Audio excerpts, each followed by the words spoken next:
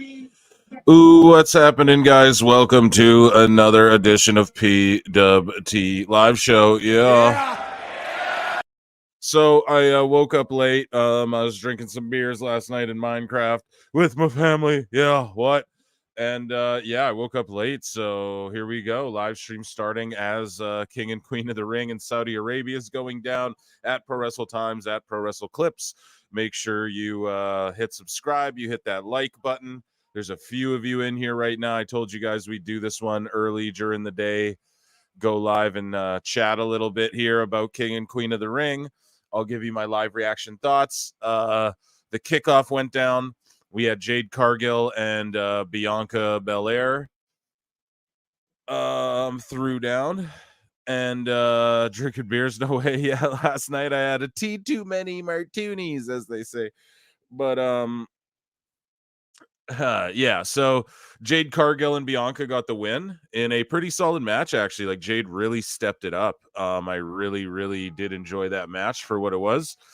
And then yeah, we're about to get into the Liv Becky women's championship match. Before we get into all that, folks, and as you can tell in the title as well, Dave Meltzer is melting down a little bit. I got to do a little housekeeping though. So bear with me. I had problems with my thumbnail. It wasn't bleep, trying not to curse early on the stream, but yeah, it wasn't things weren't working well for me there for a minute, and I'm also a little hungover in Minecraft. So how's everybody doing in the chat? We're letting everybody file in. Becky's good, dressed like she's going to a prom, and wearing fucking a tuxedo. Sorry, I'm already cussing. I can't help it. Oh shoot. You know what I mean? She's dressed like the lesbian girl at prom, you know what I mean? And then Liv's looking like a cutie. She had her little one-eye Illuminati little thing she did on the way to the ring. I don't know what that was all about. But how's everybody doing? How's chat doing? I'm gonna check in on chat in just a sec. I'm just doing a little housekeeping here at Pro Wrestle Times, at Pro Wrestle Clips. If you I def got hangover voice. Yeah, dude. I slept in, I woke up and I go, oh, kickoff started. Oh shit. I'm like rolling out of bed trying to get water. Soda water. I have some of that too. It's really good for hydration. So as I kind of do some housekeeping, folks, and it's apropos, we missed you last Wednesday, Phil. Denisha, thank you so much. You know what? I missed you guys too, and I just took Wednesday off because I'm going to live stream today, and I'm going to live stream tomorrow for Double or Nothing as well. We're going to watch Double or Nothing along together tomorrow night. So make sure you tune in for that, especially if you don't watch AEW, and you just want to hear me laugh about it. And this is their big like WrestleMania Double or Nothing's like AEW's marquee event of the year, no? It's their WrestleMania, no? So we got to watch it together, which we're going to do tomorrow. I'll pull this King and Queen of the Ring card up. But first, as I said, as people file in, I got to do some housekeeping. And a good friend of the show, a good friend of mine, I appeared over on Toonie Talk TV, guys, where we talked like comic books and movies. And you know me, I always try and pull it back to pro wrestling whenever I can. But our good friend, in honor of the festivities today, that is King and Queen of the Ring, Marv the Movie Monster released a new song, and I want to play it here for you guys, even though my stream gets sniped all the time and I might have to edit it out later. Let's enjoy this together right here. This is called Saudi Arabian Nights by Marv the Movie Monster, Toonie Town Wrestling.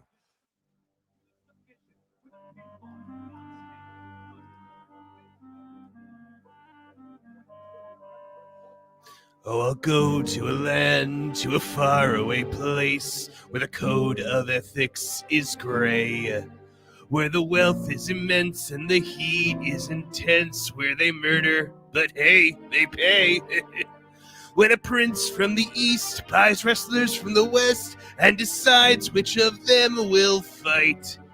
Come on down, stop on by, turn on Peacock and try to enjoy a Saudi Arabian night. You know he literally killed an American journalist, right? Yeah, I'll cry about it in my much bigger house. Man,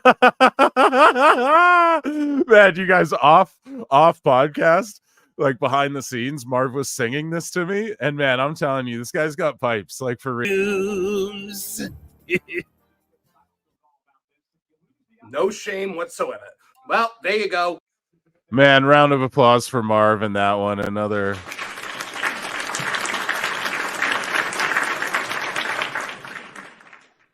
Another great one on behalf of Marv. Round of applause for that. I hope you guys enjoyed that. I'm I'm just sending invites out.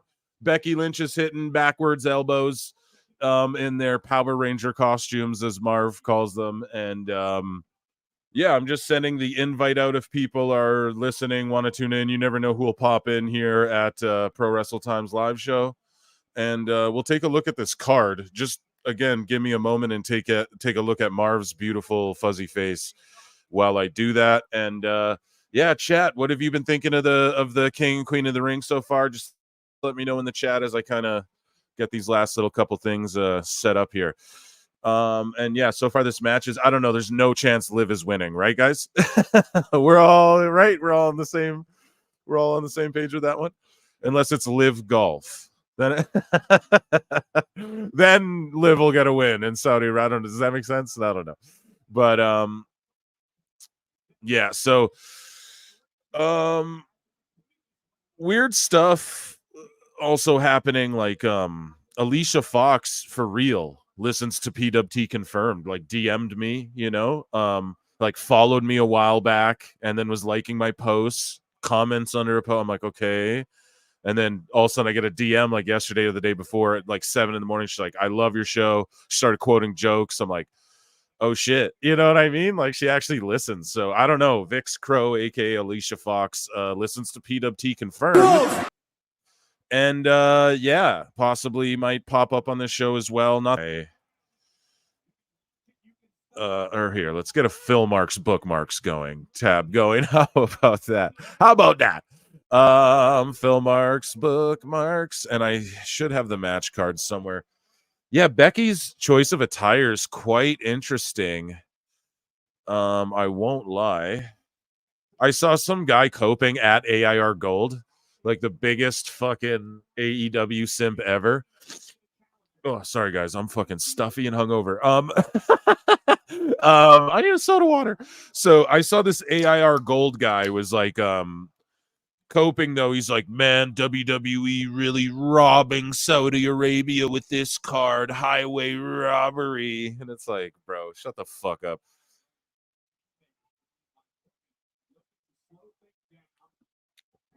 There's a giant Santi Zap sign in the crowd to shout him out, another fellow creator. But yeah, man, this dude's saying like WWE's robbing the Saudis with this card.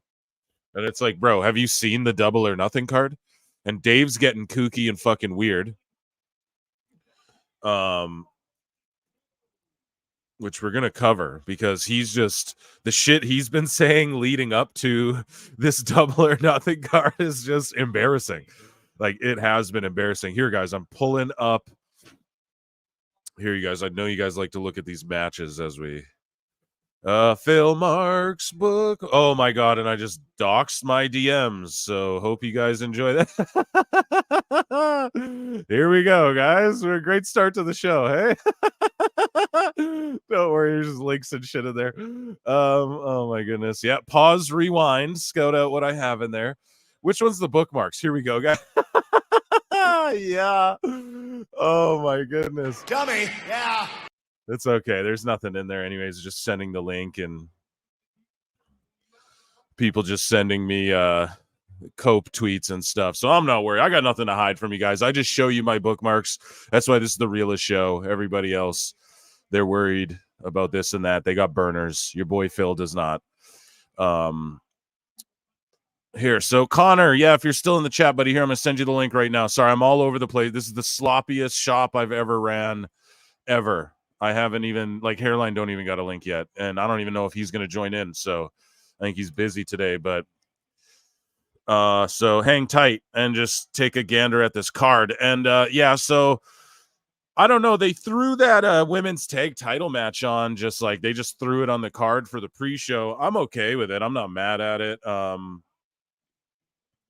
And then Liv is definitely living up to the hype here. Like, as far as like, I don't know, she's stepping up to the plate. It's good to see her. She's a girl that more often than not, like, she has to repeatedly win me over, I feel like, because more often than not, I like write her off and then she ends up having a pretty good match or whatever. You're sober. That seems to be yeah. Maybe I need a beer. Goddamn it! Let me go to the goddamn fridge and get a beer. What? But like in Minecraft, you know what I mean? But yeah, for real, I'm just botching and fucking. It's sloppy shop here today, folks. Here at PWT, and you know who's a fucking dime to dime? Of course, I don't even need to tell you. But Summer Rae, aka Danielle Moynet. Go and just look at her Instagram. Like, she somehow in her age, not to call her old, but she has gotten like reverse aged, bro. She's like just getting finer and finer. It's like, what is her diet? That is what I need to consume, you know? Whatever she's eating every day, that's what I need to eat every day to live forever. Let me send this link out to people.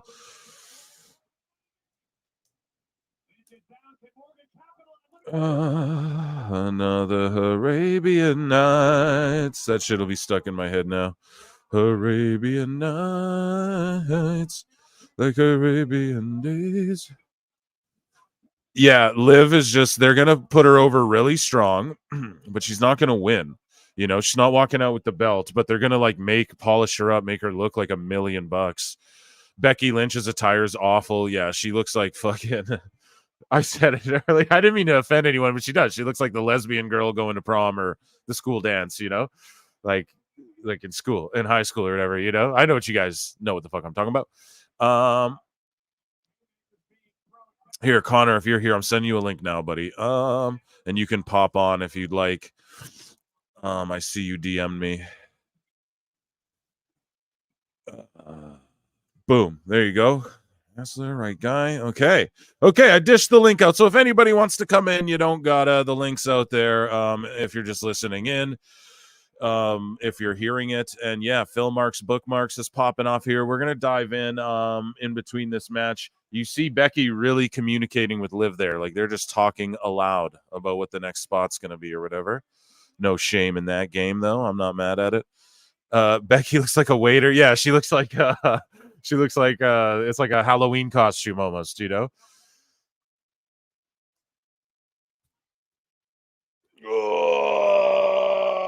So how's your guys' weekends going? Lots of wrestling, man. I'm excited. And then SmackDown. Should we talk about that, dude? Like Randy Orton and Tama Tonga. What a great match last night. Here's Dom gonna save Liv. I love this storyline. I love this. Like, he slowly.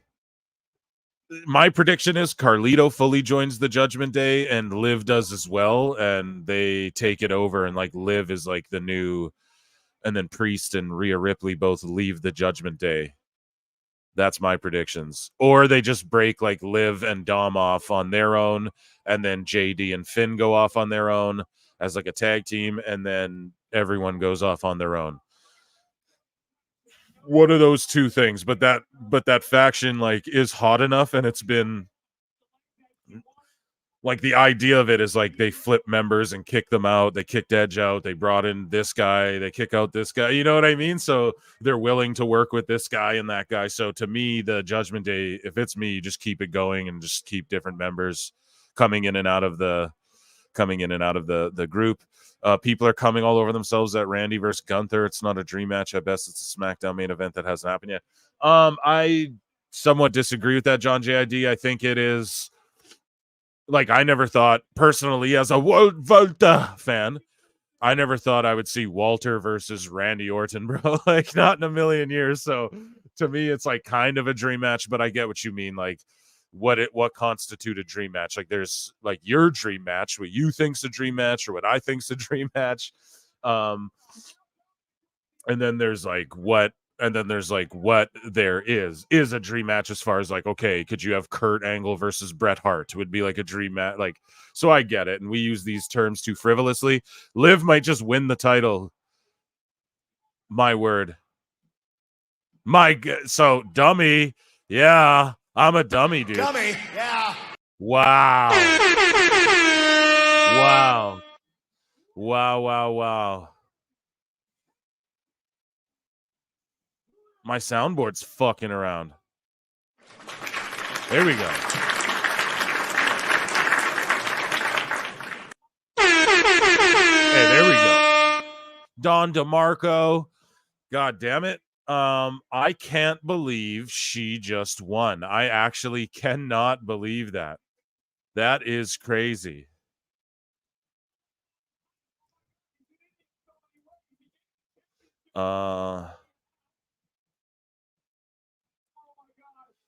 I'm just tweeting it out, dude. Holy.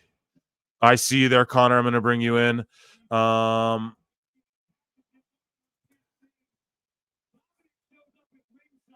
Yeah, dude, this is great story progression. As far as the story's concerned, I am shocked, but this is the right move because when Rhea comes back, it's good. It's going to be about her and Liv and how Dom has helped Liv and to get her belt that was hers and da da da. And I just didn't think they would be pulling the trigger on this so fast. But I'm happy they are, but I'm happy they did because I'm satisfied when the stories happen a little quicker, as is everyone. Although in the end, they are more fruitful when they take some time.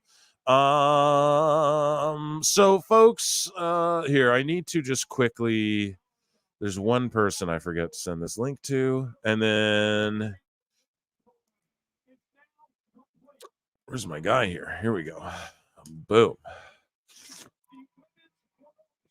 Excuse me, I am hungover. You guys can just tell in Minecraft.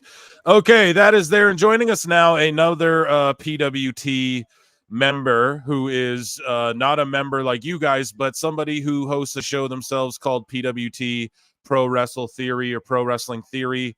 I appeared over on their podcast. Everybody, a round of applause for Connor Hassler. Hey, hey.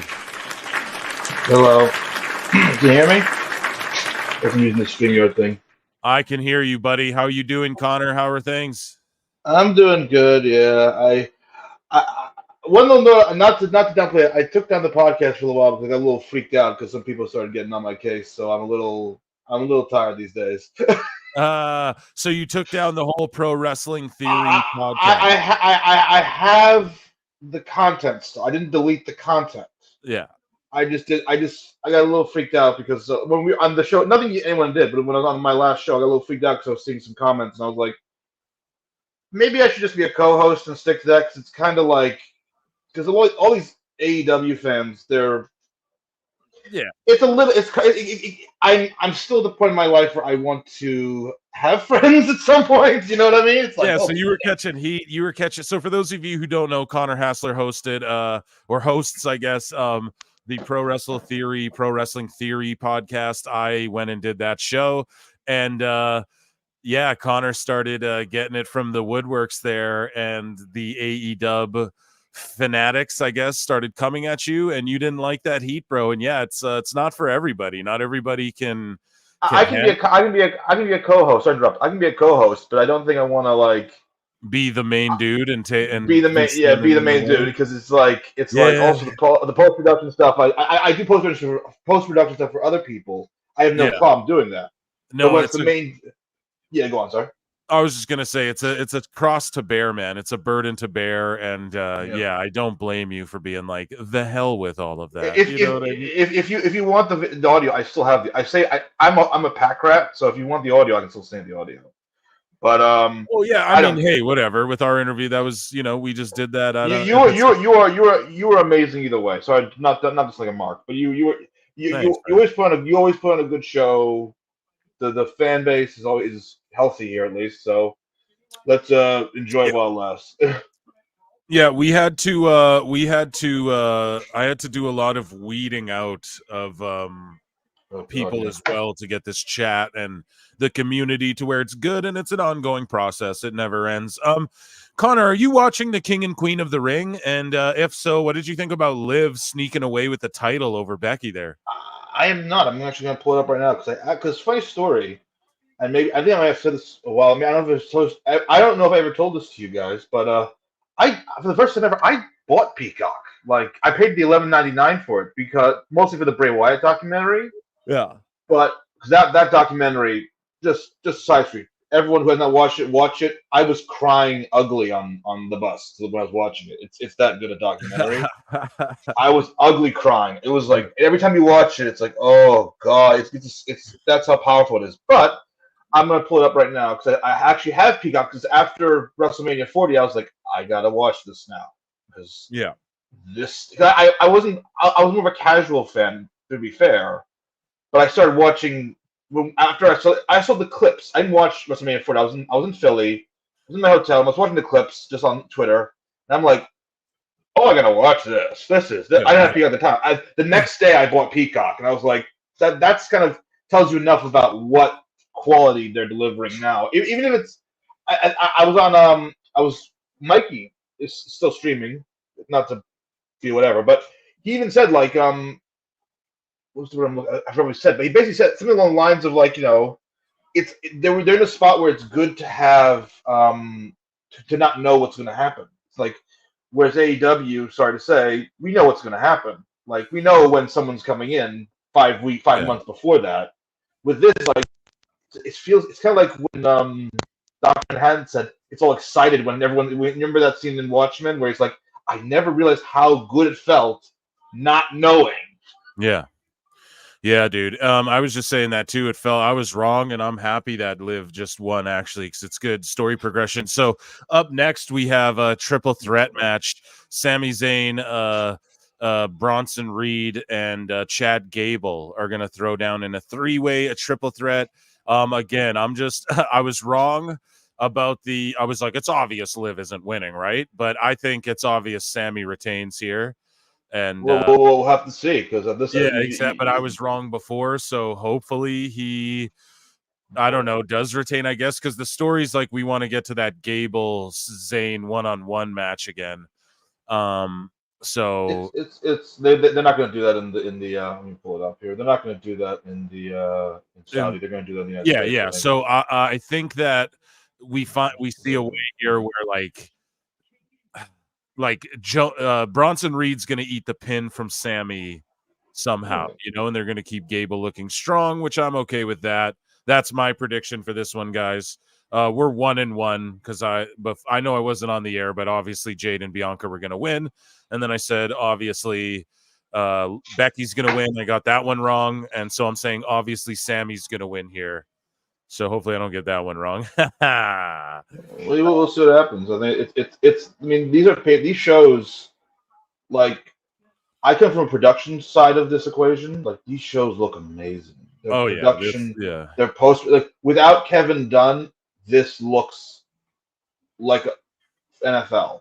Yeah, so, Kevin Dunn was really messing a lot of stuff up as far as production, and it's great to see him just out of there. Like all of the Vince residue seems to be, my residue. Yeah, it's just don't check my texts. Just don't search my Twitter history for residue because that or my phone. Jesus Christ! Just don't look at my texts.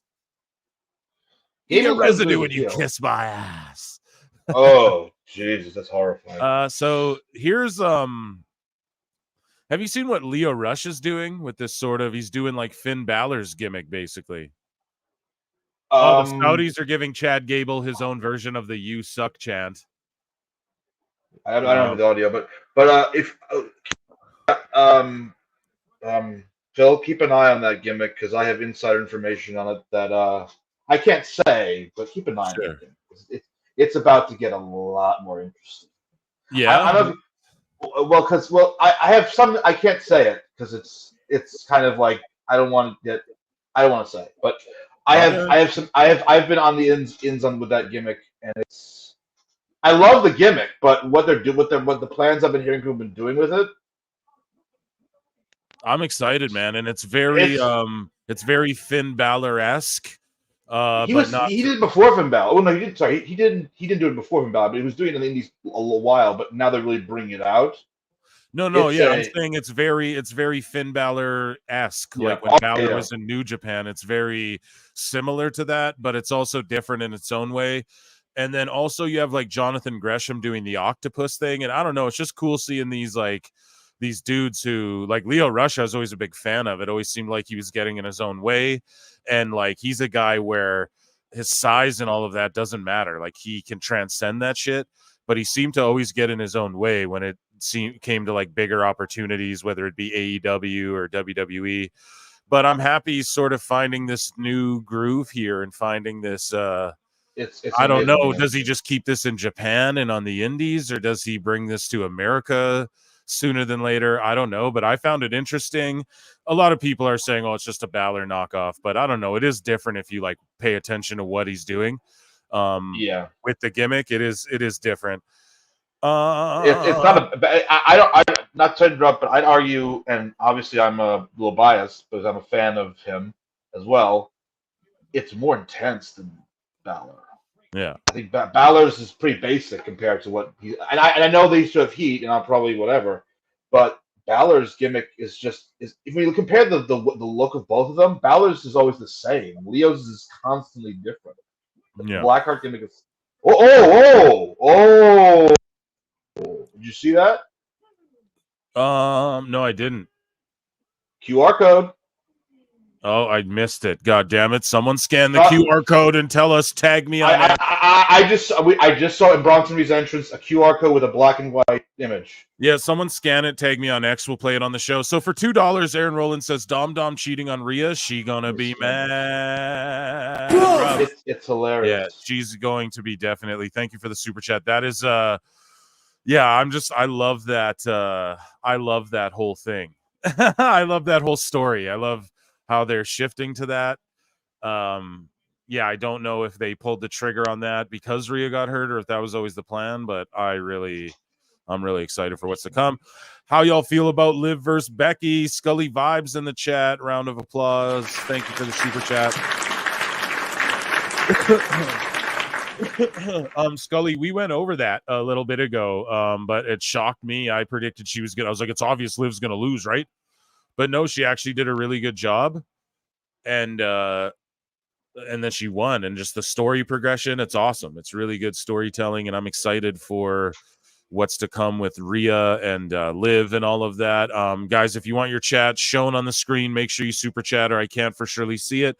Yeah, they started the Chad Gable. Here's a couple more. Leo versus Darby in a makeup match. Yeah, tell me. I try to show all these member ones. She wouldn't be a distraction at ringside in that outfit. Yeah, I mean, they all are, dude. You guys see that picture Buddy posted with fucking Rhea on the beach? Come on. Rhea's turning heads everywhere. Sami Zayn's coming out. Massive pops. Massive crowd reaction. They love him. In this QR code's hard to get. Oh, there it is. It's like you guys will find it. It's like a half a frame. I'm trying to get it.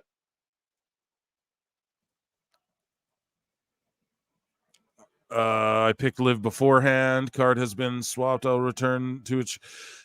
Dude, God damn it, man. And then you see people being so fickle about Cody now, too. And they're like, oh, when heel Cody comes, it'll probably... It's like, why are you already talking about that? We just had a heel champion forever. God damn it.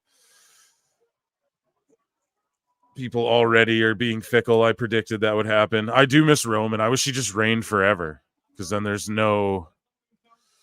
People can't complain and cry about it. You know what I mean? So this match is about... I'm excited for this one right here, even though it's Reed's just in the middle of it for no reason. Guys, we need 4 more likes to get to 20. You guys hit that like button 4 more times for me. 4 of you who like or hate the show, just go and hit that like button, please and thank you. And get us up to at least 20 likes. And yeah, we'll talk about some more stuff as we go along here. I just want to see these intros. Look how crazy everybody's going for Sammy. This is awesome.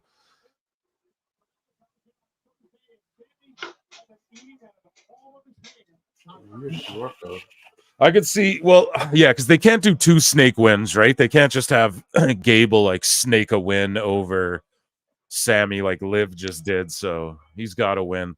He's got to win. Watch me be wrong again. No, he'll win here. This is like a huge, it's like a huge moment for him. Liv winning is dumb. I just don't like it. People are forgetting that everyone bitched about the first half of Roman's title reign. Yeah. And it's just annoying that people like, we knew it would happen, but the chase is always greater than like the actual like having the reign, you know, like it's an old saying, but it's true.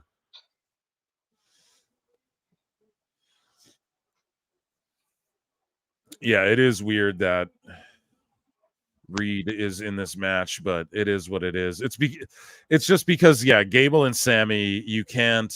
I truly think like Gable will probably be the one to beat Sammy for the belt down the line. So you can't just do that match yet. You know, but we're also just predicting like X-Filesing way ahead of the God damn, my soundboard is just rough today. My soundboard's hung over too. There we go. That's great. Soundboard hung over today too, guys. Sorry. Oh man. Yeah, and then like Logan, Logan's belt isn't on the line, so he's obviously losing. So it's like I don't know, man. I think tonight we get the Firefly. I think tonight we get the Uncle Howdy finally interrupts, fucks up the Cody match, leaves everyone laying, and then Logan just goes, yeah, hey, I had Cody beat if it wasn't for Bray and all that, but forget all that spooky shit. Like, I'm not getting involved in all that. I know that I beat Cody Rhodes, you know, and then he can just do, like, I think that's how it ends. And look at all of these people in the crowd, like, doing their Fireflies the whole night. There's not even Bray or Uncle Howdy, R.I.P. Bray, but you guys know what I'm saying? There's not even Uncle Howdy out there or fucking Uso even, and look at all the Fireflies there already. So I think we get that Uncle that Howdy big reveal tonight. What's that? Sorry. Weird that it's Saudi, but either way, money is money. Yeah. But yeah, we need a weasel way for Cody to get out of this match. Hello? Still haven't gone back and re-listened to being on your show. I don't think I ever will. Yeah, John JID, don't worry, dude. I don't know. Hello? Hello, Connor. What's up, buddy? You there with us? My headphones? I don't know, dude. You're spurging out in the Matrix though. But yeah, John, don't. Oh, there's audio up on this thing. Hold on. Connor, you there, buddy? Can you hear me? It's my headphones. Yeah, he's trying to figure his whole thing out. Here, there's a private chat here, Connor. A Fit Finley type maneuver. Sorry, guys. Connor's just fixing whatever. He went to get us the QR code, damn it, and now he's trapped in the Matrix with awful. Oh, jeez. You're back, buddy. What's up, Connor? Are you there? Can you hear me? Are you good? Yeah, I think there was just a bug with I'm wearing Bluetooth headphones. I think they bugged out. Yeah, I think they just bugged out, dude. You spurged out in the Matrix. That's okay though. Jeez, but what the hell's happening here? Yeah, but someone's saying I'm gonna skip Nia versus Lyra. Bro, why would you skip it? Like, what else are you doing? What is there going on? There's a hockey game later tonight, but but what else would you be doing besides watching that match? I don't get it, John. But yeah, John, I don't usually go back and listen to the live show either. I listen back to the podcast typically, like the normal one, because I like to, especially when I like interview people or I like to hear it back, you know. But yeah, John, you did really good, like actually for coming on and like, you know, you were kind of worried. You held your own, especially against Awful, who can be a prick. You know what I mean? Like in a good way. That's why I love him being on the show all the time. But yeah, Sammy with a great dive over the top, wipes everyone out. Boom.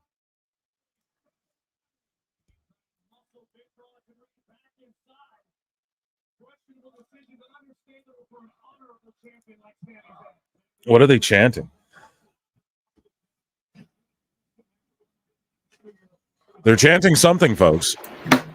Naya is just too big. I don't get it. What do you mean, dude? That's what you need monster heels. Like, I'm back, I think. In my head, my Bluetooth headphones just did like a yeah, what's up, Connor, dude? You're here. Did you end up finding that QR code? It's very fast. Like I can't even. I'm frame to frame. It's like half a second. It's all glitched, so it's hard to catch. Dude, I think they're showing up. I think they're showing up tonight. I think that's. I wouldn't put it past. It's money. It's a good way of doing it, but I don't know if they. I don't know if that's kind of. It's kind of a weird place to do it. Can you imagine? I mean, it is, but it isn't. Like Saudi shows used to be like they don't do anything here, and we make up fake titles and have weird Royal Rumbles that aren't really canonical. And then now these are real pay-per-views where you can see titles change hands. We just saw Liv win. I forgot the title was on the line. I've been. Well, also Becky's taking time off, isn't she?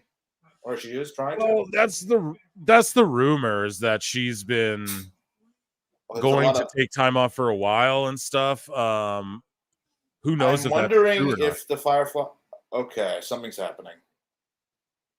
I'll turn the audio on.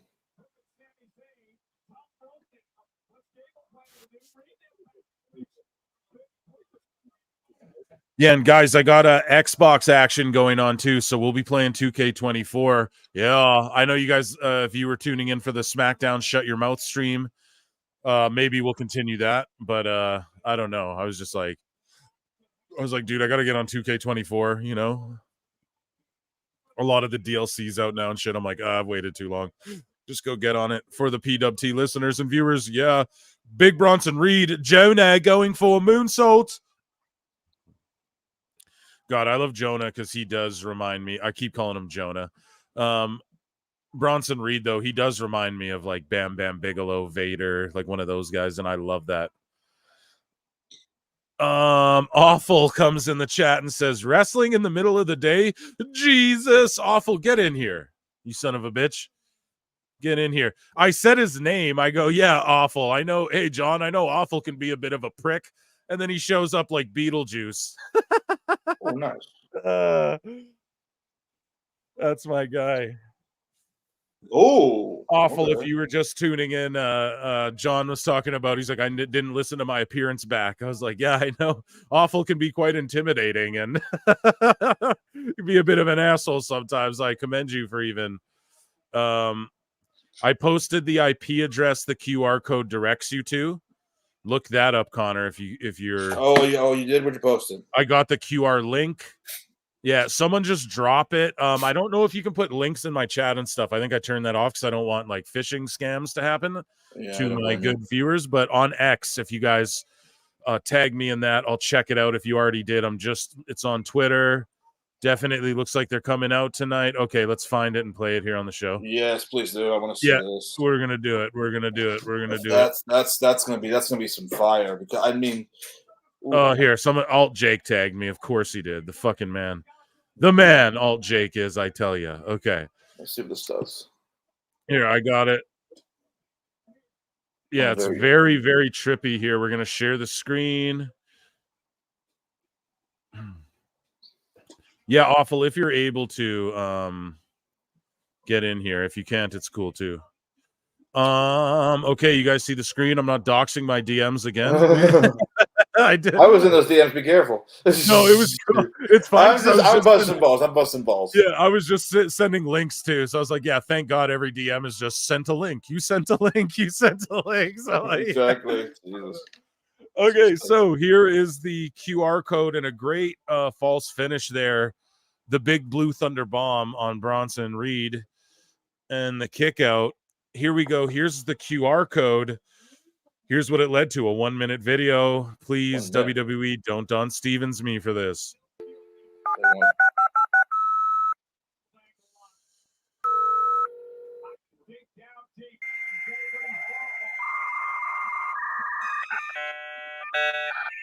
Okay, in the circle loading, there was like a little symbol like flashing in like little granular. Jeez. I don't know if you guys could see that. Here, look at that. You guys see? There's the buzzard in there. I caught that. That's a mockingbird. Oh, is it the mockingbird? Okay. That was his nickname for JoJo. Oh, what if it turns out, dude, JoJo's like in Oh, the faction? part of Wyatt 6? Oh, that would be amazing. Because everybody's like, oh, it'll be Braun Strowman and shit. And I'm like, I don't think so, dude, because Braun's like just doing his own thing. He's running out. I don't think he'll be just part of a spooky faction for Bray. I think this new faction's going to be a way to get like other people over who aren't established yet. Awful, I saw you pop in and then I saw you disappear. Come back in if you're able to. We're watching this video here. But yeah, I wasn't just ignoring you, bud. But yeah, here we go. Well, let's continue this.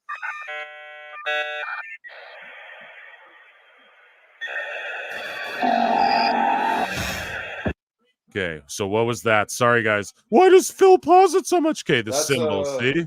That's their logo. Symbol. They're in someone's house. I love this game. Extreme Rules.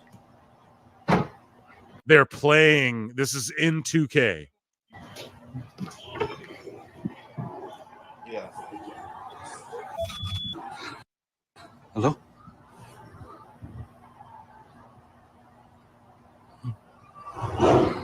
Hello?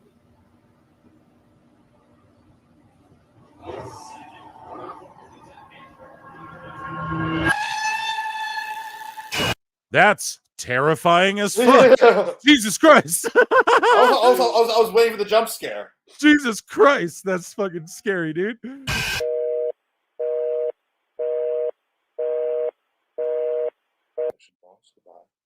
It said at the end there, goodbye. What was that? Yeah, goodbye. Yeah, goodbye.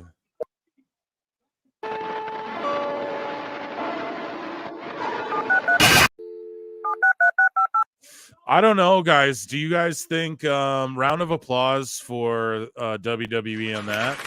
That is they haven't here's the thing. They haven't forgotten how he used to do it. That looked like a Wyatt video. That was very intense and made my nipples a little hard. Awful Wrestling is here on the show. Everybody, round of applause for Awful Wrestling. Awful, how you doing, my good friend? I'm sitting here marinating some chicken for a barbecue, and there's wrestling on in the middle of the day. I can't believe it. Yeah, dude. the Saudi show. What the hell? I just happened to go on Twitter. I saw your link to me, and I was just like, okay, I'll hop on for a few minutes. What's been going on with this thing? Well, I don't know. We just watched the Bray Wyatt QR code, which I don't know. I think he's going to pop up tonight and interrupt that main event so that Logan can weasel away and still look strong and be able to be like, well, I beat Cody if it wasn't for those guys showing up, whatever. And then he can get away from it because Logan's going to be like, yeah, I don't want no smoke with those spooky guys, so fuck all that. I think they show up tonight. That's my prediction. But yeah, we had Jade and Bianca defend, obviously. And then we had Liv Morgan won the title from Becky. Dom created a bit of a distraction, and then Liv got the belt from Becky. So insane. I didn't predict that to happen whatsoever. But you really thought Becky was going to go over? Yeah, I did, man. I really did. Sorry. No, it's okay. Yeah, Gable just slapped the shit out of Otis. Otis is done taking crap from... Yeah, he did smack the shit out of him. So far, this has been a solid card. So far, like the two matches that we've gotten so far have been good. This one's been good as well for a triple threat. Otis just clothesline Gable, and yeah, this crowd's really, really hot. And yeah, I think those Fireflies come out. We see them in the crowd throughout the whole show, and Bray's not even there.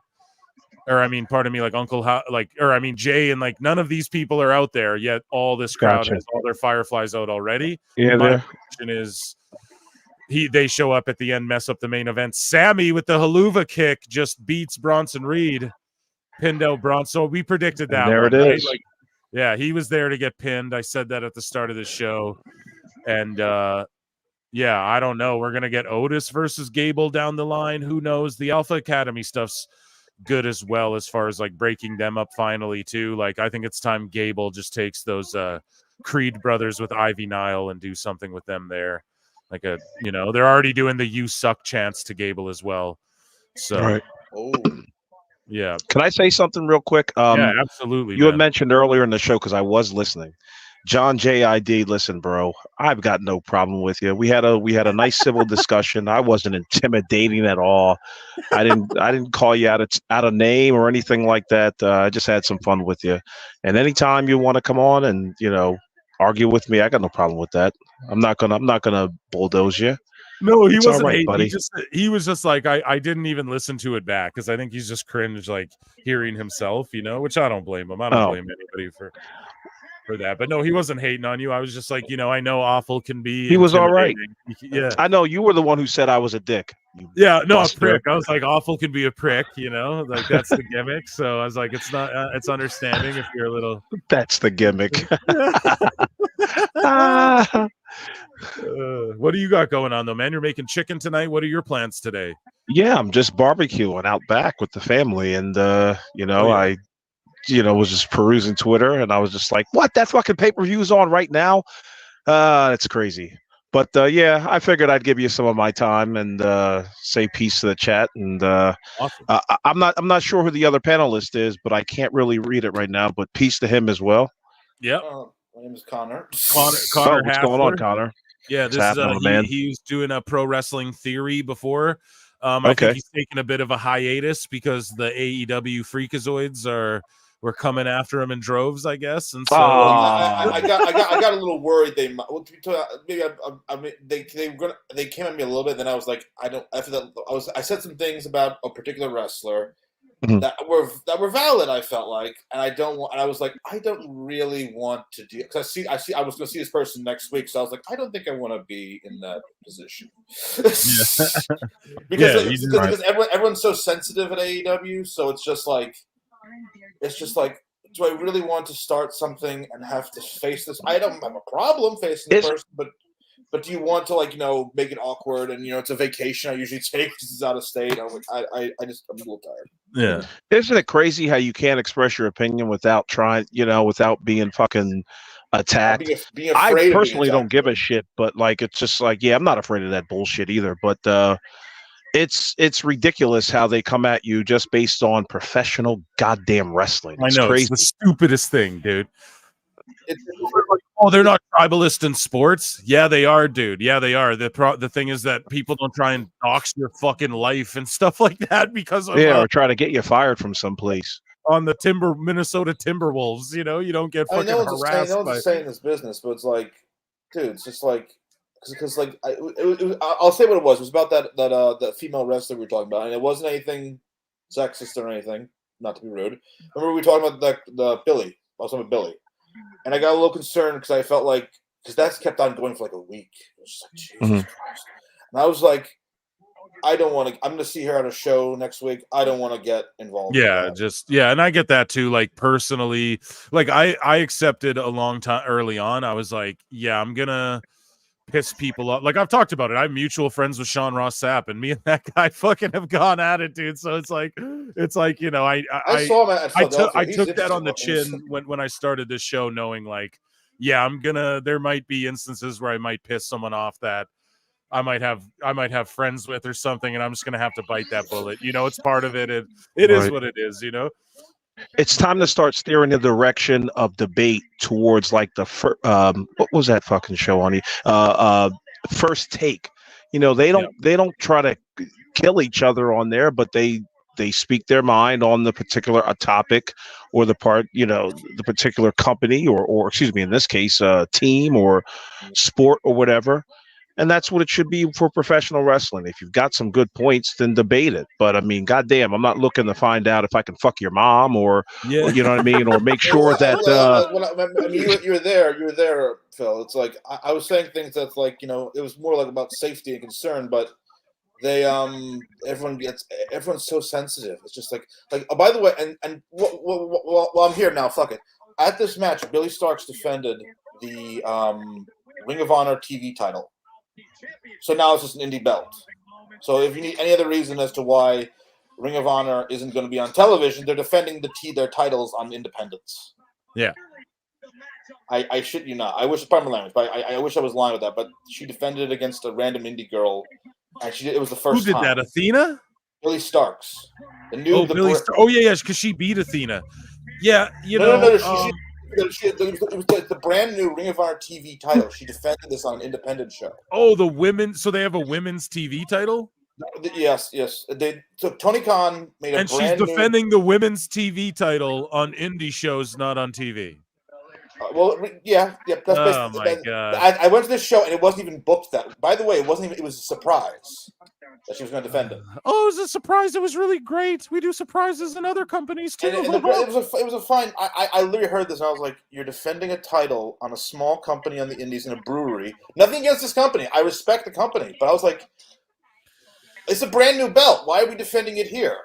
What do you guys think? Not to just completely switch the subject, but they just ran a promo for it. What do you guys think about the 2-night SummerSlam in 2026? SummerSlam is 2 nights. It's in Minneapolis. I might have to go check that out. I'm not gonna lie. I'm gonna go to Vegas for the first time, to be honest. Yeah, I'm gonna go to this WrestleMania 2 in Vegas. It's just I've never been to Vegas. There's no reason not to. It's Vegas. It's so. It's 2 nights. And it's in the middle of the year, so paychecks clear faster. Yeah, there you go. So, but what do you guys awful? What do you think about the 2-night SummerSlam in 2026? Are you a fan of that, or do you think no, it should be contained to 1 night? If they're going to get rid of some pay-per-views, maybe 2 of them to make way for such a thing, I got no problem with it. But I mean, has SummerSlam ever been worth 2 nights? That means, you know what this means? This means that they're probably going to work towards the summer like a WrestleMania type feel for those 2 days, because you can't really have a PLE and then you can, of course, but it's just like, how much money do you want to take from me at this point?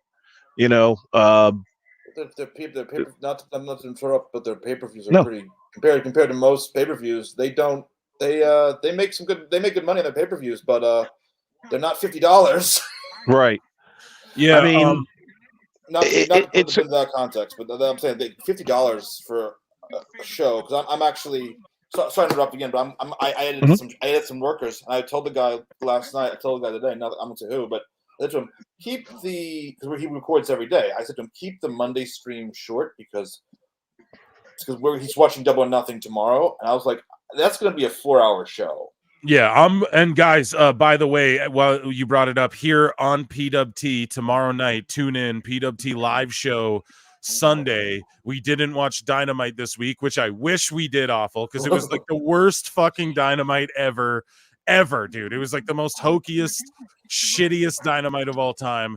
I would choose to take off, but I'm streaming Double or Nothing tomorrow. I'm going to do a watch along here on the channel at Pro Wrestle Clips. So again, while double or Nothing's going on, you guys are welcome. Both of you guys are welcome to come join me if you want. I'll see if I can stop by. I'm gonna have to watch. I'll be on Twitch. Even if you pop in for 5 minutes, everyone, you're welcome to come cut a promo or whatever. Everyone knows free flow here at PWT Live Show. But yeah, guys, if you're listening now, tomorrow night we're gonna watch Double or Nothing. God, it's gonna be a long one. And then the press conference I'll react to just like on the normal podcast, with Hairline or something like that. But I just I want to watch Double or Nothing. That's why I took Wednesday off, so that I could stream today and tomorrow night. So get ready. Going to be drinking lots of beers. Yeah.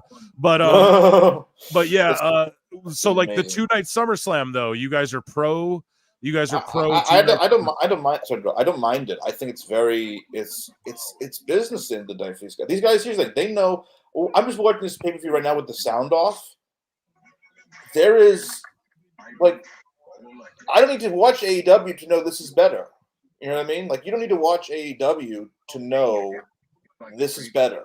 Yeah, and it's entertaining. You heard me popping for when Otis hits Gable. It's yeah, it's the stories. Now, John JID's in the chat fucking hating on Nia Jax versus Lyra. Oh, someone tell me when Nia and Lyra's done. Or what am I? Yeah, Lyra Valkyria is her name. Both these girls, Lyra is got some character, and she's brand new. Nia is.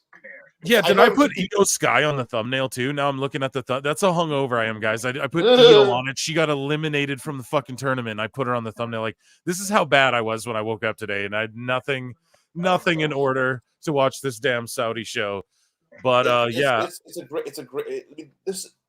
They have I can't say it enough. This show is The production. At the production, the way they shoot things, the way they present things, when they had that shot of Chad looking at Chad looking at Otis, it's like they're actually like making it feel like something. Whereas you go to like AEW, you're like, we're seeing the ceiling. I don't want to compare it, but it's like, just look at this. This looks amazing. Oh yeah, this looks like this looks like all of the when they do like big Saudi fights, like when they have big boxing matches. Like I just watched Fury versus Usyk. I'm not sure where that was. I think it was in Saudi. I'm pretty sure, but you just see those events like the Karate Combat, or you watch like they did a big like PFL Bellator thing, and yeah, like they make this. This is very WWE is very sports based entertainment, which AEW is just trying to go full on like hokey old WWE now. Like they're Dude, doing exactly AEW should have been building their characters from the jump. They had no business buying up Mercedes Monet. They had no business buying up Edge. If you had some superstars to begin with, like a Wardlow, like a Will Hobbs, you could have built up Strickland a little bit better. Maybe obviously Adam Page, you know, they were trying to build him up pretty good.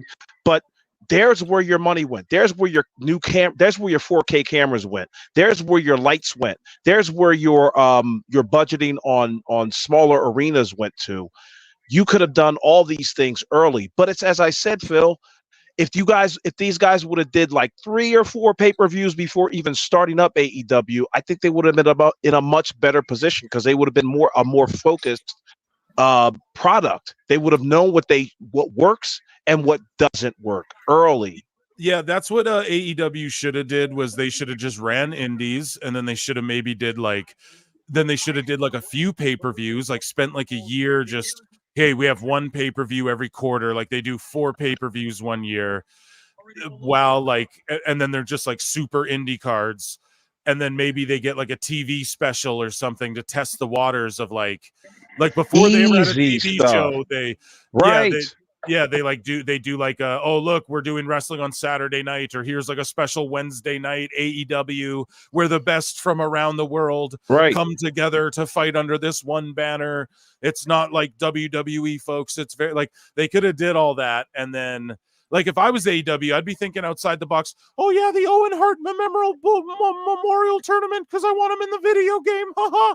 Like no, dude. Yeah, no. Tony, set up the World Cup of fucking pro wrestling. Why has nobody did this? The World Cup, where you have a Canada bracket, America bracket, Mexico bracket. Because the problem is you're gonna get too many Sonny Kisses and Brandon Cutlers all these trash indie wrestlers that are going to want to come into this tournament. He's going to bring them into this tournament. No. He was going to do that. Go ahead, I disagree, man. No, I'm just saying I disagree with that. I think that's where you could. Those are the ways. I'm just pointing out a way where he could have kept the indie mindset of like we're just going to do random, like oh guys just show up and come and go. That's how you do it. Like they talked about sports based. That's how you do it. Say okay, we're doing a World Cup. So like. Over here on these indies, I think like What Culture Pro Wrestling did this back in the day, and it was insane. They had like a bunch of people compete in it who were like from Rey Mysterio to fucking all of these names, dude. And like AEW could have done something similar where that's how they build up their international market. Like, hey, we're not going to do it the way WWE's doing it. We're going to go over here. We're going to host like a series of indies in Mexico. And it will be to crown whoever, and like whoever wins this Mexican tournament will then be on this fucking in the AEW World Cup. You know, obviously we can't go back in time and change the way they did things, but those are the ways where I was like, that's what I thought AEW is going to do. I thought they were going to use the indies as their house show loop. I've said it a bunch of times on the show. What captures the audience? What keeps the audience there aside from storyline and character development? Two things that Tony Khan is very weak in producing. So after these tournaments are up, after world champions have been crowned, after trophy winners have been placed, now what? You know what I mean?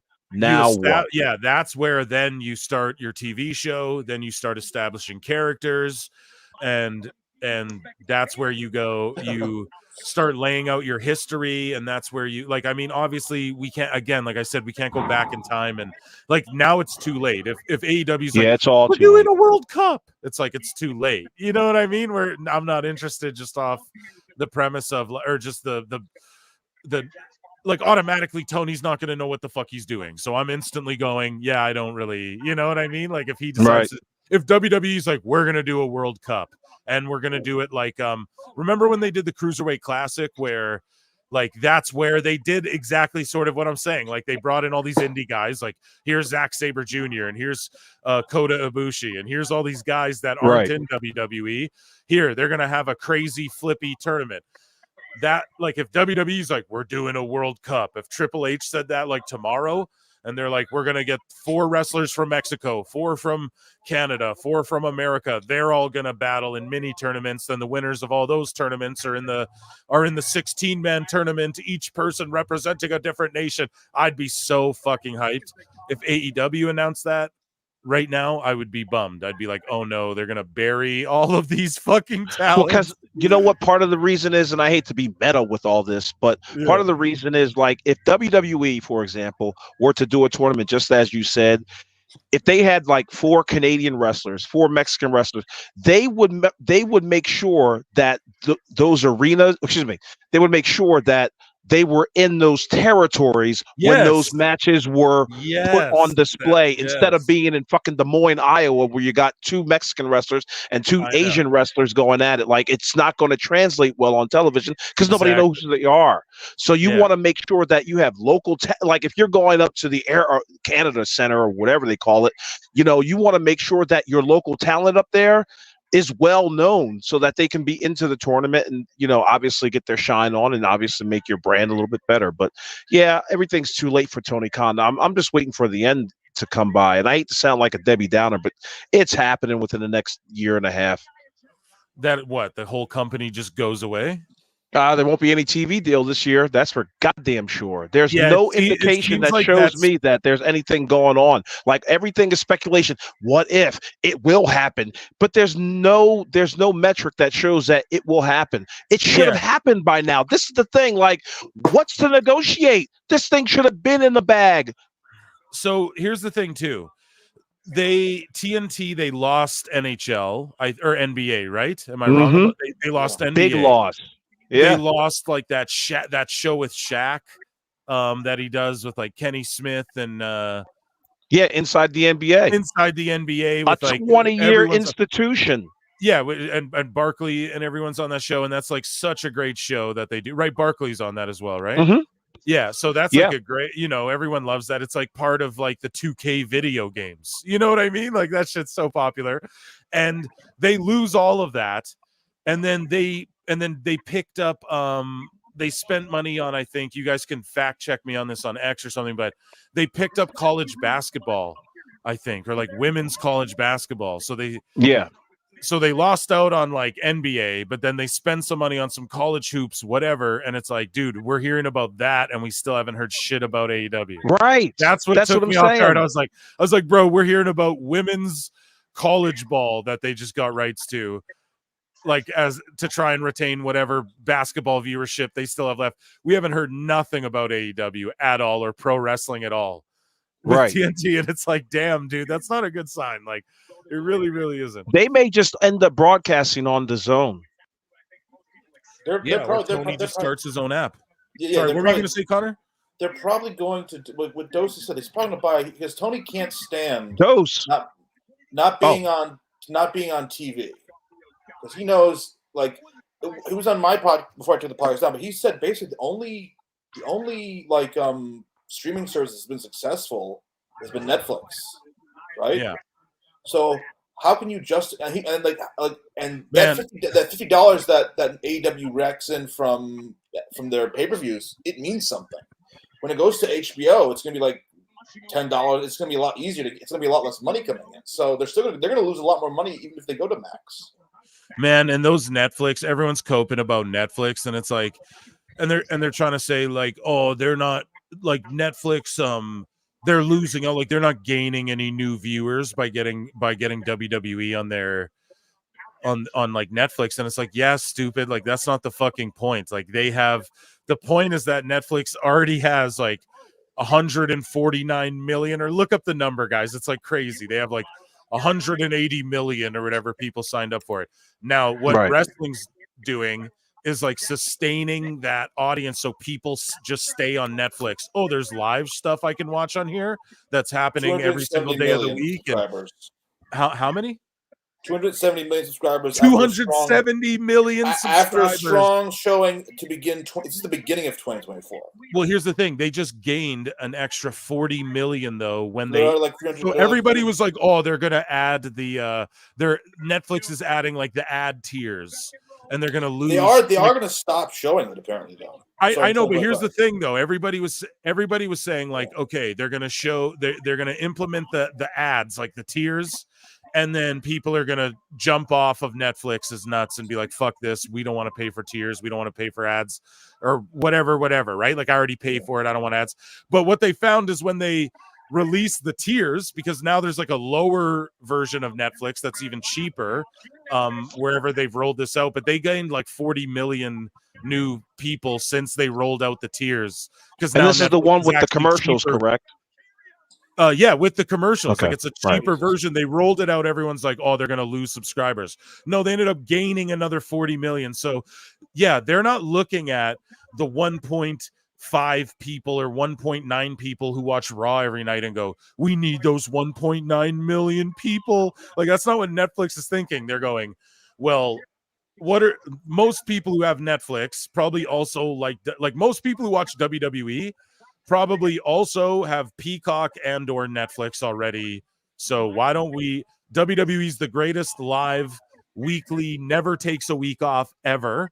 And we never take a week off because we're Netflix. We need programming constantly. So let's put WWE on this thing that will constantly produce content because we constantly need content all the time. And we have a live thing going on. And this shit will go live 52 weeks. And they'll get more people in their server. They'll get more people in. They'll get more people in their subscriber base to watch WWE. Yes. So that number will probably be way over 1.9 because simply because people have access to Netflix. If they're on it, it's a Monday night. There's really, Netflix as far as their movies wasn't doing all that hot. So live entertainment will help. Well. Sorry to interrupt. Yeah. It caters to the casual fan as well. Let's be honest here. It's they're already. I have Netflix and I'm watching the ads. They're already producing. They already have the infrastructure for live content as it is.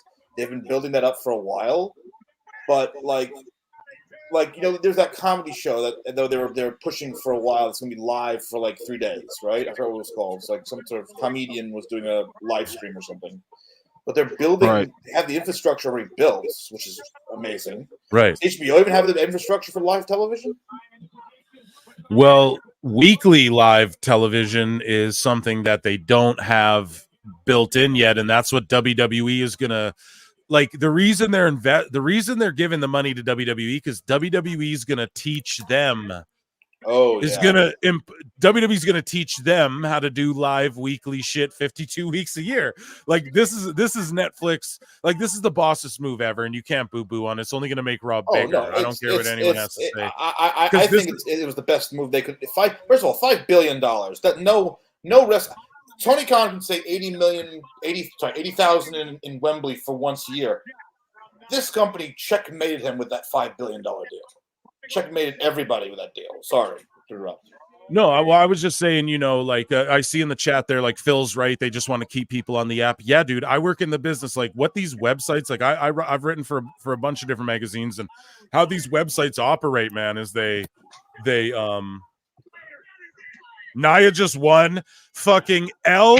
Where's John JID's bitch ass? Dummy. Yeah. Oh wow. Hey, John JID. See, I didn't even call him a bitch ass. How about that? It's a great match. That was probably the best match so far on the fucking card, and you missed it, dude. Yeah, it was pretty damn good. By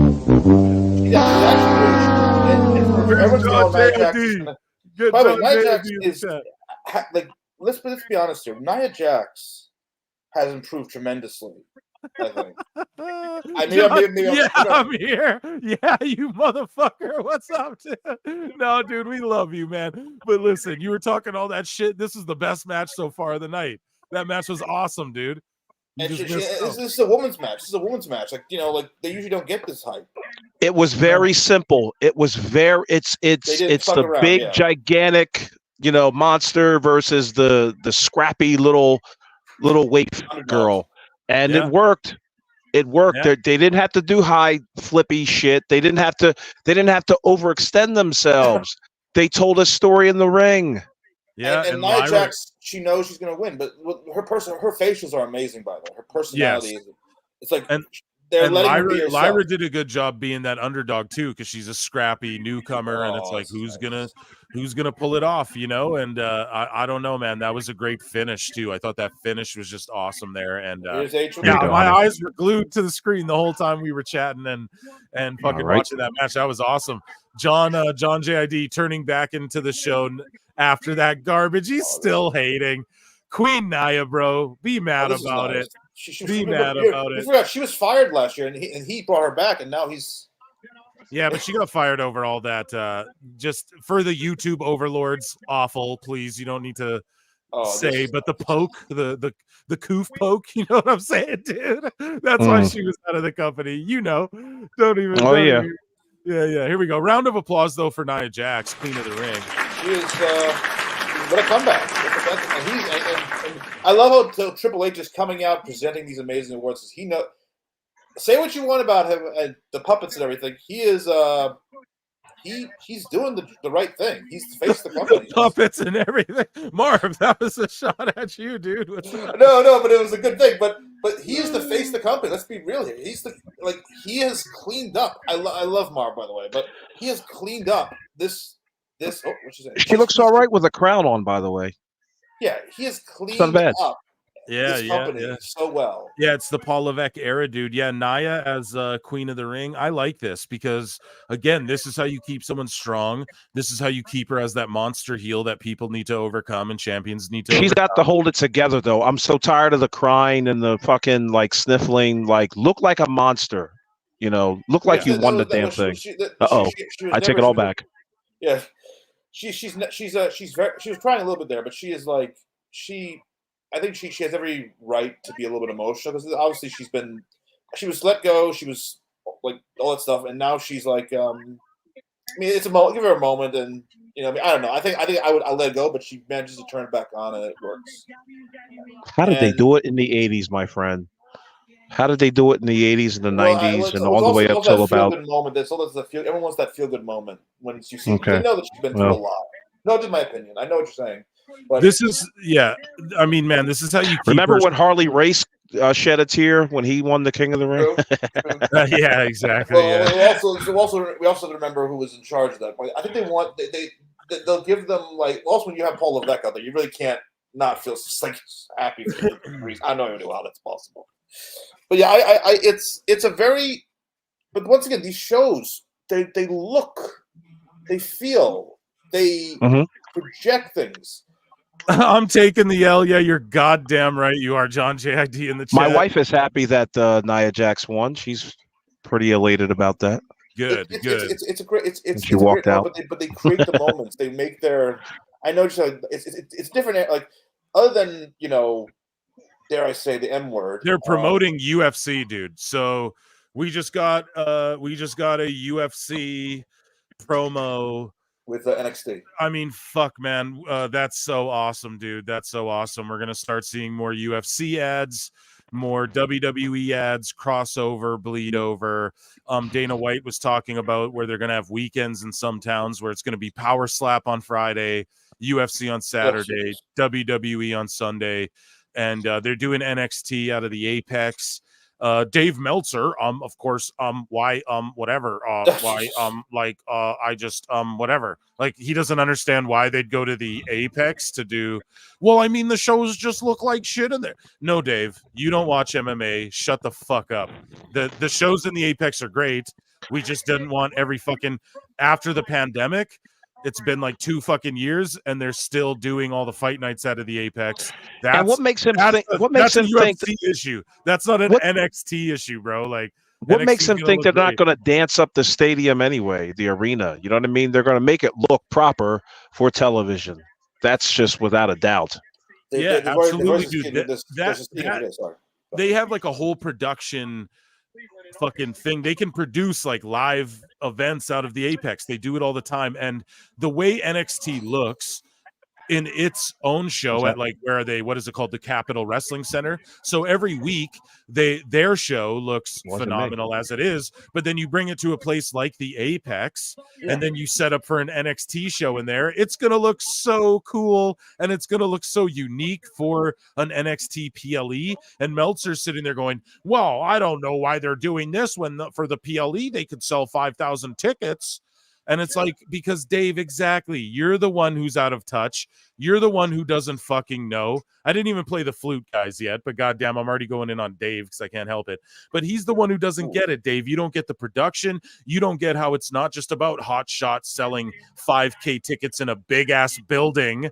I'd rather have fucking 400 people in a small building and have it look and sound really great for TV than fucking go somewhere that's supposed to sit 20,000 people and have fucking 1,200 people in there sexually harassing Sky Blue. Do you understand what I'm saying? Hitting the ring and shit. You know what I mean, dude? I'd rather have fucking 400 people like and the building and the vibe and everything looking great than I would have fucking 5,000 people in a 40,000 person building. Even it's like you got to think these things through, Dave. You're a fucking dummy. Becky Lynch is cutting a promo, so am I. But yeah, the Apex is going to be a great show. I said interrupt, but isn't it just me? Does AEW always look smoky? Well, no, it just looks dark and hazy because they're trying to black everything out. They're trying to. I know. That's what I felt like, because when you watch these shows, I just realized something.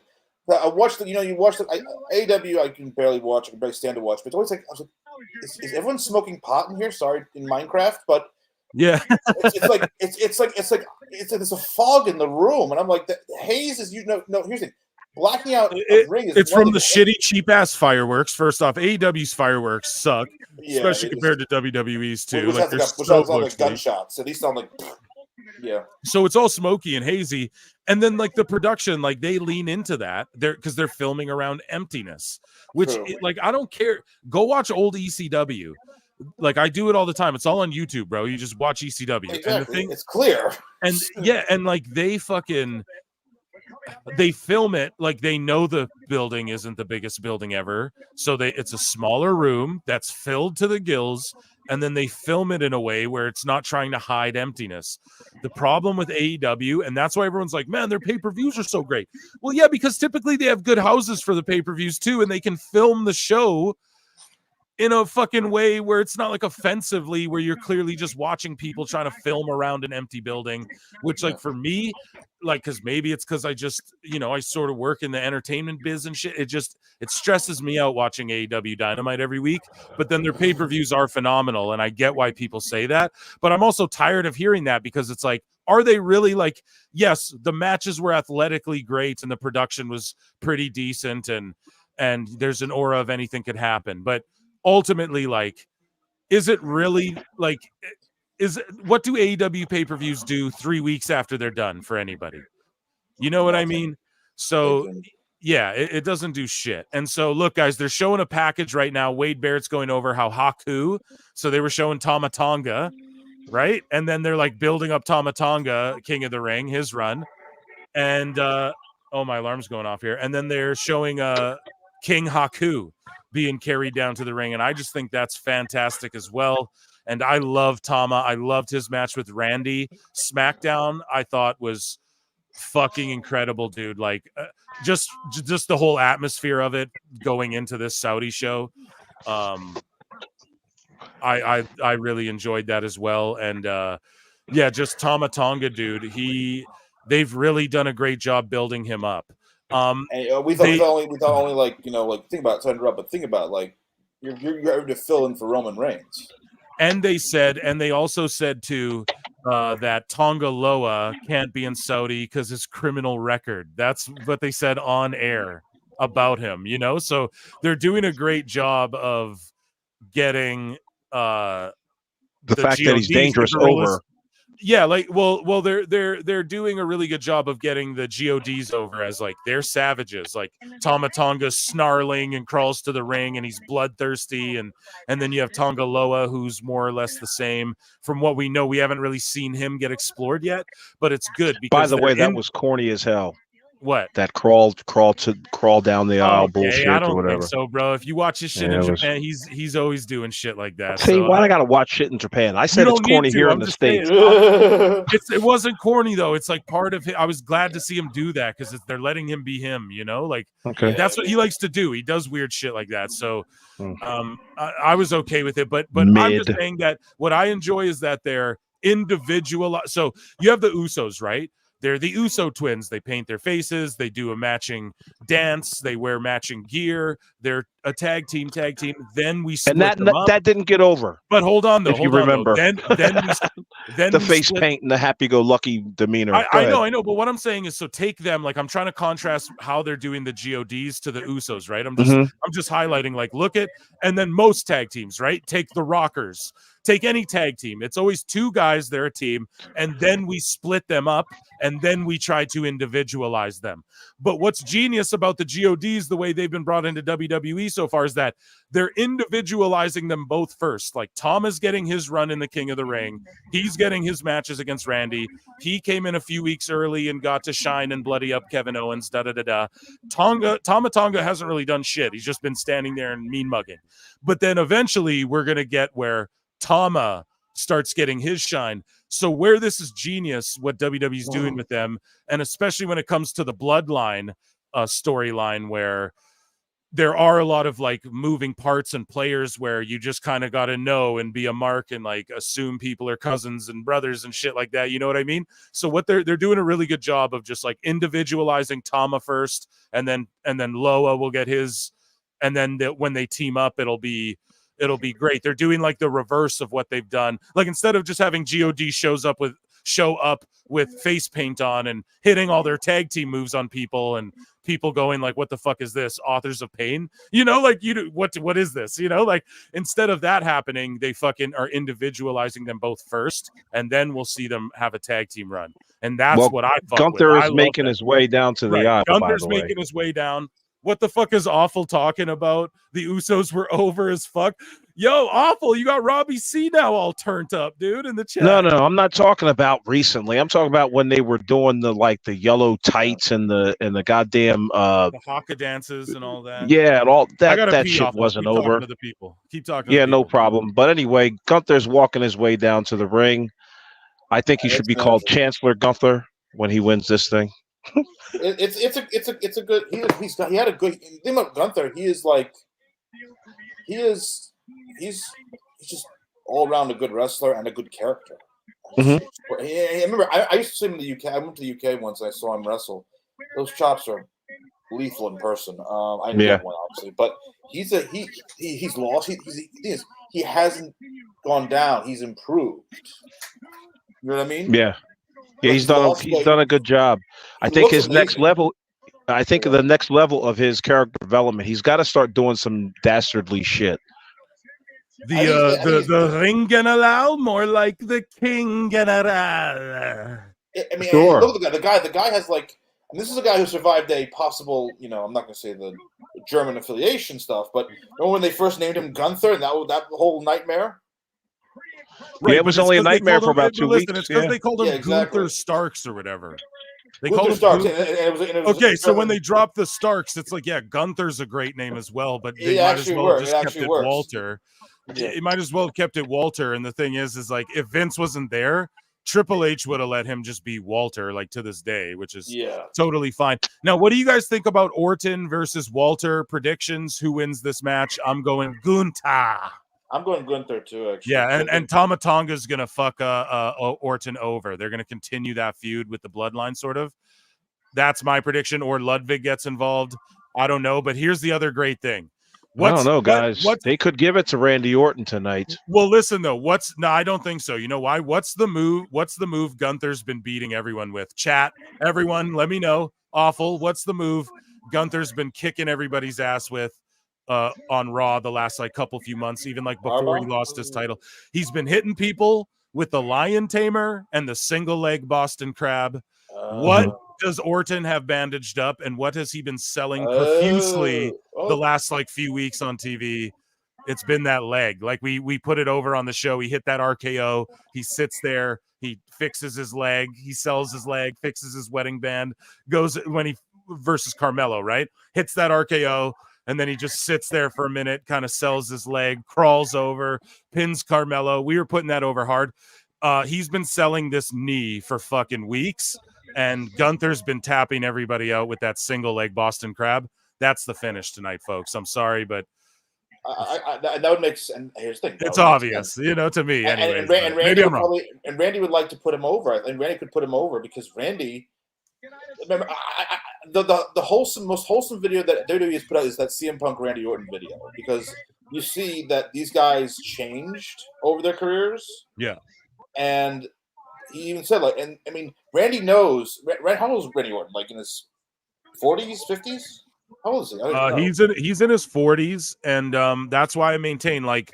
Is Randy Gunther needs this more than Randy. Now there's some people who are like, Randy knows that, yeah. There's some people who are like, Phil, what Gunther's he just had the longest IC title reign of all time. What, he needs King of the Ring too? Yeah, he does, because okay, so Stone Cold was an IC champ, won the Rumble 3 times, twice in a row, and was a 6-time world champ. Did he need all that?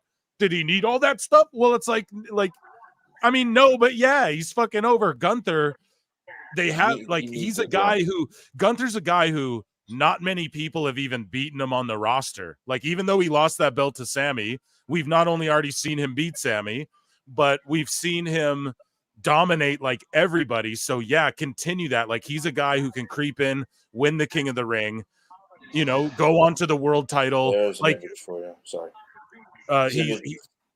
Oh no, it's all good. He's a guy that he's a, I don't know. Yeah, give him all the accolades. Like, have him win a Rumble and then maybe lose his like, don't give him the world title at Mania. Have him be a guy who wins the Rumble and is like, holy shit, he's like pretty sure he's going to beat the champ, and then the champ pulls it out. Like, you have that scenario with Gunther as well. Like, they've built him so well, and I think the King of the Ring, it's apropos. Like, the Queen of the Ring, they gave it to Nia. Why? Because she's the scary fucking monster that everybody everybody's got to face her, like, down the line. Like, Rhea had to fight her. Why is she a threat? She loses matches. Yeah, but she's the Queen of the Ring. She's still a dominant force. Like, Orton, here's the other thing too. They had Nia win that way, so do they do that with Gunther as well? Maybe they do give it to Randy because it's Saudi and he's never been King of the Ring, and Gunther. But there's your answer right there, my man. There's your answer right there. Randy Orton's never been King of the Ring. Gunther could win this damn thing next year, or he could find some other way of getting a world title shot. Especially now that we've been told that, you know, the winner gets a championship shot. Right. So, I mean, there's still the Intercontinental Championship for Gunther. That's why Oh, sorry. Go ahead, Connor. Go ahead. But that's when I'm having this discussion. I'm like, it can go any way. I know. That's what's awesome about it, dude. It really can. But here's all I got to say. At the end of the day, if fucking Orton loses tonight, do people not sing his theme song, and is he any less over on SmackDown next week? Hell no. If Gunther loses tonight, do a bunch of fucking IWC and Freakazoids WWE drones. Do they fucking go on Twitter and freak out and melt down because they're burying Gunther? Ugh. Yes. So, like, you know, people use that term too much, bury, but like, they'll be like, Gunther needs this win. Like, why? Like, da-da-da-da-da. Like, there's more to gain from Gunther winning this than losing this. And there's literally, you lose nothing if Orton loses this match. It does nothing. He shows up on SmackDown. People are still singing his song. You know, he shows up in Saudi. The whole building's still singing his song. I think people would respect him more because he's He's Sorry. a legend. We're watching le- Orton right now, like a legend's run we don't even deserve. You know, like really us fickle fucking marks in the Yeah, it's like wrestling world. We don't even deserve this guy right now. He is, and it's like, and I love how slow he's taking this. He's milking everything. He's making. He does this it every heel. show. Look at this kid's crying, dude. This kid's head down crying because of Randy Orton, dude. It's look at this. This girl's hiding her face. These girls are hiding their face too. It's crazy. What a weird culture over there. Like shout out, whatever. How's that a weird culture? It is. Well, dude, yeah, they're all like really. They're just like fucking hiding their faces. Yeah, they're modest. How about that? No, you're right. Yeah, and I like that. I like that, dude. It's way better than people with like main character syndrome doing fucking TikToks at Walmart. You know? Look, but this feels like I'm probably gonna catch a lot of heat for saying this. The way Randy milks a match, the way Randy gets these matches, it feels like a main event match. Oh, always, dude. And he just takes his time now because he might not ever like. He knows how to work it, dude. He appreciates like because his career was almost done, and he appreciates like, dude, these big buildings, this energy. Like, I'm not gonna get this forever. Gonna rush through this shit. It's like. Do you think he told Gunther to take it easy with the chops? Maybe. I think. Maybe I don't know. I think. God, that's a good question, right? Because Orton, we'll be able to tell real quick. I'll tell you that much. We'll know like right away. A couple minutes. More fireflies. Did we see a? I don't know. Was there another QR code, guys? There was not. There was not. I'm wondering if, because could this be the moment? That could be something. No, I don't think so, dude. They've been fireflying all night. I think it's going to come into play at the end. But Randy, yeah, but I'm saying Randy would tie in because of the screw up if they screw over Randy, that would protect Randy. I don't think they do. I think that whatever. I think this is what you do with Uncle Howdy. You just propel him into main event. You just sort of slide him in where Bray was like right under main event. Like he can't just feud LA Knight. He can't come back and feud LA Knight. He can't come back and feud like LA Knight or fucking Orton or Gunther. Yeah. Uncle Howdy's got to debut and feud like someone with a belt. I can't if I hear that theme, because that theme is also. I know everyone hates CFOs. That's the one thing they did right was the Uncle Howdy theme, and I know Bray had a freaking. I have a feeling Bray had some like, you know what I mean. I think Bray had really had a. Yeah, because he's. Are you talking about the Hurt Heel theme song? The Uncle Howdy theme. Oh, okay, gotcha. You know, I like the Hurt Heel theme song that I love Uncle Howdy's. It's called what's it called? I forgot the name of it. But I listened to it the first time. I listened to it for like full day. It was like it's on repeat. It's like I like all of Bray's shit, and I fucking want to cry every time I think about that dude, man. The Uncle Howdy theme. It's amazing. What the hell? What awful? You don't like that? You don't like to cry or what, bud? We cry. No, I do like to cry. It's called fear. What, you don't cry, you little bitch? Afraid to cry a little bit? I didn't say I don't cry. Bro, I'm teasing. It's funny. We're like, what, dude? We're like, you don't cry, you pussy? Yeah. But Uncle Howdy is like, that music was like the best CFO music ever made, I think, in my opinion, because remember they didn't have anything to do with Bray's themes, really. They didn't do. I know they didn't have it with his later themes. It was all Code Orange. So yeah, but for those who are old enough, by the way, I just want to make mention that this match is starting to look like an old NWA match, and I'm all here for it. Look how over the crowd. Look how over it is with the crowd. We've seen 2 lockups. Here we go. Now we're going for. Here we go. We have a wrist lock. We're working a wrist over. No top rope. So far, we're gonna see some cool shit. You know what I mean? We're gonna see cool shit.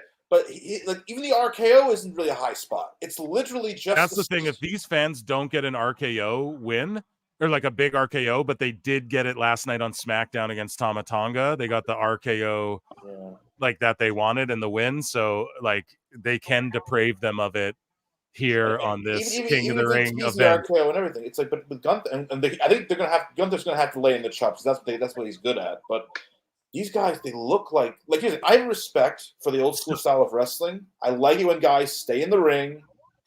They reversal. Beat the hell Here we go. Other, man, listen to this crowd popping for wrist locks and headlocks and fucking them collar and elbow tie up and awful. No chops yet. Not one. We haven't seen not one. And when I'm always here's what I think it's going to be. Sorry to interrupt you, awful. This is what I think it's going to be. we're gonna see a few nasty ones, but he's not just gonna chop the shit out of Orton. Orton's like, Orton probably told him backstage, "Okay, you can get me with some nasty ones, but like they gotta all count. Yeah. They all gotta mean something." So like big chop, false finish, or like big chop, big noise. You know what I mean? Like, yeah, I don't think he'll chop the shit out of them, but I think we'll get a couple big ones that are really impactful and meaningful, you know, to the match. But so far, dude, look at these guys are just having an old school, and look at the crowd going crazy, bro. And what will Dave rate this? 2 stars, 2 and 3/4 stars, 3 1/4 stars. Who fucking cares? Stars.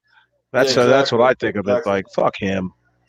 But also the commentary. I know I keep harping on all this stuff. The commentary on this. It's so dude, crisp. This is the best commentators in the fucking game. Is with the way when you pull Excalibur out of that thing and maybe Shivani, you'll get something out of that. But with this, Excalibur's the worst color commentator fucking ever, dude. I agree. I agree with 100%. Oh, what the hell's this shot? This is impressive. So we have some super chats here. Jimmy B for $10. Round of applause to Jimmy B for a $10 super chat. Round of applause. We'll give you an air horn. Jimmy B, very off topic, but do you guys think CM Punk is natty these days? Man, Apollo would fucking just be able to tell us. I'm currently in a debate with my homie who thinks that Punk's been on the gas since his injury. Shout out to Jimmy B, shout you out, and I hope he is, man. This isn't the 80s. Steroids isn't like, oh, you just shove a needle in your ass and juice up. No, I'm not saying like do stuff that will hurt, like damage your heart and do crazy steroids. But like, are you telling me Orton's not on shit? Are you telling me AJ's not on shit? Gunther doesn't look like he's on shit. He looks natty, which is good, and he's still intimidating. So is Punk like juicing up, roid into the gills? No. But are there supplements you can buy over the counter these days where like you couldn't, like, you can buy shit over the counter that if you take it, you can't fight in the UFC. You know, if you take it, you know, like you get popped in a drug test, like you can't compete in the Olympics and stuff. So is he on shit like that? Of course. Is he just, see, there's a big chop. There's a chop. Nasty one. And look at Orton selling the shit out of it. Selling it. He sells them, yeah. Walking away. Look at it. And Gunther's checking them. Look, we're going to get another one. Oh, see, he did.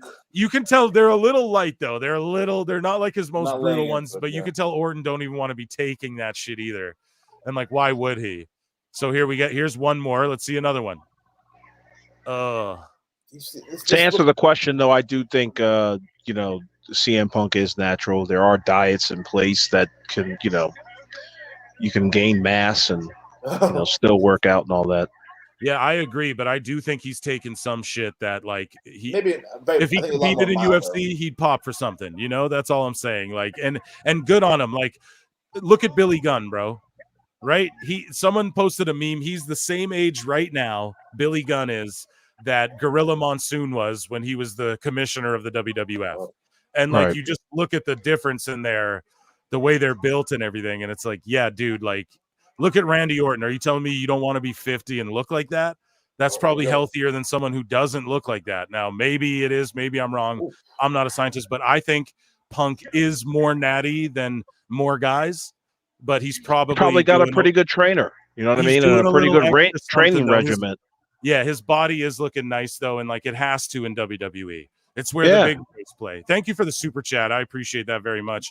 And then we have Andre Adams. Usually for $5, and Andre comes in with some of the most epic roasts. So you guys be ready for that. But Andre Adams for $5 says, I was just thinking this feels very World of Sportish. Absolutely. And Dave Meltzer, would talk about how, I see things, whatever that like happen in English, whatever is English are doing, and in Japan, and it's yeah, I know it's not the best in WWE. Just kidding. But like he would, when Gunther was over in the UK and stuff, Meltzer would talk about, oh yeah, what they're doing in the UK is brilliant. And then WWE starts up WWE UK, and then all of a sudden Meltzer hates it all. And Gunther's not. Can I say something about Dave Meltzer? I'm going to try to be as quick as possible because I know this is packing a lot in there. But I don't believe Dave Meltzer is writing anything for today. I think Dave Meltzer is writing for like 25, 50 years from now when AEW's dead and gone, and it can put on rose-colored glasses for the person who happens to happen upon one of his articles or whatever, like, wow, this AEW must have been really good. No, it was never good. But he's not writing for today. He's not writing for us. He's writing for the next generation. Just like when, when he was writing for about WCW and writing about WCCW, he's not writing for that day. He's writing for times like today, where you look back at WCCW and you see the records and you see the characters and all that shit. That's why I believe he's unhinged as far as his writing is concerned, because it's just like, you know what, this isn't for us. This is for my grandkids to read about. And to be like, oh, this AEW must have been a spectacular thing. I wonder why it went away. Well, because when you were actually there, you'd see how terrible it was. But when you got Dave Meltzer writing, and he's the only person of record writing this professional wrestling bullshit, it's gonna look a lot more favorable for AEW in like 20 years. That's my theory. Well, that's a good theory. It might. Yeah. Well, then again, everyone's calling him on his bullshit. Let's be honest here. So see, whose bullshit's gonna last longer, ours or Dave Meltzer's? You know what I'm saying? And we got to be real with it. Dave Meltzer's is gonna last because he's got the Wrestling Observer newsletter. He's got F4W online. He's got a bigger pile of bullshit piled up already. We're just stacking ours up right now. Thank you for the super chat, Andre Adamson, for $2. John JID says, I agree with Awful. He's writing for the future. Yeah, I think you're right. He agrees with me. Incredible. There you go. Right. John's catching. John was hating on Power Slap in the chat as well. I agree with you, John. I watched the first season. And then I watched the first couple, like the reality show they had, and then I watched the first couple. I think he. Sorry to interrupt, but he laid in one of those chops. They just zoomed in on one, like a handprint on Randy's chest. Sorry to interrupt. No, it's good. It's good, man. You got to point those things out here. But yeah, I like that they're just working body parts and chops and stuff. But yeah, then I watched Power Slap. That bruise on his chest there. But yeah, I watched Power Slap, like a couple of their events, and it's like funny, but it just, to me, the novelty just wears off. It's like, but you see it though, like New Day were in the crowd at Power Slap. Like they have WWE guys going down there and sitting there and watching the event with influencers and stuff. So I don't know. Dana White's got some boner for Power Slap, and he thinks it's going to be the next big thing. But I just think that's stupid. Dave Meltzer's writing for post-apocalyptic America. Like right. After there's no electricity and all that shit, and the newsletter sounds more physical than it does digital. Yeah. Yeah, no, you guys are right. I have some. Dave's been really unhinged. I have some unhinged Dave shit here in my bookmarks. We'll dive in after this Orton Gunther match. We'll dive into the and break out the flute, because it's going to be absolutely necessary, because that guy needs to, like, everyone, like, I saw words escape me when I describe what I hear from Dave Meltzer's mouth. It's just like you hear it and you're like, you said what? It's painfully obvious what his agenda is.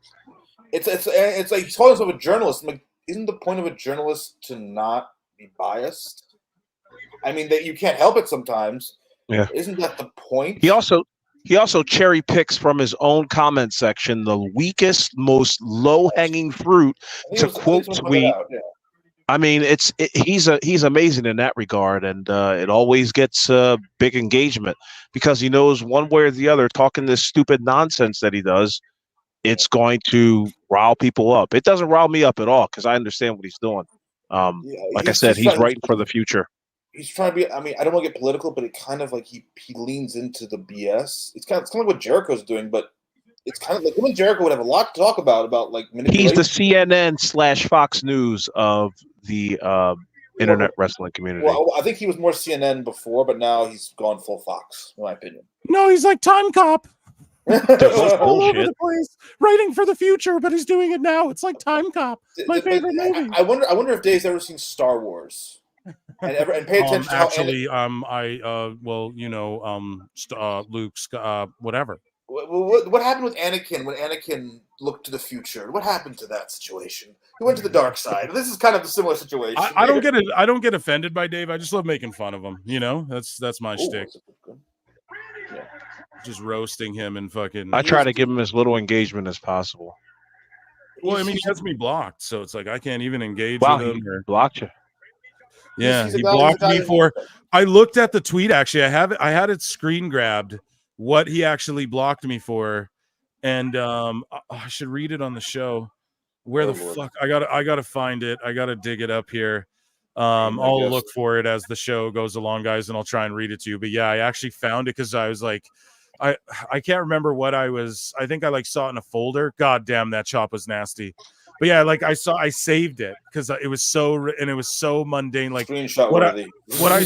what Dave blocked me for was so minute. Like it was just nothing. It was just that I pointed out something real and he knows what I was saying was real.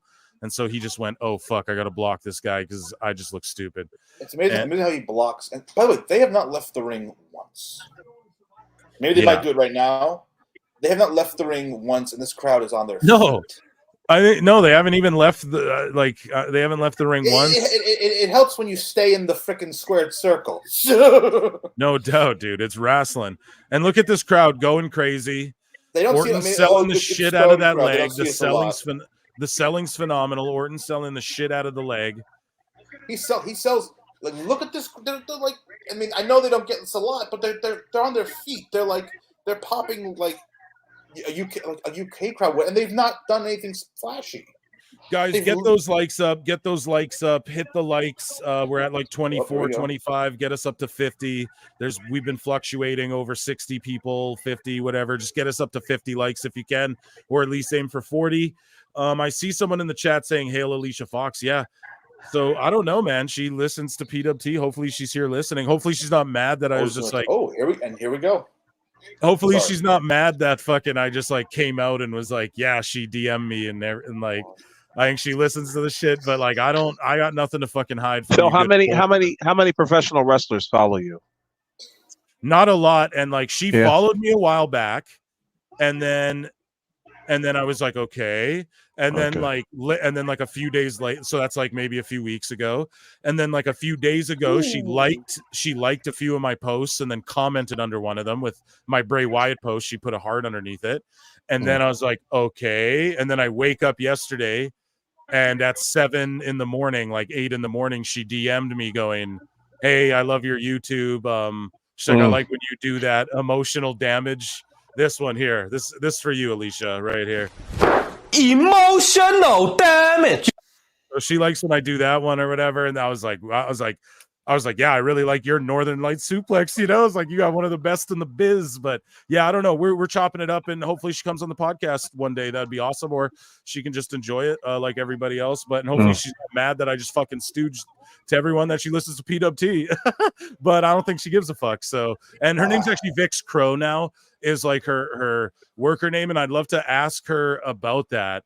And if she, like WWE return is ever something that she would, and I know that's like a cheesy base little like everyone probably knows, but it's like she does indie dates and shit, and WWE could be down the line, like it could happen, right? Like she could get a legend, a Hall of Fame induction, even. You know what I mean? Like she won the Divas title, I believe, first African American woman to do so. So, you know. Yeah, I would love to talk to her on the pod, and if she's listening, shout you out. Shout out Alicia Fox. Yeah, absolutely, man. I've been a big fan. It's amazing, like, you know, like, and I know some wrestlers too, but it's like with this match is really good. Sorry, I'm distracted here because this match is really great. It's a great match. They just left the ring and they're not like running around the arena. They're just like one spot. Well, here's the thing: they're both tired. You know what I mean? Like they're both selling their fatigue.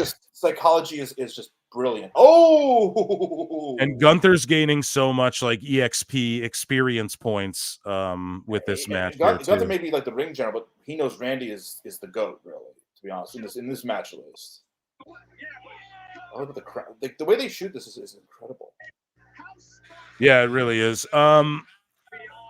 Outside the ring now, it's all love for Alicia Fox at PWT. Yeah, and I mean we were putting her over like a long time ago. We just always have, dude. Like we talk about total divas and total bellas and shit on this show, and like how I would watch it like back in the day a lot, you know, and I mean, she was just a part of that era, you know. So shout out Foxy, as Noam Dar would call her, Foxy. And Noam Dar's killing it in NXT too. And it's like, dude, he was with Foxy. Why is the referee not counting? What the hell is going on? This is a little shady, little AEW bullshit here. It is getting a little shoddy here. Get your ass back in the ring. That table won't break, by the way, so cut it out. They're probably bring it. Yeah, this was an AEW. That table would fall apart if you lean on it. Yeah. There is a middle ground. That Dynamite that happened this last week, boy, was that awful. Oh, he's gonna go for that leg. Sorry, doing that. What did you guys think of like blood? You're doing all right, my man. It's a watch along. Yeah, no, not to watch it, but I saw like, and here it comes. Oh no, I thought he was gonna do for the. I think he's going for that finish that you're talking about. It's like, what did you guys think of like the blood and all the spraying down from the ceiling and the flamethrowers and all of the stuff over on fucking AEW. Corny as shit. That's what it was. Just absolutely cornball shit. I thought that was AI, by the way. That Mark Allen with the freaking. Yeah, it was like CG Undertaker lightning bolt blood splatter. No, I thought that was just AI. I thought that was a meme. That was a joke. But I was like, what are you like, dude? Like you just got hit by a bus. Now you're trying to like play with fire. Like you've never heard the statement clearly. Play with fire, you will get burned. It's hilarious too because Darby comes in. Tony Khan drops him off like fucking Trent Beretta's mom or whatever. Drops him off in a van. Yeah, Tony Khan dropped Darby off in a van, and then he's like, "This is why I don't watch the show." And then he's like giving a thumbs up to Darby, and then Darby runs out there, and Darby's there to replace Eddie Kingston because Eddie Kingston's leg is actually broke, and nobody knew that. God. And so now Darby, who was just hit by a bus, and here we go. Okay, so it's just it's silly, man. It's silliness. And then Double or Nothing too. Like we have it. Dave's talking to people are like, dude, there's only like one women's match on Double or Nothing. Like when is Double or Nothing anyway? When is that? It's tomorrow night, Awful. I'm in a live stream. You should join. But fucking Double or Nothing though, there's one women's match and people are going, oh, like people are saying to Dave, like, look, man, Tony doesn't book women and he doesn't book them properly. And then what happens? Fucking Dave responds. We'll go over it in a bit. And he's like, oh, we don't even know all the match. We don't even have, and he's using the word we. He's like, we don't even have a full card yet for Double or Nothing. And it's like, so Dave, that's an even bigger indictment. So, okay. Here we go. On the pre-show or just last minute, they just shoehorn in another. There we go. Sorry. No, it's okay. But like they just shoehorn in another women's match like last minute, Dave, that they did not spend any TV time. An RKO by Randy Orton. 2 RKOs. Gone for a cover. 1, 2, and no. God damn. A Super guillotine chat from Derek Hance here, $10. Gonna give you a round of applause. Wow. And that's the match, but Randy Orton's shoulders were not on the mat. Yes, guy, jeepers. As we're Sorry. okay, Dave bet his entire 40+ career on a company he thought was going to replace WWE. Little did he know Vince would implode, giving way to the best WWE since the Attitude Era. Yeah, sorry, I'm just trying to like watch this finish over again. I'm like, dude, like his shoulders were not down. Derek Hance, thank you so much. And you're right, Derek. Here's the thing. Is that regardless of what happened to AEW, whether it existed or not, Vince was going to leave, and then WWE was going to get better. But you do have to give them some credit. Like the roster, WWE wouldn't have been able to file their roster down to what it is and build up these stars and put their focus Why not? on that. Why not? Well, because WWE for a while there was doing what AEW's doing. They were signing up people just to sign them, just so like they wouldn't go anywhere else, and just Triple H was really signing up the indies and all of that sort of stuff. Right. And so I just don't know. Like I think it would have taken longer for Vince to leave and then them to steer the ship in the right direction than it did because of AEW. Like because of AEW, I think it did. There's instances where Vince, I think, or Triple H got more pull where he wouldn't have otherwise.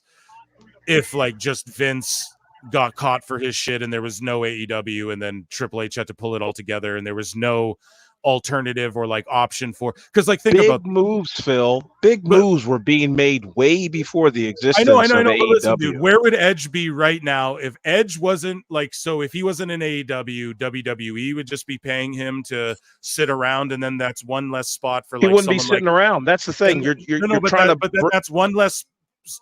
That's one less fucking area of TV time for someone like Lyra Valkyria to come here in Saudi and have a great match against fucking Nia Jax. Like if Edge was still there, he wouldn't just not be on TV.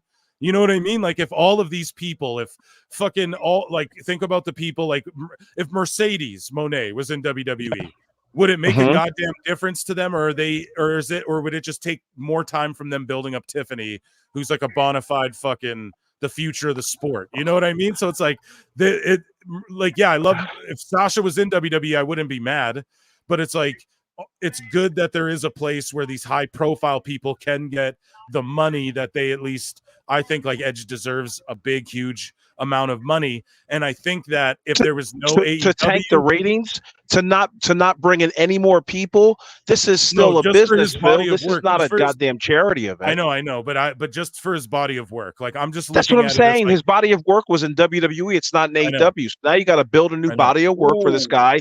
You pay him. I don't know what you pay him, but you don't pay him as much as you did for the results that you're getting. Yeah, no, I agree, but all I'm getting at is that I think it would have been harder to pick up the pieces if Vince just went down and there was no AEW. I think it would have been harder for Triple H to pick up the pieces and keep going. I don't think there would have been as much trust relayed in him and with Nick Khan and all of that.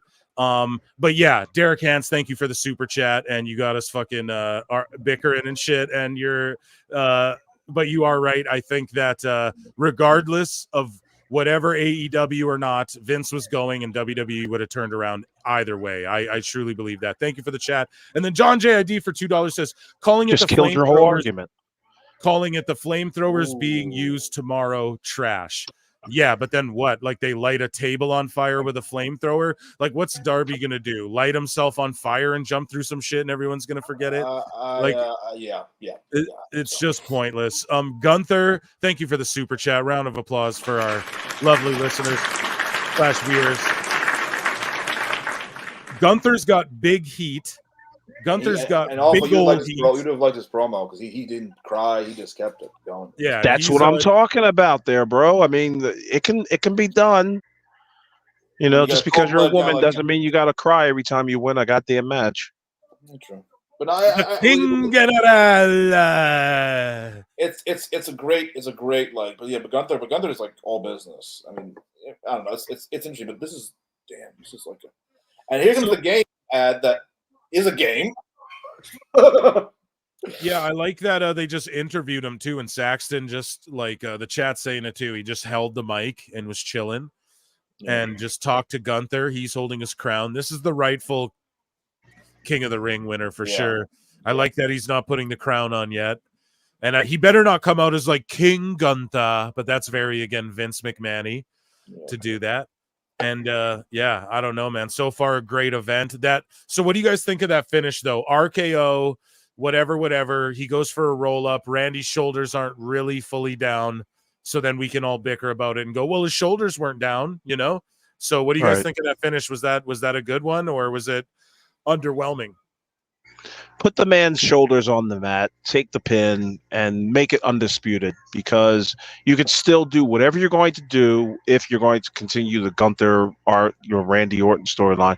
You could have done whatever it is that you're going to do with his shoulders to the mat and Gunther being an undisputed King of the Ring. I think I be honest, they can cover it up pretty well. It's my eyes. You can cover it up. When they did the replay, they covered it up well. So, I mean, I really, like I said, like made the ref look real bad. By the way, well, trust me, but that's the thing. That's what AEW is good for. It's good for because you think AEW refs look any better? Hell no. They're the worst refs ever. And one of them is the most evil woman on the internet. Let's be honest here. So, they just announced, sorry to interrupt, on Peacock Crown Jewel November 2nd in Saudi. Sorry, go ahead, Connor. But no, what I said was that like, and by the way, I looked up Aubrey Edward. I was like, what makes this woman qualified to be a referee looking like. Here's one thing I want to say about Aubrey. I'm going on this little rant here. She looks. Why you should never have a ref with her hair done up. Number one. Mm-hmm. With her hair dyed? No, hair done up. Done up. Done up. Yeah. Whenever she had her hair like it looked like she had an extra like head of hair on. It's like what the hell? Like you should not be distracted by like some refs. There are female refs in WWE and they look classy. She looked gaudy. Number one. Number two. She is a video game producer apparently, or something like that. She has her degrees in video games. Surprise! Like I looked at her background. I was like, what makes her so qualified to be a referee? Well, you can learn that. What makes her? I think I got an answer to that. I think I do. I was going to get to that answer. And apparently she's a. I don't know if it was Marvin or one of you guys said she's kind of a psycho. She is, dude. She has main character syndrome. Yeah, you already can see that happening when you look at her. Like, there's that one. I don't know what this image was. She was wrestling a women's match, and I'm like, why does the ref look like she has a wig on? Like she's got like extensions on. You know who else is really bad is Bryce Remsburg too, man. Like he fucking just is so he's overacting. He like jumps so high in the air when he's doing the 1, 2. Unless the ring is about to collapse, I don't expect you to jump. Okay, that's the thing. You shouldn't. Dude, when he counts, he goes so high. Here, Triple H is making an announcement. Our medical staff cleared Drew McIntyre to step back. Drew McIntyre's cleared to compete. Ooh. Damian Priest agreed to defend the world. Priest agreed to defend the title against him. But Aubrey Everett has her job simply because that she was a ref. She did a little bit of gigging in the WWE. And whenever you have WWE on your resume, you're getting hired somewhere. Oh no, I agree with that too. But I was asking what was looking. Wow, dude! Right. Priest versus fucking McIntyre in Glasgow, Scotland. It's official. How much do you want to bet they're gonna Punk is gonna pop up and screw McIntyre? They're gonna do that. Or maybe they won't. I don't know. They got after Cardiff, dude. Drew's gonna win this fucking belt. Yeah, you need that goodwill right on back. You don't want them losing Drew McIntyre twice. And then Cardiff. So what's gonna happen is Drew's gonna win this belt, and Priest is gonna get fucked over by Carlito or whoever the fuck is kicking him out of Judgment Day, and we just saw it with Liv winning the belt. We're getting the collapse or the new stage of Judgment Day way sooner than that's all that's telling me. It's telling me that Judgment Day is about to break up way quicker than I had thought. And not even break up. Like I said, it might just it might disseminate, or it might just become reform. Liv and Carlito are just in the group with Finn and them and Dominic, but Damian is going, and so is Rhea, and I think Judgment Day are gonna fuck Priest out of the belt there, and it's not gonna be Punk, and then we're gonna get Drew versus Punk, and then they can build to that forever. Eventually, Punk wins that, and then we get Seth versus Punk at Mania, like everybody wanted this year. God damn it, I'm good, WWE. Hire me, I almost wonder if the beauty of trying to interrupt. The beauty of that, what you just said, is that like there are so many caveats. There's like it's like you know, you go to a mind map, and you have this one point, and then it just branches out because you can have so many factors play into that. You can have Punk screw over Drew, Drew screw over Punk, Seth screw over Punk. You know, all these things happen. Yeah. It's like they have what they have right now is a clear path with endless possibilities. That's just my. Do you think WWE guys have to bring their own tape, or do you think that they provide it? You make enough money. Both of them do. Because on the indies, you got to bring your own goddamn tape. Derek Hance for $5. Round of applause, Derek Hance says. What's the most protected finisher left in wrestling? Oh, it's the Tony Khan driver. They hit me with it, and I wore a neck brace at the NFL draft. I don't know if you saw it. And didn't wear it properly. I would say it's the RKO / the one-winged angel, Kenny Omega's one-winged angel. What about you guys? What do you think is the most protected finisher? The fact that you just said the one-winged angel is the most protected. The armbar. The fact you said that might be the one most protected finish, the one-winged angel, tells you how bad finishes are treated these days. Because it's not even like an impressive move. It's just like it's an elbow drop, right? The way it looks. The one-winged angel? Yeah, I've seen it done a couple times. I don't remember. No, it's Kenny Omega does it. It's where you sit up in the electric chair, and then he reaches up and grabs you, and then he like flips you and sits out and drops you on your head. I've seen it. I mean, I'm confused one of his other moves because they all look so like. Because no one kicks out of that move, nobody. Well, that's what I'm wondering. If Kenny went to WWE, people would be kicking out that move every day. So is this the so this is the main event. So people were trying to complain, oh, it's blah blah blah. It's like, I'm not worn out from wrestling. Like, we're gonna watch this fucking main event, and this has been a solid card. Wait till tomorrow. It's 8. This was like 10 or 8 to 10 matches, right? Well, awful. What's going? No. This was 6 matches on this card. Awful. What's happening tomorrow though? Double or nothing. Which is, let me check the card. Oh yeah, exactly. See, I forgot about it. And I'm live streaming it, and that's the thing. Like, there's going to be 15 matches. There's going to be 9 matches on the 0 hour. It's a bunch of bullshit, man. And the one match I am the most pissed off about, and I said this on Nakoma Mikey's stream. Sorry to bring that, not to be rude, but whatever. I brought it up because when they set the cage match with the barbed wire, I was like, I made someone on the chat say it 3 times, like Beetlejuice, because I was like, that can't be real. That's going to be the most underwhelming match in the whole card. The one I'm most upset about is Malachi Black versus Adam Copeland in a barbed wire cage match. It's like, why? What's the point? I made the guy say, like, "Did you repeat that for me?" I said, "Could you repeat that for me?" Because I was like, "What the?" Because I didn't know that was happening. I was like, "Why do you need that to happen?" But the RKO though has to be one of the most protected. No, still, well, even he just kicked out of 2 right now. To be fair, Gunther kicked out right, but that's one guy. That's Gunther. He's like the most protected guy in wrestling as well.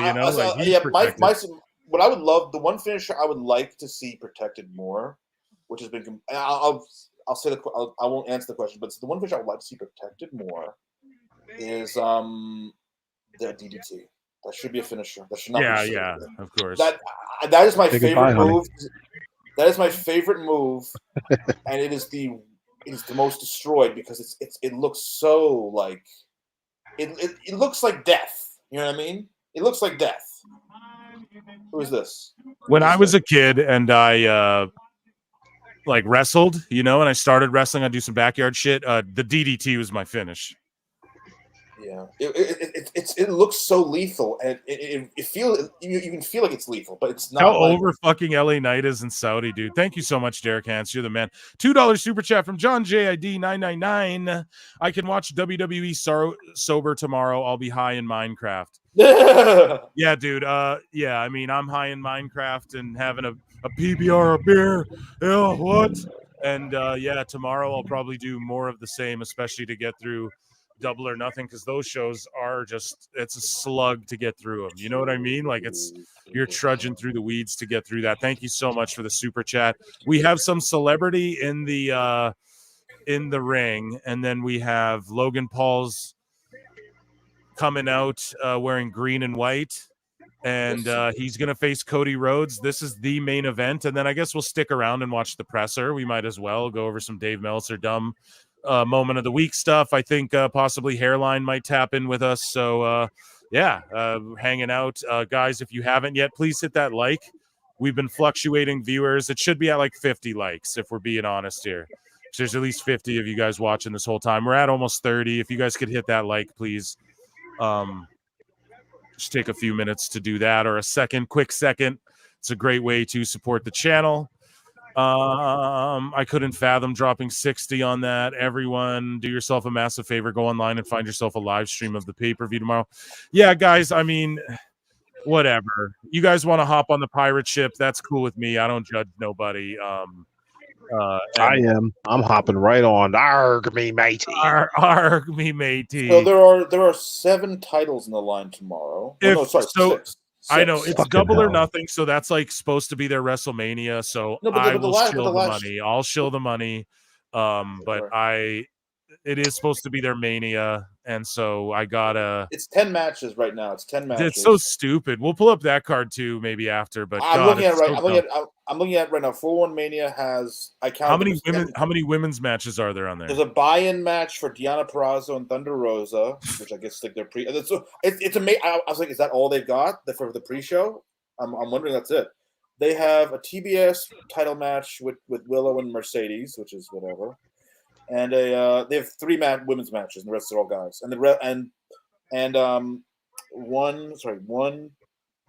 One, 2, 3, 4, 5, 6 titles on the line, and the IWGP. From how many companies? Are they all AEW belts or are they Ring of Honor belts? No.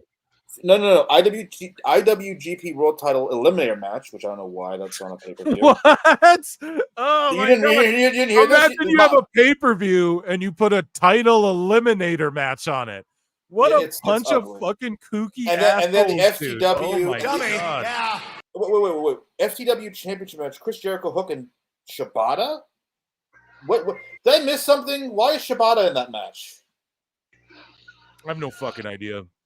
Shibata's in the match with Hook and Jericho for the FTW title. Oh, right. That's because Shibata and Hook. That's because Shibata and Hook both tapped out Brian Keith on Wednesday.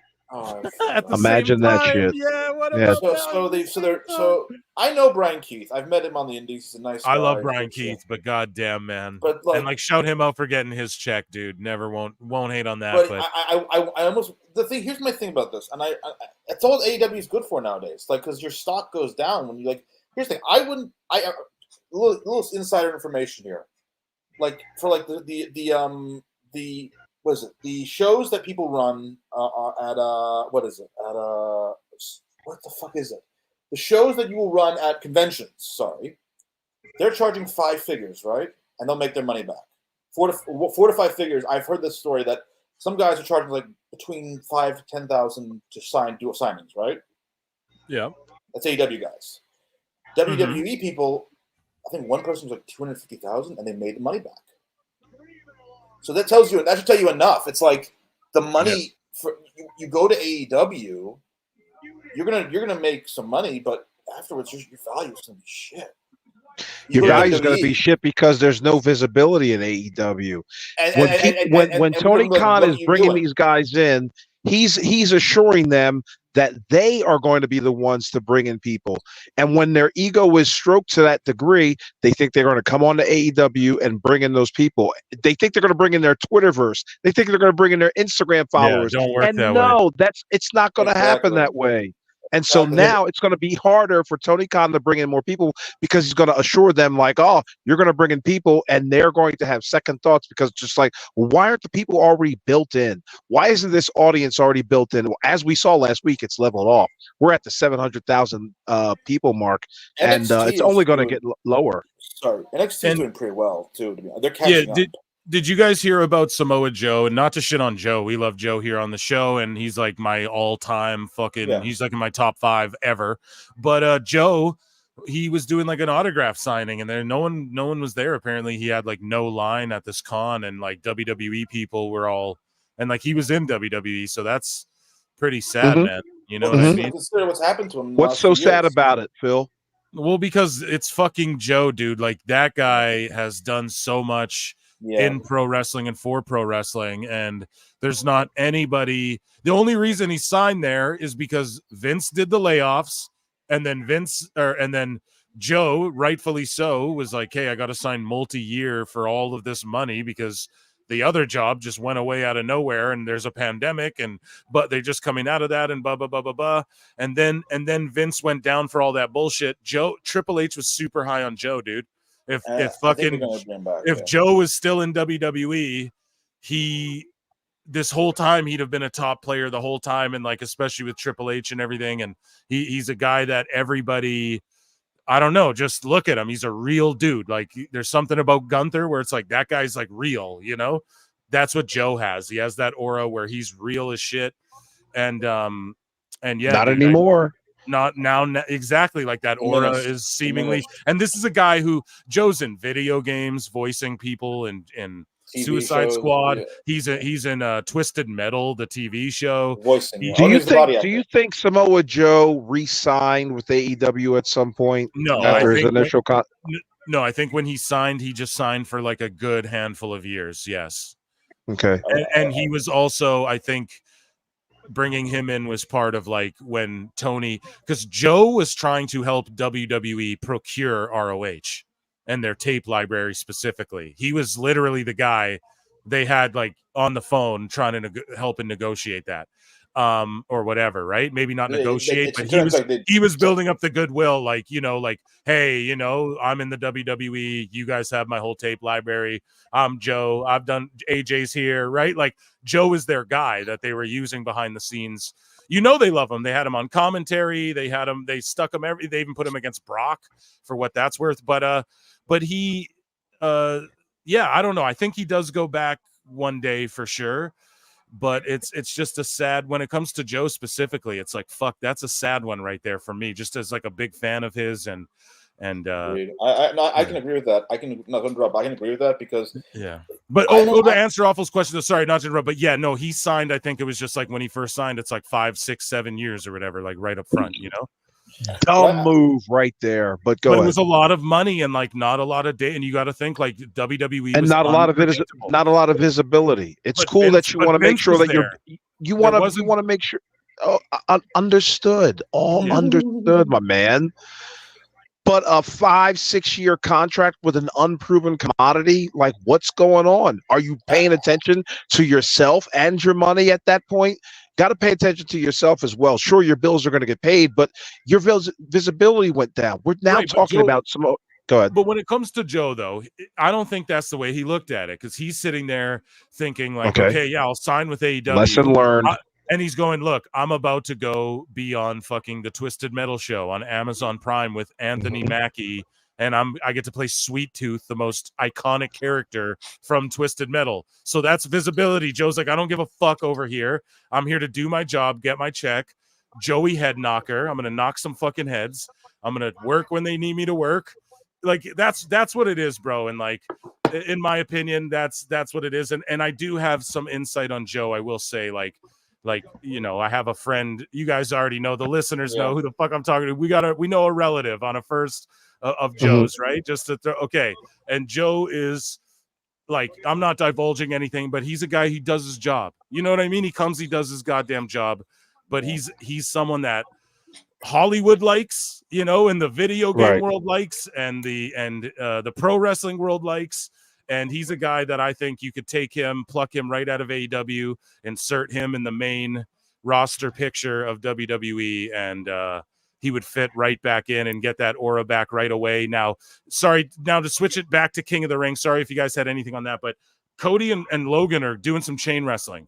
Pretty impressive, I guess, but they botched a couple little leg sweeps there. Their timing was a little off. Logan fucked up a little bit. So he's wearing green, but we saw a bit of greenness, pun intended, and hopefully they get it back together here. But the crowd's just really into it, so it doesn't really matter what they do. Like Cody was standing up on the barricade there during his entrance, and ladies so far dueling wrist locks.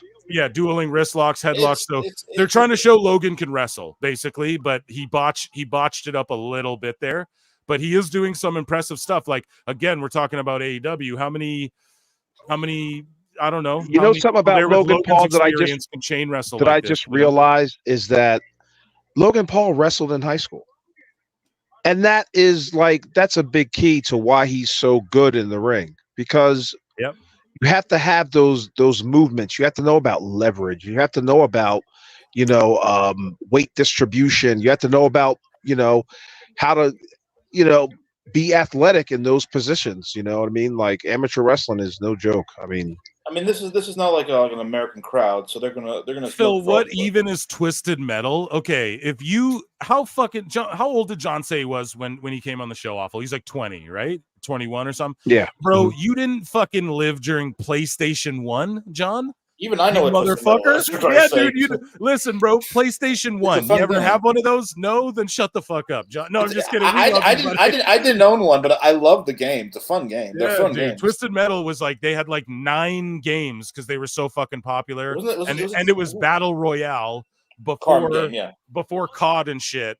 It was a battle royale, shoot 'em up, exploder vehicle game. You know what I mean? And so Samoa Joe, essentially, at the very least, he got his SAG card, so he's set for life on that one. That's why. Good. That's why it's like he don't care. Yeah, I'll sign to AEW for however long. This is the saddest part, though. They had Joe wrestling on Rampage that they pre-taped or whatever. But that's what I'm saying. He was just their world champion. You couldn't diminish your own fucking company any lower. Swerve's wrestling Nick Wayne, and then you have Joe wrestling on fucking Rampage after he and that's why Phil, it's not sad. That's why I don't look at it as a sad, because you're making it seem like, okay, Samoa Joe has no choice in the matter. And yet in the same breath, you tell me all these choices that he chose to be there 5-6 years. Okay, that's your choice. It's no longer sad to me. If you were there for 3 or 4 years and they were treating you this way, it's just like, okay, damn, guy's not even going to be there long and they're treating him like crap. But I mean, you put all your stock in a man who gave you a pretty good penny, but has no experience in writing a television program or writing professional wrestler. As a professional wrestler, being in the business as long as you have, you should have saw 2 and 2 equals 4, man. This is not going to be a long-winded thing for me. You should have been there 2-3 years, and then with that money and that check and that clout, I guess you could have leveraged to go back to WWE. But come on, man. I mean, I think Awful is right with the length of the contract. He should have said like a few years and call it a day. A few months probably be better. I bet you Edge did the same thing. I bet you Mercedes Moné did the same thing. They were like, maybe a year and a half, 2 years, or whatever. A year and a half, 2 years. I would not sign like these big 10-year contracts because they're just like, fuck no. I tell that to rest. I know some wrestlers signed for like 3, I think. That's smart because he's also older, and you won't get nothing against older people, but you won't get the value out of him for as long.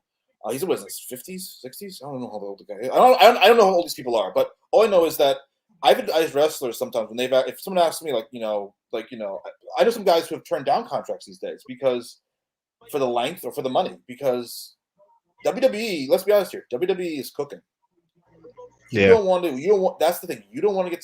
I've told wrestlers, wait. I know it's hard, but wait. You will find, because WWE is cooking right now. Nobody else is cooking. Everyone else is kind of like plateaued. Like indies and upper echelon indies, they're all plateauing. They don't have WWE is the melting pot right now. Let's be honest.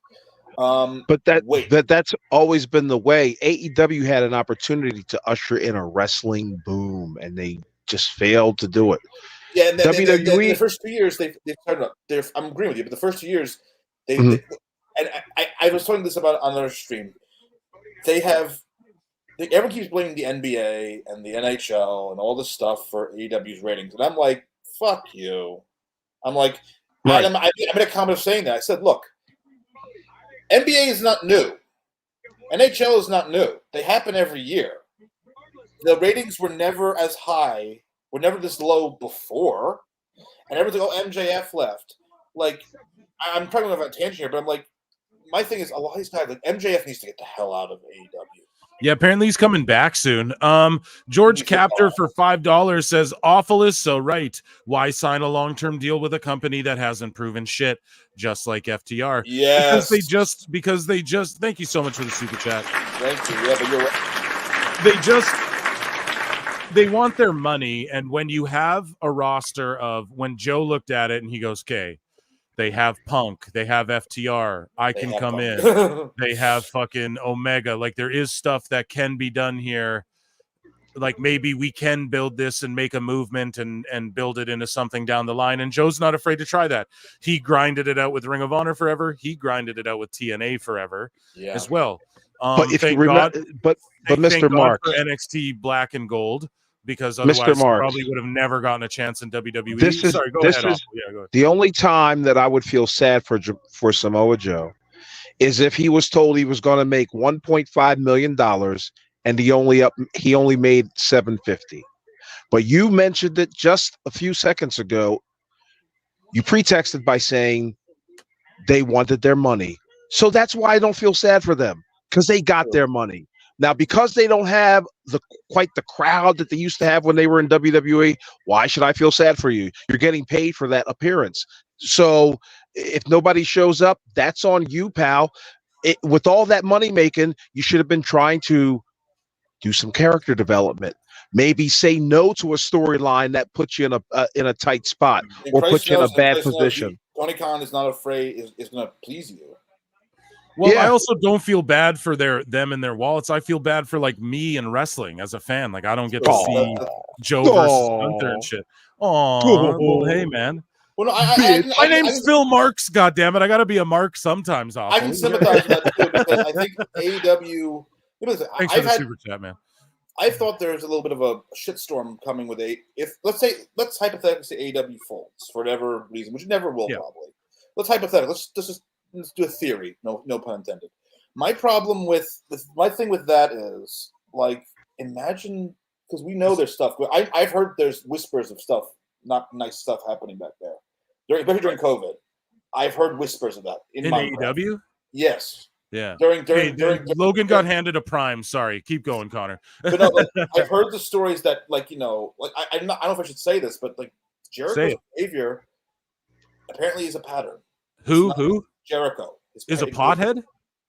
His behavior is a pattern. I'll say. Oh, I thought you said pothead. I didn't hear pattern. The behavior that has been happening now. Maybe I don't want to start a whole thing. Maybe Kylie Ray was put off because she didn't read the room, which is probably what happened.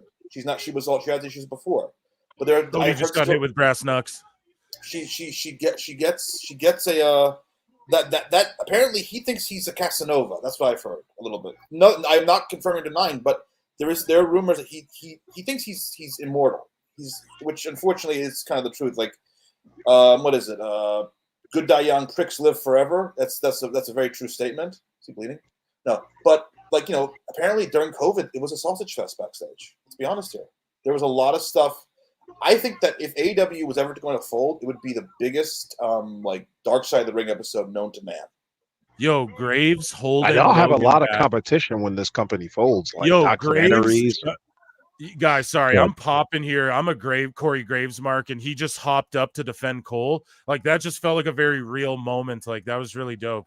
Like Cole, like great, like Logan kind of went at Cole, and then instead of just sitting there looking like a little coward, Graves popped up and got in between them. Graves got in between them, popped up, and was like, "No, I can't let you." Like, and he's pushing Logan back, and it was like, "Damn, dude, that was really cool." Standing up for his boy. I love it.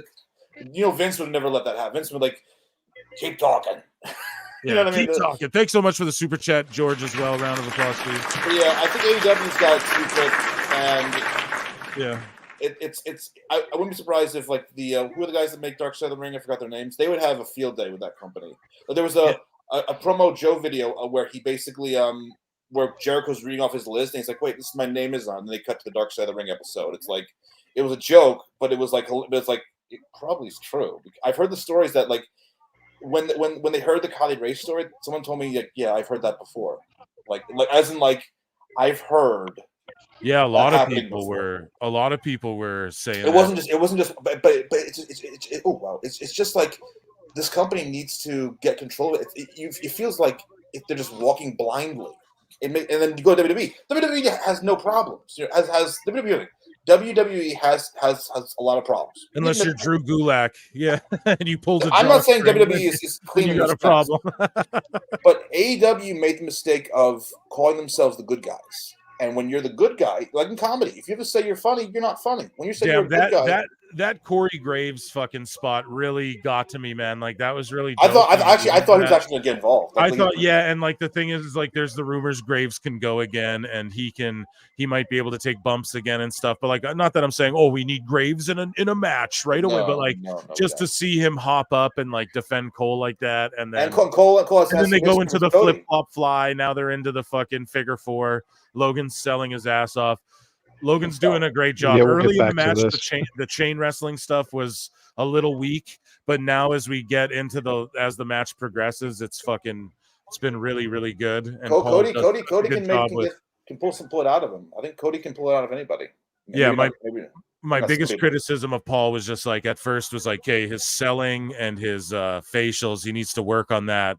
Like in his first match with like Miz, where he's in that tag match and all that, and then like immediately, you know what I mean? Like immediately, like 2 matches later, he's all of a sudden just his selling's down, his facials are down.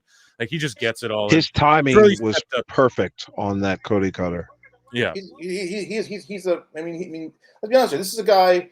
This is the thing about another thing about AEW. I'm not getting into all the dark stuff, but they've got this company just took a YouTube star, and then you got to look at NXT. And I brought this name before, Javon Evans. I don't know if you're familiar with him. He's 20 years old. He was 19 when he got signed. He's working with Trick Williams on NXT. yeah, He's 20 years old. yeah. He was 19, Javon's insane. I can't wait till. And he's doing stuff that like you know how many kids would kill to do what he's doing. Oh yeah. And Nick. Wait a second, you talk about that skinny black kid? Yeah. Looks like my fucking nephew. I don't know. I'm not really down with him. I think. Well, let me put this way: would you rather Nick Wayne or him? That's a great question. I'd rather go with Neither Javon one. too, yeah. Neither one. Neither I'm saying, one, like, no. I'm tired of. No, because you can't just expect everyone to just be over and be stars. Like you got to think. No, about, I'm not if talking I'm building about over. prospects. I am not if you talking have, if about you have to being sign a prospect. Awful. If you're building your own company, you got to sign one prospect. You have a choice between Nick Wayne and fucking Javon Evans. Who are you taking? I'm taking Javon Evans, dude. What are you talking about? Over Nick Wayne? Are we even having this conversation? Chat, Javon or fucking Nick Wayne? I would rather. Evans has potential, like, and the AEW had. AEW signed Nick Wayne when he was like 18 years old. Like it was that whole big thing with There's with nothing Javier. different between Nick Wayne and Kyle Fletcher and Will Ospreay, in my opinion. They all can essentially do the same thing if you book them the right way, right? Javon is like unique in that he's like being innovative. He's being innovative with moves too. That's what I like about current NXT. There's like so much room. Like look at Sol Ruka. Like there's like room for them to like they're being encouraged to be innovative with moves. Like in an era where you think you've seen everything, like you know, Javon just comes and does like a 360 splash is basically all it is, but it's like it just looks so goddamn cool because no one does it. I've seen this kid in person. He's like 6'2", by the way. I've said this on my podcast in some comments. It's very hard to do those spots, that kind of maneuvers when you're like 6 feet tall. He's taller than most guys in the ring by himself. Like I saw him at a show. Yeah, wait till he mans up. Wait till he turns 25, 27, 30, bulks up like Drew McIntyre. You know, like he's got get him young, and he really knows how to like like I said with Nick Wayne. I guess I would choose. I'll take Nick Wayne's mom over both of them any day. I guess whoever can execute the basics better. Javon. I need you to do the basics better. Yeah, I think Javon. Okay. Even on there's WWE does not sign 19-year-olds. Nick Wayne though has a dickhead look, and you could do something with that. Sure, yeah, I guess. But Nick like Wayne has like a the wording of that. But so does Kyle Fletch. So does Fletcher. Yeah, he's got it. And he looks just like Nick Wayne if he didn't dye his fucking hair, but now he just looks exactly like Ospreay. Fletcher had some good hype on the indies, but Nick Wayne. Yeah, Fletcher's great. He's awesome in his tag team, and he should just I'm not saying like all tag teams can't ever be singles and all that, but it's just like what roles can these people fill that's unique as well. You have to think about that. So like But Nick Wayne, I think he just had a camera guy. If I'm investing in the future, I'm going Javon over Nick Wayne. Yeah. And then I'm going, I think though, honestly, and this might sound crazy, I'd probably even go Javon over Fletcher as well, even though Fletcher's like Ospreay's guy. I don't mark for NXT and all this stuff, but I'll say this. So I'm biased, but I would say as far as like the style, the present, like, you know, with Nick Wayne, he's got those indie things going on with him. Logan rolled back into the ring to break the count. Classic. A pedigree on the table for $5 from John JID. NXT is super enjoyable right now. All the young talent except Chase U. Dude, and Chase U is so over. And now it's just like, they ruined it when they broke Thea Hale off and did that whole thing where she went off with Oh wow, this is JC Jane. That just fucking ruined Chase U for me. Anyways, though, anyone in that group has the same effect when Wheeler, Yuta, or Garcia come out. Just nah. Yeah, Daniel Garcia for me too. Like, I know people say, oh, the dick wiggle thing saved his career, but it's like, did it though? Like, that shit is No, it didn't. yeah, like no one cares about that. It's Damn. not. If Oh, I'm it's just a Evan- dick wiggle. Like Something anyone that could yeah, do right. that. Like it's a memeable thing that lasted for like 2 days, and that's it. If that gets you over, God bless you. Yeah, especially- Javon has more of a look than yeah, I take Javon over Yuta or Garcia as well. But Not even this trying to be a Garcia hater, hasn't yeah. even improved. Like he hasn't improved his physique. You know what I mean? Yeah. Like And I'm just- Yuta too, he's like really hurt, and he's They're- solid. He's solid in ring, but like get a cruiserweight division then, because there's no reason this guy's tapping out Danielson or fucking or any of these guys. Like they tried to build. Like remember that match Yuta did with Moxley? Logan going to the top rope. Yeah, where like Yuta fucking kicked out of all of Moxley's moves, and he got all bloody and all that shit. Like Look at that drone. Look at that drone footage right there. Could have did that Holy with shit. Wardlow. Are they using drones? I don't know where they use drones from. So Logan is catching a prime. They're using a drone shot. He's climbing to the top rope. I'm on a bit of a delay from you, Awful. Yeah, me too. Okay. Yeah, I'm on Peacock. So yeah, me. Okay, yeah. But that shot was phenomenal. Phenomenal. It's a phenomenal. Yeah, I'm watching it right now. The way they're going And his around facials him. are amazing. His facials. Dude, fuck Kevin Dunn. Feed him fish heads, dude. But Man. They know when to zoom. They're not just snap zooming. They know when to zoom. If they And have guys, to, I they know we're don't- talking about Yuta and all that shit, but yeah, this show, like this match has been phenomenal. It's gone on very long, but here's where yeah, I'm a little too complaining. long for me. Yeah, to me, I like them when I'm starting to get into this is getting a little too long, but watch, they'll do the finish right away. That's how WWE is. Every time where I'm like, it's going too long, they wrap it up, brother. So like, look, we'll get into the finishing sequence right here, I bet. But the reason I'm not upset how long this went, whereas on an AEW pay-per-view, I'm always getting fucking mad, is because not every match was this. They also have time. They don't Yeah. have the they have the time. They don't like they had 6 matches. Yeah, there was 6 matches, and they weren't all this. They didn't all drag they on. all weren't title matches. They were just like, and they don't need titles to get over. How did my baby Jade Cargill do? She did awesome. She looked a lot less green. Okay. And she they won the match. They did like a cool like double team finisher for the first time, and then like Jade was about to go for the pin kind of thing, and then Bianca like not shoved her, but like grabbed her and like pushed her out of the way, and then made the cover because she was legal. And then the commentary did a good job of putting over like, oh, Bianca being a great teammate, like she's the legal woman, and just allowing, like having the awareness. So they played that off really good, and that was like really her only kind of green moment. She just thought she had to go for the pin when she wasn't legal. But thank you, John JID, for the super chat. And Yuta Garcia, trash. Chase U is like any of those guys. I don't Chase care. U When they go main roster, no one's gonna give a shit. It's like Spirit Squad. That to me. Okay, now we have ref schmaz stinger splash to the ref. Oh my goodness, the ref is out. We might not be going home. Are we gonna get the gory bomb? So why is Cody? He did this in AEW, and he's just fixated on hitting this gory bomb. Oh my god! Shout out fucking Hurricane. Shane Helms. Do you guys think that's why Logan's wearing the green and black? Do you think that Logan's been working with Shane Helms, the Hurricane? What's this? backstage? Oh, I wasn't. Here we go. Here we go. Here we go. It's almost over. Ref's hurt. Logan's fucking. Oh, boom. I think I'm a little delayed. Yeah, you're a lot delayed. I'm delayed. Nut shot. Here we go. Oh man. No, the green and white are the colors of Saudi I'm Arabia. not going to spoil anything, but that was pretty don't. all right. The Saudi Arabia colors. Yeah, I did know that. But I was just trying to kind of be funny. But yeah, thank you for clarifying. That was. I mean, you're right. They cut off right at the right time. Went a little long, but they got it. They cut off right at the right time. Yeah, this guy. They love this guy in Saudi. Hey, he was on the last show too. And that's like a viral moment, dude. 2 celebrities, I guess, an E-celebrity, and that guy's a celebrity there. Here we go. Crossroads. And that's the match. Yeah. So no fuckery, no fuck over, no. But I mean, yeah, fuckery with the ref and like this actor and everything, but no Uncle Howdy fucking breaking things up and making it about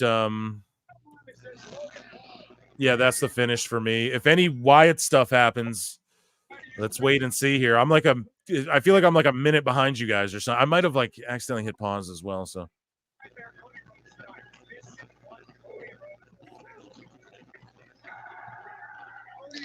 I mean, but I'm noticing in the comments, someone said a PLA with no bloodline either. It's like, yeah, the bloodline carried this company for years, and now it's like it's actually doing okay. John JID $2 says, "Good solid pay-per-view. A lot here to rewatch, except Naya. You fucking." I can. John, you son of a bitch. The Naya match was really drones, good. I'm surprised they're using drones. It doesn't make a lot of noise. I wonder what drone they're using. You see it? The Naya match was one of the best matches, dude. On the it was a match that, if you're comparing it, even if you're not comparing, it was a good match. Yeah, was thanks for the pure and super simple. chat, John.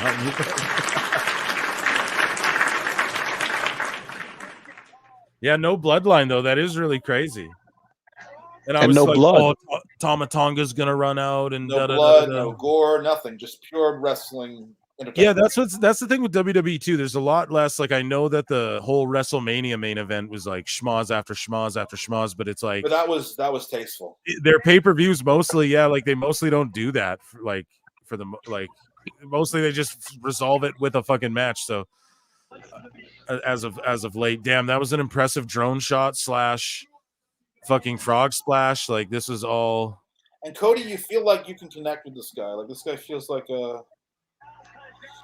Yeah, it's like Cody's. It's a good babyface. And there's well, not a lot of people are getting tired of his crying and shit. What do you think about that?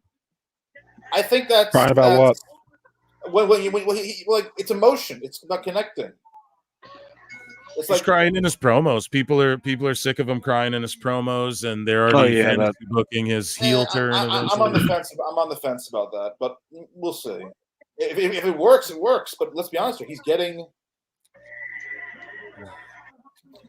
getting over. He's more over than Hold on. Let's see what happens here. Hold on. Yeah, I'm just waiting to see. I'm waiting to see too if they're going to do like a. I won't be disappointed if nothing happens, but it's got to happen soon. It's not supposed to happen here. I don't think it will, but if it does, win surprise. Okay, interesting shot. Interesting shot. I'm looking at the shot. Because they're teasing you with these angles because you're not used to these angles. Are they though?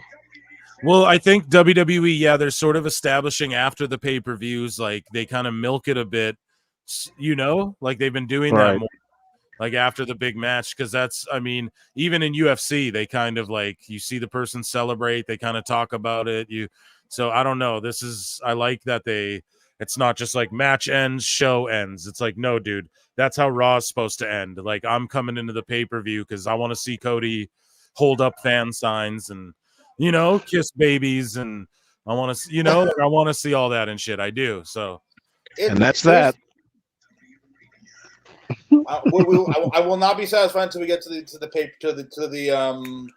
press conference. We'll see what happens. They're just doing a recap right now, but it's just like you're still holding out hope, huh? I don't. I would like to. I want to be able to see that. I want to see that live. I've never seen a Bray Wyatt moment live. I want to see one live. I don't think it'll happen here, though. I do agree with you, Awful. I think it won't happen. Yeah, here. guys. So listen to that sigh. Listen to that sigh of disappointment. Well, I was just really anticipating that he. Where my You're Uncle right. Howdy? It's the time, Uncle Howdy. When he shows up, it's gonna be like when we're all just not thinking it will. Like it's gonna be maybe SummerSlam's the right time to do it as well. Like a big. He's big also event. an American character. I don't see. I mean, the fact they teased him in Saudi is a surprise. Damn, that finish to the Nia match was good too, John JD, you son of a bitch. Round of applause for this PLE, guys. strong. It was strong. We'll do the press conference and all that. We'll do all of that. I think they do them on YouTube. You do YouTube. They do. Let's check if they do them on YouTube, we'll just do it together. I guess. Hopefully, I don't get pulled down. Yeah. I had a question, guys. What do you guys think of a and I want to know if the chat would think about this. Because I had this idea for like because the production always amazes me and how it's changed. I would love to do a show on just the production. I don't think that would piss anybody off, other than copyright infringement. Like what do you mean? Like an actual show where I know let me just wait. I'm watching this while I'm waiting. Hold on. Sorry, 1 second. I want to see if they're going to end it here. Oh, he's still holding out. Come on. I want to see. I want to do a podcast. I want to do like a stream or a podcast just watching these shows and talking about how their production has improved. Oh, I mean, we do that. I mean, that's sort of what this is. Like, I'm a big aesthetic mark. I'm always harping on about, the ropes and look at this shot and you'd notice this. And so, I mean, if you just did a show based on doing that, I mean, yeah, like, why not? I think there could be a podcast about anything, man. Everybody, I know. Everybody likes everything. If I could do it on a stream, because I don't know if they would take it down. That's the only catch. Oh yeah, no, you can't like show their shit unless you're pausing a whole. Oh, Phil, why do you pause the video and talk so much? Because I got to. I have to. Wait. What? Oh, it's just TV. This guy, you're still holding out hope. So this pay-per-view, let's look at our predictions. I was right about Jade Bianca. I was wrong about Becky Liv. I really didn't know. I hoped I didn't know, so I'll just say I was wrong for Nia Lyra because I didn't even really have a prediction. Gunther I thought would win. And then I knew Sammy was going to goddamn retain. There's no way they just give it up in a triple threat like that. And they're in Saudi. And then Cody won. So what were we like 3, 4, 4 and 2, 3 and 2 there, this card. So yeah, good job predictions wise, I guess. Guys, get those likes up. Do you guys want to see some we're going from incredibly professional to incredibly unprofessional? You guys want to see this botch here? Let's check this out. Here we go. Oh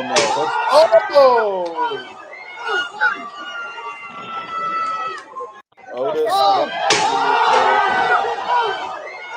Dude, fire and glass are the dumbest things ever. Is it said I know these people? You know them? I know who they are. I know Hoodfoot. I know Otis. Yeah, Koger. I know like who Hoodfoot is and everything, but I know that's Otis Koger. That's Atticus's brother. I don't know him, but I know of him. Yeah, Atticus. I know this ring. And I've been in this building before. It's okay. But. And Atticus is gonna. Or no. Sorry, Masada is gonna be in the Carnage Cup. Yeah, we're deathmatch marks over here too. But the thing is that shit's dumb. Fire and glass, dumb time. Here, I'm switching over now. I'm pulling YouTube up on my television as we just delve into some of Phil Mark's bookmarks. I have a lot here. I'll maybe save some of it for Double or Nothing because it's more topical for tomorrow, guys. And we're gonna hang out tomorrow and do a live stream as well. But yeah, we're waiting for this press conference. I'm gonna hang out with you guys. Might as well. So stick around. Don't go anywhere. There's even more of you in here. Typically hit the like if you're just filing in now. Overall thoughts on the pay-per-view before we dive into Awful. What time is it where you're at right now? What time is it? Are you 3:58. 3:58. Okay, my brother. Do you need to get out of here or what? Yeah, I'm gonna, be out at 4. But overall, the pay-per-view was okay from what I saw of it. Crowd seemed to be into it. Production levels real high. Match quality was pretty good. I thought the main event dragged a little bit, just a little bit. But they got to their ending, and I guess that's what they wanted. There was no Uncle Howdy, so too bad. Which I'm not sad about, but I definitely.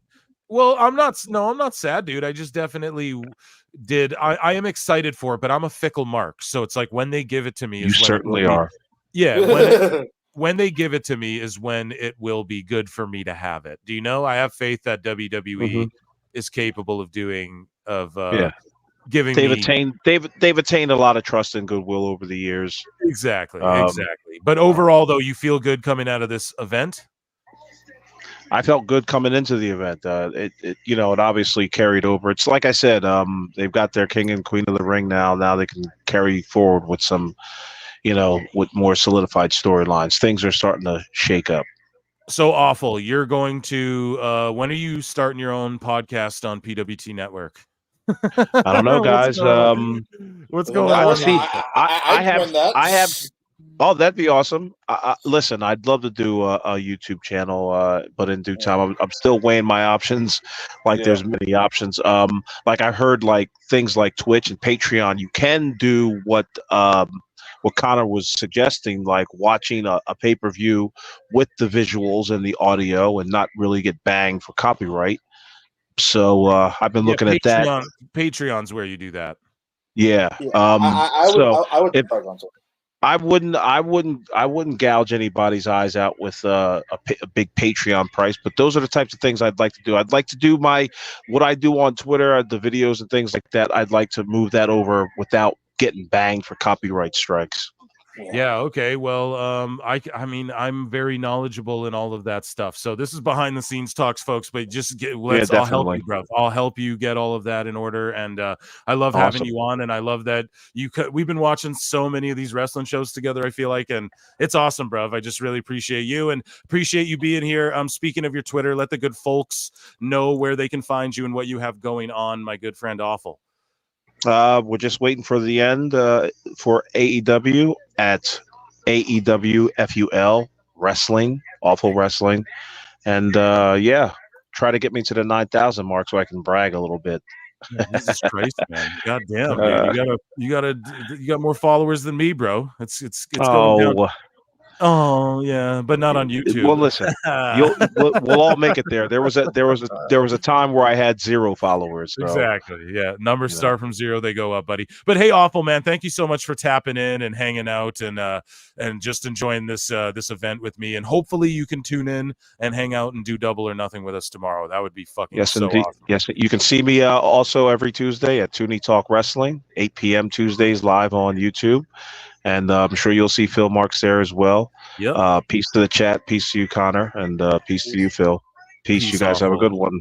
Round of applause. Yeah, for Awful. See you. Oh, was that your first time meeting or interacting with Awful there, Connor? Yeah, I mean, I might get back into the YouTube things. I think I was spreading myself too thin last time, but I think I might get back into the YouTube thing. I'll have to think about that because it's fun when you can get like a crowd and an audience and people who are actually sane to deal with.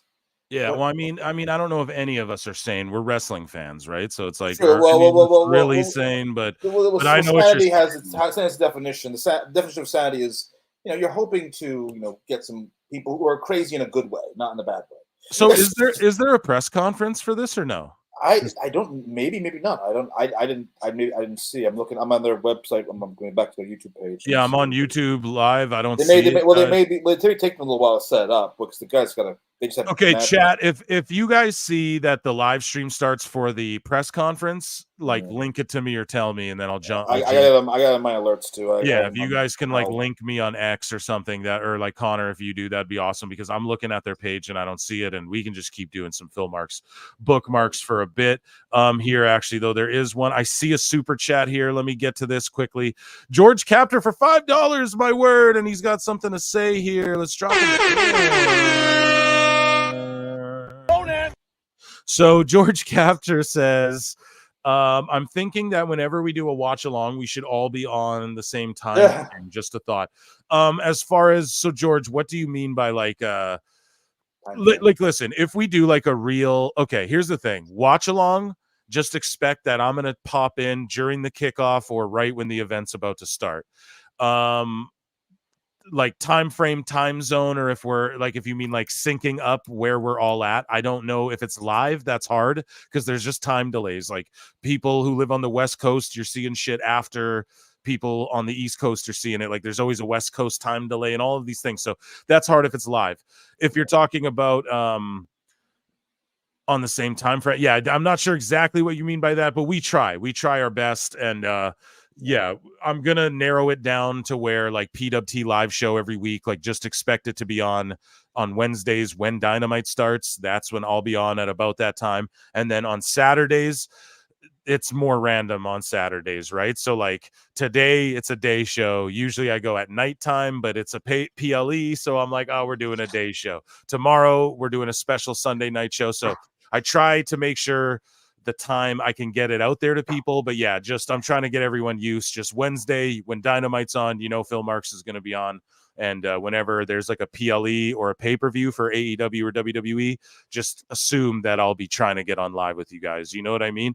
And yeah, but I agree though. Like, we got to make sure we line all of this up, and especially if we do something special on Patreon, guys, which I'm revamped. The Patreon is going to get its own live show, or its own show once a week, whether it's live or recorded, where where basically what Awful was talking about, because I've been getting hit now that the channel's blowing up. I'm getting hit for like, an obscure channel will like try and claim my shit, not even like WWE. So it's like, okay, it's getting silly to the point where it's like sometimes I'm gonna have to take it to Patreon so I can just do that, just play shit frivolously without worrying about that. So yeah, the Patreons, I'm sort of like reworking it. That's why if you guys are on the Patreon, you notice I haven't uploaded any of the most recent episodes. We're just revamping it and doing something a little bit new with all of that. But and then yeah, we'll try and release those on the same time frame.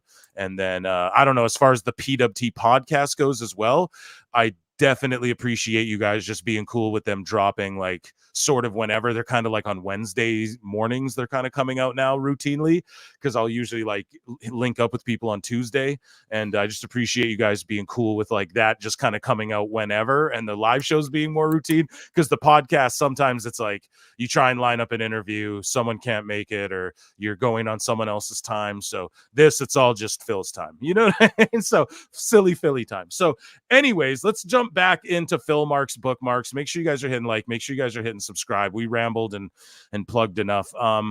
I'll be tuned in for the stream. They said there was a presser. Yeah, they could have canceled it though, buddy.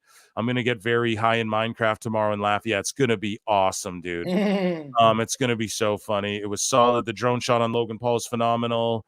Yes, it was. It was solid. I was never bored. No matches I hated. Nothing 5-star. But yeah, it was just a fun little good event. And I'm sure tomorrow there will be more 5 stars than any event ever in the history of any. It'll be a freaking. There's some good Jim Cornette animations of just stars coming out of Dave Meltzer area. Never mind. But yeah, there's a couple things where he's like jizzing stars. It's like, Jesus Christ, the guy just is insane with those ratings. I hate them so much. Yeah. No, absolutely. They make, at this point, like, it went from being, okay, this is kind of cool, to, okay, you're biased. We get the point. Yeah. Okay. We get the point that you don't like. And I just realized something. I was looking at WrestleNomics. Did you know that WrestleNomics is a cage match article? Like WrestleNomics comes from Cage Match? WrestleNomics does cage match ratings for AEW Revolution, WWE, and It's like an article they write, apparently. Oh, but it's like their own version of ratings? It's like, I'm gonna send you this link. I looked, because I was scrolling through WrestleNomics and I saw this thing where it was I'll put it in the private chat. You just go to WrestleNomics and you search cage match. They have all these articles that they're talking about cage match ratings. I was like, what? That's weird, dude. Here, yeah, I'll click on this. Click on it. You look at it, it's all these articles. It's this cage match. You're like, what? I thought you were a business company. What the hell is this? Oh, yeah, so they go over what Cage Match rated the events. Okay. Qualification. I mean, that's weird. I mean, yeah, whatever. Cage Match. There's a whole bunch of them. I mean, I use it just to reference roughly. I don't use it to gauge anything. Yeah, I don't really fuck with Cage Match. Like, I don't really, I don't go on there and look. I don't care what. I'll go there for like information of like historical. Yeah, that's what I'm saying. Information. Even that's off. But I don't really. Patreon, yeah. If you guys go, if you're on the YouTube video, you scroll down in the description, you'll see the Patreon link right in there. Here, actually, I'll get it for you guys here, and I'll post it in the chat. This was a good pay-per-view. It wasn't like it's not something that it's entertainment. It's not just like we're trying to be the best thing in the world, which is another problem that they all. Well, they are the best in the world. So when you are, you don't have to say it. So speaking of best in the world, a lot of people like to say Ricochet is one of the best in the world. And he did an interview with comicbook.com, and he, a lot of people, especially Wavy Davey, likes to talk about how Ospreay is one of the best in the world. And he's a big fan of Ricochet, who of course they had matches back in the day, which he brings up here. But Will Ospreay goes off a little bit on Ricochet's booking in WWE and says, so initially he says, Will Ospreay believes how WWE are using Ricochet is appalling, making reference to WWE Speed. And Will Ospreay says, all of these high flyers that you see, and myself included, we all look to inspiration from Pac and Ricochet. The fact that they only value his time for under 5 minutes is appalling to me. I just want people to remember who he is. Will, more people know and remember who Ricochet is than will ever know you wrestling in AEW. We do remember who he is. Okay? If you go and look at 2012, 2013 Dragon Gate Ricochet, he was untouchable at that time. Yeah, buddy, more people saw his match on fucking WWE Speed than have or will ever see Dragon Gate ever. Will Ospreay goes on and says, when it came to this generation of high flyers, bruv, he was the greatest. He's the greatest high flyer ever, bruv. I know it sounds weird, but I do include put him on the same level as Rey Mysterio. Okay. Right. But where was it? Where does it say that? But I do. Where does it say that? Sorry. But I do include put him on the same level as Rey Mysterio. So there's a bad editor, or Ospreay's just being a or just spell check. Yeah, and then further comments. Or AI. Ospreay goes on to say, I don't know how much longer he has got in his contract, but I think it might be up soon. Ospreay, shut the fuck up. Yeah, he's gonna leave him and his hot ass wife, Samantha Irvin. He's just gonna leave her and leave WWE. I was riding a high like nobody. Yeah, to come and stop being on the road with that, so he can come flip with SummerSlam's SummerSlam's almost sold out. And hang out with fucking Tony Khan and Daniel Garcia. Yeah, that's what he's gonna do. So anyways, though, Ospreay says, I want him to know that there are people here that genuinely appreciate his work, and I want to wrestle him again. I want him back here. So you think WWE doesn't genuinely appreciate his work? Bruv, Ospreay, I thought you were going to stop talking about WWE and focus on your own shit. Why aren't you focusing on your own goddamn shit that has to do with He's in the culture. AEW? Just put over someone. Like, why are you talking about Ricochet? Put over someone on the AEW roster. Yeah. For the love of God. Like, why are you talking about this guy putting over how great he is and how you guys wish you could wrestle him, and like focus on someone in your company, AEW? God, Jesus Christ. Anyways, so Ospreay goes, I want him to know that there isn't a bar. You are the fucking bar. I just want to see him with more time and ability to showcase himself how I saw him. He's one of the best going, and if the opportunity presents itself, I think he should bet on himself. I think he should remind himself that he's one of the best high flyers to ever do it. If it means he's got to come for me, then do it, boss, because I'm right here waiting for you. This is cringe. Ospreay, stop talking about WWE. If he likes WWE so much, he should join WWE. Then he can actually learn something. Jesus Christ! And like, who are you kidding, bro? Like, who are you kidding? You're making your money, and I think he realized after he said grinding on the boss's wife, like, well, I better double down here. I had a theory about Tony Khan. I think he's a gambling addict. What? Because all these shows have gambling involved in it. Hold on. Doesn't it make sense? It's like it's got to be something subliminal because all these shows have gambling involved in it, like Double or Nothing, All In, All Out, and think about it. All his stuff, he's gambling constantly on these like. If you think a lot about like how AEW like works, it's a big gamble. In the sense of his storytelling, it's just like he likes to play it close to the chest. Accordingly, like he likes to say, like, well, I say it with air quotes. And look. All his major pay-per-views have something to do with gambling. All in, all out, double or nothing. Yeah, maybe he likes. He's always in Vegas. He's always in Vegas. He's always been to Vegas. I'm like, I don't know. The guy is, and I remember watching a video where he's like, he looks so disheveled now. He looks like he's lost his ass. Let's be honest there. At a poker table, like, or a blackjack table. It's like, Jesus. Well, speaking of Tony Khan, we have quotes from Tony Khan explaining why he decided to move the date of AEW All Out away from All In. Wait, did which that? it's like, how the fuck do you even need to explain this? Like, the fact this is even a fucking thing that he thinks needs to be explained. Like, we know why you did it, because it's dumb that you did it the other way in the first fucking place. You goddamn Tony, goddamn it. He's always just, he's cute though. Tony's cute. So basically, the one little thing I want to say before you do that, I'm looking at WrestleTex, which is interesting. The current setup for Double or Nothing, for this WrestleMania-esque event for AEW, right? Set up for 7,800 people. Yeah. The SummerSlam is set up for over 50. Right. And they have sold about, let me find this number here, over 40. They're going to be sold out at SummerSlam. AEW still has tickets on. AEW has 930 tickets available as of, I don't know. It's like, dude, just pick some venues that don't. Like, it's the MGM Grand Arena. Mm-hmm. I don't know how much that fills. I'm gonna look up how much this fills, but it's like they're in the MGM Grand, of course, another gambling casino. You're just real about. You think he's got a gambling problem? Either way, though, it's not a big house. It would make sense though, and I mean, with his nose habits, I would not be surprised. Jesus.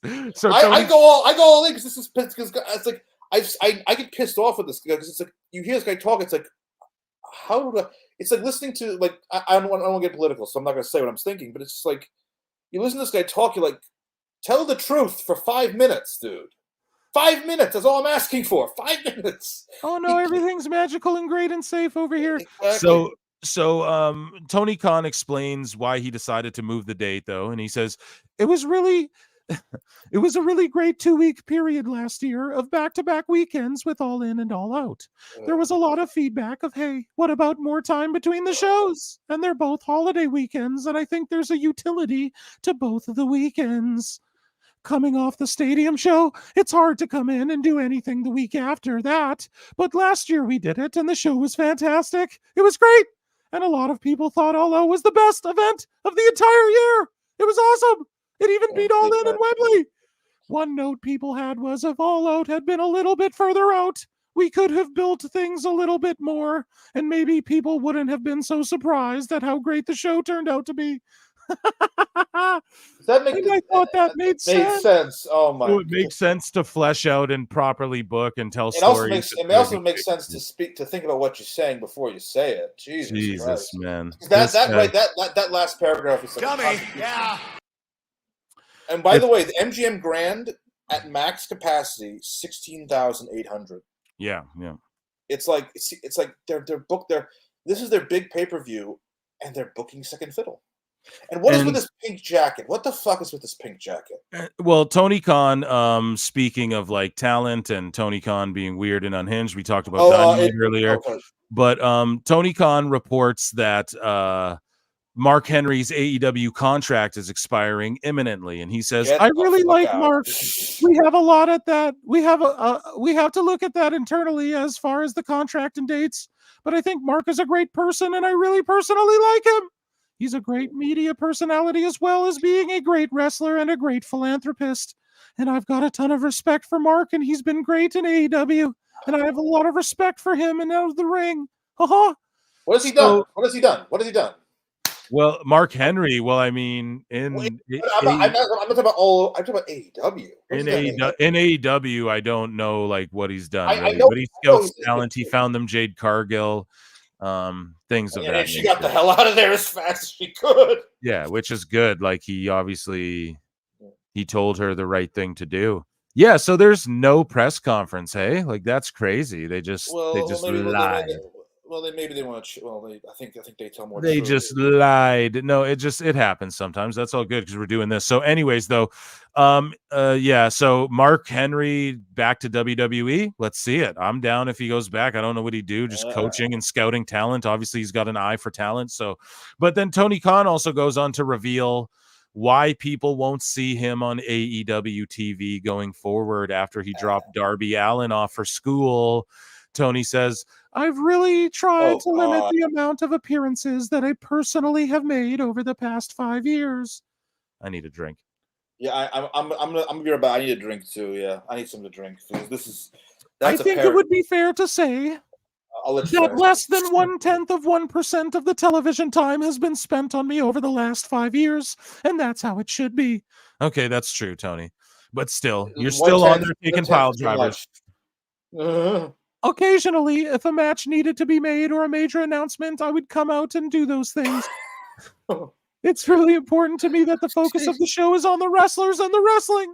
And I think even when there is a story like the struggle for control of the company, the power in the office, I think it's still important to feature it in the context of the wrestling show and with the wrestlers. Oh my God, dude. Oh, he goes on to say, so even in the thing last night, I think I was maybe for like at most 2 seconds on the show, and that's how it should be. Yeah, you dropping someone off at the arena or whatever, dude. Like you should be there being a fucking boss, bro. Like this is crazy. You don't need to see a ton of me. It should be about the wrestlers and the reaction Darby got when he got into the arena. And because the Young Bucks had banned him from the arena and Kenny Omega has been out with surgery, then there's really the Young Bucks banned him from the arena. Yeah, but he's like the Young Bucks banned him from the arena. Kenny is out with surgery, so there's only one person that could lift that ban. The Young Bucks banned their boss. Did I get that right? Yeah, well, it's just like, so what? Like the big pop, the big reveal was Tony. Like he was the This is how much I care about AEW at this point. It's like, and who has the magic and the capacity? Fantasia. It's great. Like this is how much I give a shit. It's like, but like this is the story though, right? Like, like we're supposed to be. That's such an elementary, fucking low level story. Where like, is that what people were going, oh, it's going to be Tony Khan? Like the way we're geeking out, maybe Uncle Howdy might show up. They're like, oh, it's might be Tony Khan or something. Like, is that what? It's just Uncle crazy. Howdy has some charisma, has some personality, has some interest, has something. Tony Khan has a head of hair and a pair of bug eyes. Right. So Tony Khan goes on to say, I think it's also important that at most maybe 2 seconds of that would be me and the rest is him, because it's important to showcase the wrestlers on the wrestling show. Yeah, Tony, we know, buddy. We know that you like featuring your wrestlers on your wrestling show. Note the word your wrestling show. So here's Matthew Gregg, Botchamania, shout him out, legend.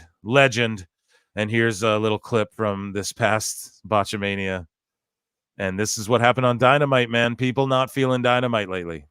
Pac, your biggest mistake of all. You questioned me. You questioned us. You asked us. You pleaded. You begged us to make you care. So we just gave you exactly what you asked for. Pac. You see, as the catalyst. Someone else who wrote this shit from the crowd. Bro, that's God. And like Jay White's awesome too. He's one of the best things. And then their fans and the people on Twitter are like, what? But Jay White's so awesome. And it's like, yeah, he is, but he was. The fucking story, the stories suck, and nobody gives a shit about any of it. Like, I'm gonna crack up over that. It's fucking funny, man. It's just like, but then the mics, they didn't cut that. This is how shitty their miking is. Holy. So speak. No, sorry. It means that no one gave a shit, so they couldn't. Oh my God. So speaking of AEW talent and people good on the mic, MJF Yeah. According to Fightful Select, shout out Fightful, they say that discussions have happened regarding MJF making an on-screen return to AEW. But There not are wrestling. several sources within AEW that believe that he could be coming back sooner than later, with most expecting him back in the fold by Forbidden Door in New York, if not sooner. Yeah. Sense. So I mean, it makes Forbidden sense. It's Door. in New York, but he's also like he also hates on Forbidden Door. Like, oh, I'm not going to do that Mark show. Like he said that in the past. But that's a Japan. But if he just comes, no, it's in New York. So No, but it's a New Japan show. Like, right. But if makes he no sense. returns and like challenges, like who knows, whatever. I don't fucking know, dude. MJF, it's like, does anyone care that he's coming back? I never thought I'd say that. It's like when he does come back, it'll be awesome. Like I'll be happy. But it's just I don't like what is he gonna do? Feud Swerve? Like I just don't see what they're. I don't know. It's just nothing really. And the track has to resolve the devil thing. Nobody cares about Adam Cole. Nobody cares about the devil. Exactly. They'll bring him back, and then Adam Cole will be healed, and then they'll feud over the devil shit, and people will go long-term story. But it's not, because there's no story. It's just a moot story that's been nothing, and the devils are nothing, and that faction's nothing, and then they just had the reveal, and then nothing. It was all nothing. So MJF's going to fight Adam Cole. Who gives a shit? But MJF got a contract extension with AEW at some point following the controversial Double or Nothing 22 situation, and he remains under contract for quite some time. So do you see what Fightful's saying? Listeners of PWT, you guys know this, right? I said this a year ago. Motherfucker, I've been saying this since this podcast existed, that MJF signed at that whole no-show debacle. That was a work. And then he showed up and got squashed by Wardlow, and everyone's like, that's punishment. No, it's not punishment. That was a work. He signed a huge long-term fucking deal for millions of dollars back then. All the Fightful saying this shit now. I said this shit so long ago. Listen to me, okay? And I'm not even the news. I'm not even trying to bring you guys news. But I'm just telling you, like, I told you guys this. Now what they're confirming, like, MJF himself would not confirm that much to anyone in the industry. Why? Because it's what the truth is. So he won't confirm that. Dummies. MJF is among the highest earners in AEW as per the deal. Exactly. I don't want to say he got like a favored nations thing, but he got bumped up significantly in the bidding war of 2024. Was this angle they were trying to push, and it's one of the biggest flops ever in pro wrestling. They thought everyone would be melting down. Who's going to sign? Oh, MJF will show up at the Rumble. MJF at Mania. Who's going to sign where? MJF's going to sign. They thought that's what was going to happen. None of that happened. There's no hysteria. No one cares. And we all know he signed with fucking AEW still. So, yeah, just good for him. And hopefully he comes back. And but it's just like too little too late again. Like there's just not I don't see how effective he'll be, just to be completely honest. And then also this past Dynamite, they had signs in the crowd. Someone had a cornet is God. Oh my God. Someone had a cornet is God fucking sign. He's then proving everyone right. And then another person had a Triple H is your daddy sign. And then people are yelling, who wrote this shit? And fans are hitting the ring, and people are harassing women wrestling. People are just, I think AEW has just become like a toxic joke, and all of the toxic weirdies who rotate and flock around that we've been pointing out, like, yo, a lot of these people don't act right and are weird and shit. And it's coming out now physically at the shows. And we've covered on the show before, there was AEW fans like, if Punk returns, we're going to hit the ring and let's see him stop us all. Like, we've gone over all that shit, man. Like, these people need to get a reality check. Yeah, they get pretty crazy. And like, speaking of the craziness, so here's Auntie Collins at Fightful Overbooked. And I hate to rag on Fightful so much, but Kylie at Fightful Overbooked. But like, look at, like, what are these weirdos even doing or talking about? Like, Auntie goes, the texts I received last week were about Orange Cassidy, House of Black, and Swerve. It's so fun. And then Kylie goes, all the AEW doom and gloom posts are hilarious to me because I have more non-wrestling fans texting me about AEW clips and such now than ever before. And then this girl, says like, oh, the text I received were about Orange Cassidy and House of Black and Swerve. No. And if that is true, it's because you guys are the only people that people know about wrestling. Do you understand? Like, you're the only people that people know who know about wrestling, and so they hit you up when they see a goofy clip of dumb shit. They're not watching the show. They're not buying the tickets. They're not buying the pay-per-views. This is weird cope, weird, and it's not about all the doom and gloom. And then she goes on to say, like, I have had 35-year-old coworkers who have never spoken to me about anything not related to work, suddenly asking me about the Tony Khan pile driver, and I'm supposed to believe AEW is on death's door. Please. Yes, man. Yes. Like, and it's not even about it being on death's door. Like, it will never die. Like, no one's saying it'll ever just go away. I know Awful believes that, but it won't go away entirely. But it's the fact that, like, no, the people are asking you about Darby jumping through glass.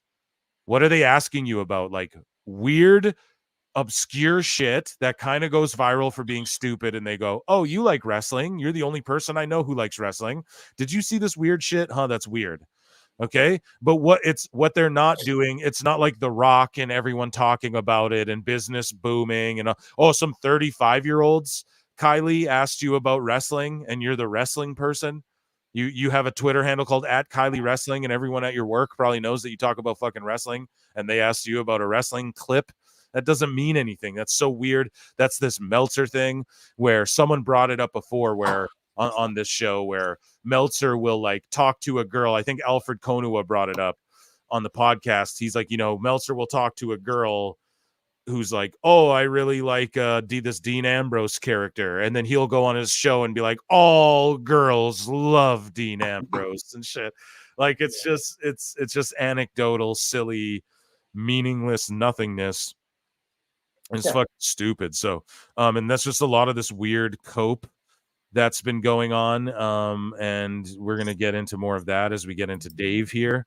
But Dave, I mean, this thing, I will never pay for the Wrestling Observer newsletter. no, you absolutely can't. I will never pay for it. I will never give that man a dime of my hard-earned money. But the fact that he charged, and also it's like so we watched the clip of Alvarez and Meltzer arguing, which is just beautiful. That's one. The worst, the best parts of the show is when they argue. You have Alvarez looking sharp, looking, professional.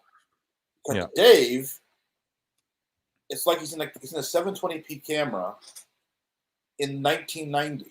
It's like, dude, you've made enough money. Can you not upgrade? Can you do something? Can you have a mic you don't hold and wear these giant soup can headphones? I mean, come on.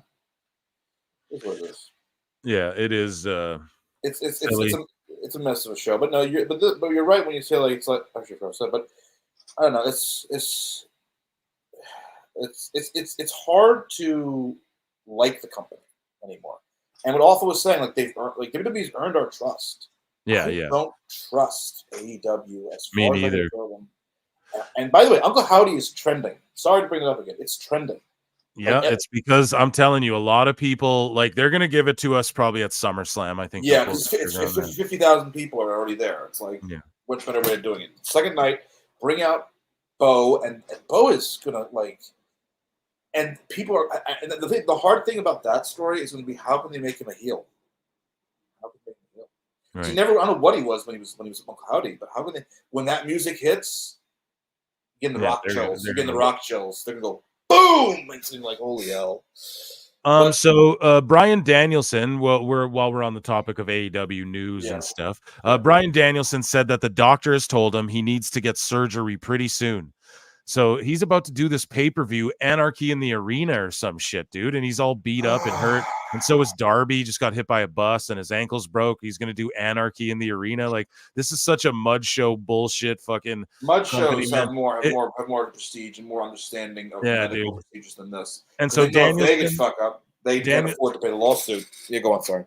No, it's okay. But Danielson goes on to say that he has had a shooting pain in his right arm and that the only way he can hold out is if he can retain strength in his arm, which he still has despite the shooting pain. Like, that's not fucking good, man. That's really not good. He's gonna I don't like saying this, but all these wrestlers are trying to do the Ric Flair and die in the ring. It's like, dudes, you can't get the cheers if you're 6 feet up, if you're like, blah. It's like, I don't understand these people having a death wish. It's like or just wanting to have their arm amputated because like what CM Punk said, like their doctors a doctor's job is to do no harm. These doctors should be telling this guy, look, if you don't do this, you're going to lose an arm, you're going to lose an eye, you're going to lose something. And I don't think these doctors are telling them anything. We thought the WWE doctors were bad. These doctors in AEW are horrible because they should not be letting these people work. Yeah, you're right. And a lot of people go, oh, but that's the doctor who saved Jerry Lawler's life and stuff. And it's like, well, he's gone downhill from there because money talks more than he does. So, Matt Jackson says he and Nick Jackson let Jack Perry get it all out of his system during their first meeting together following All In 2023, days before forming an alliance at AEW Dynasty. They said they're obviously working their gimmick, but they said we kept an eye on him the entire time he was gone and helped him navigate the situation, a familiar one that we had also gone through. We also talked him down a few times. We gave him advice on how to succeed in Japan. It felt like he was our little brother. We saw him for the very first time since All In a couple days prior to the pay-per-view. We met him in our private jet and we talked endlessly the entire flight. We let him get it all out of his system, but assured that this would be a fresh start. So yeah, they're just crying about, oh, CM Punk hurt my feelings. They felt like a little brother. Oh, that line made me. I threw up in my mouth a bit there. I was like, oh, man, disgusting. So yeah, they're working the gimmick, but obviously it's just Jack's. It's not a gimmick. The gimmick doesn't work. It's just like, okay, you're assholes. We knew that already. When this TV deal does not pan out, I'm going to fucking laugh my ass off just on principle. The only way it's going to go, one way they're going to get through is if they don't announce it. We'll know. We'll know. And like, guys, I don't want AEW to fail. I know I have to justify and say it over and over again. I don't, in case you're first time. They need a loss. They don't need to fail. They need a loss. They just need like a humbling. Yeah, they need some to revamp. The lack of a TV deal is going to humble them because hopefully it will humble them. I don't know if it will, but if Tony gets that reality check, like, look, we don't want to give you any more money. That's a problem. He'd be like, what? I said I loved you. Dude, it's business. Get a reality check. That's why your lawyers are here instead of you. Yeah. So Gabe Kidd, he's taken shots at AEW a few times, and Gabe Kidd says he takes shots at Moxley and says, if you're going to be IWGP champion, you stay in Japan. That's how it's always been. You talk about respect for this company and that title. We'll come here for a month. Oh, you can't. You have a family at home. You have commitments in America. That's a shame. I don't give a fuck. If you're the champion, you have a responsibility. With great powers comes great responsibility. Fucking deal with it. And I just want to say, shout out Will Ospreay, because that's what the grind is, brother. Fucking, you got to pick up, you got to go. And you hold down, where is your company domestically? That's where you need to be holding it down. Just my humble opinion. And is not doing well either way, so I really don't think they don't. Like New Japan, what is the obsession, the fetish? I'll call it. It's gone from obsession to fetish. The fetish for New Japan it's going too far. Well, I mean, I was a big fan of it like earlier, but it just ever since they started getting in business with AEW, they kind of went downhill. Here's another funny like. Oh no! Oh, I've seen. Trampoline with barbed wire. Slack showing. Who's he throwing off? Yeah, this is the Mud Show section. I just want to go over all the Mud Show and AEW news stuff. Here we go.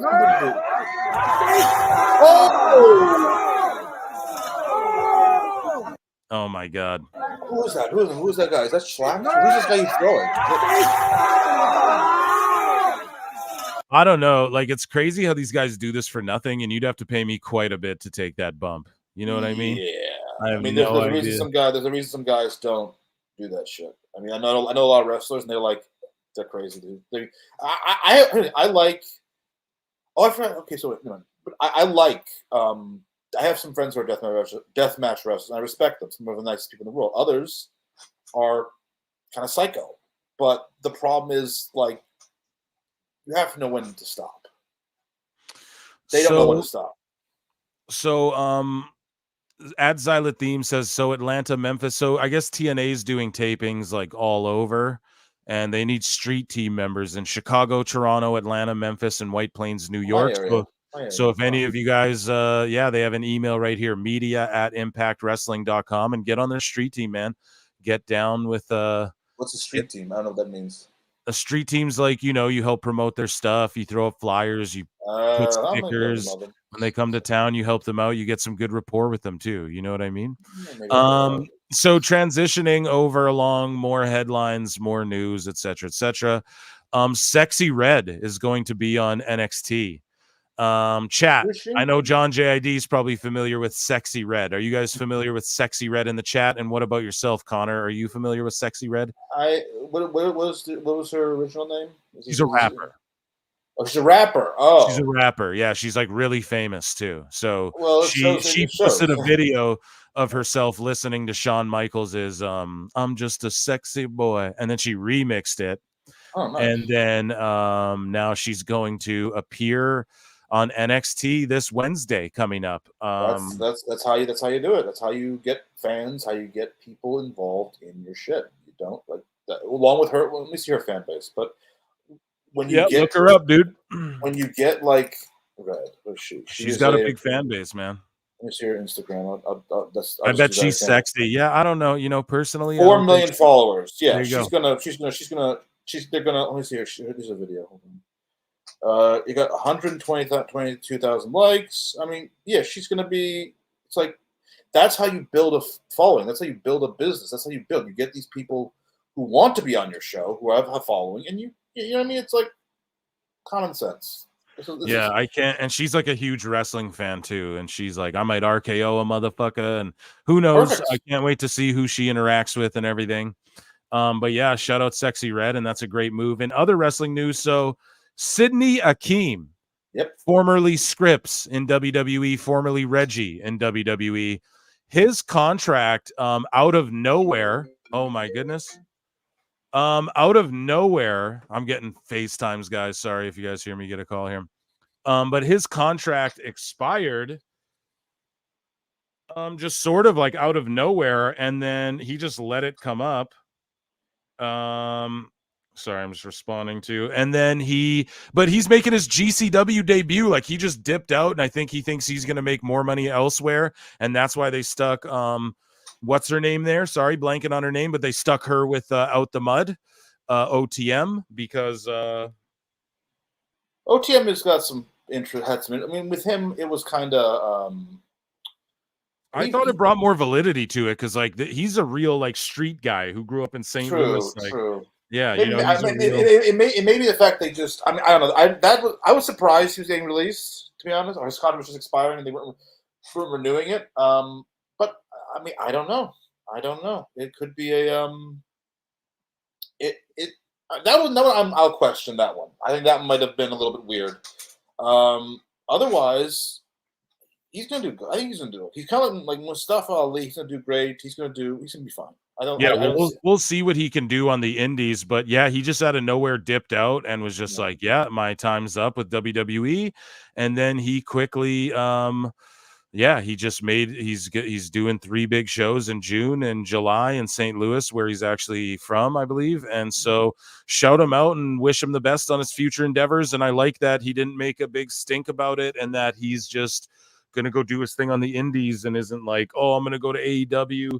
But with his flippy style and all that, I'm surprised that a lot of AEW fans aren't like, they should sign Scripps and let him do his true, what he can really do. Yeah, he was a Cirque du Soleil guy, so that's surprising.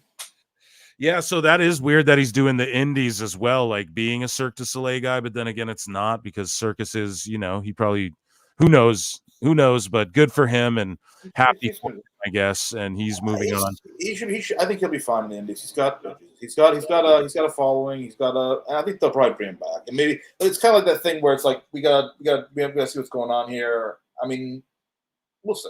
I don't think that guy should be too worried, to be honest. And so, speaking of WWE talent, Drew McIntyre talked about with PW Insider on if he ever considered moving to a different promotion for a lighter schedule to spend time with his family. Cough, AEW cough.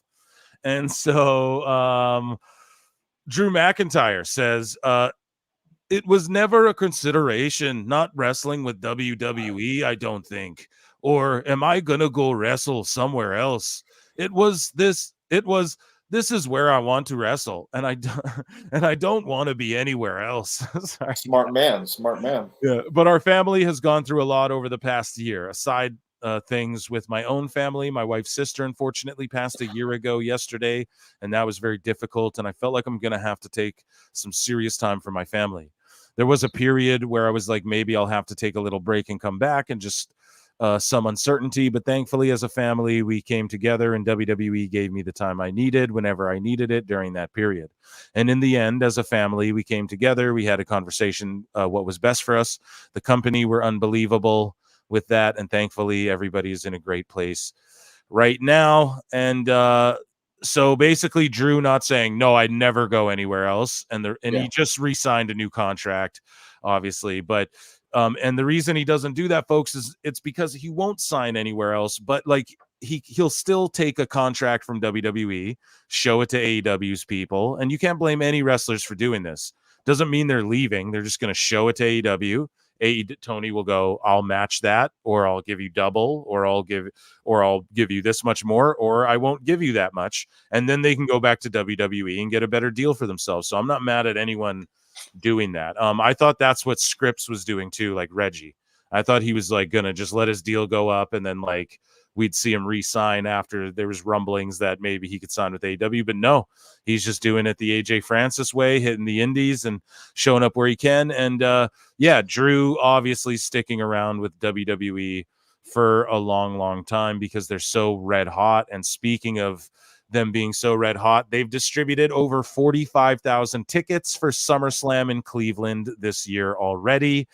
AEW All In is under 45,000 tickets sold for All In Wembley, which is coming up here. Wembley is not sold out. Oh, amazing!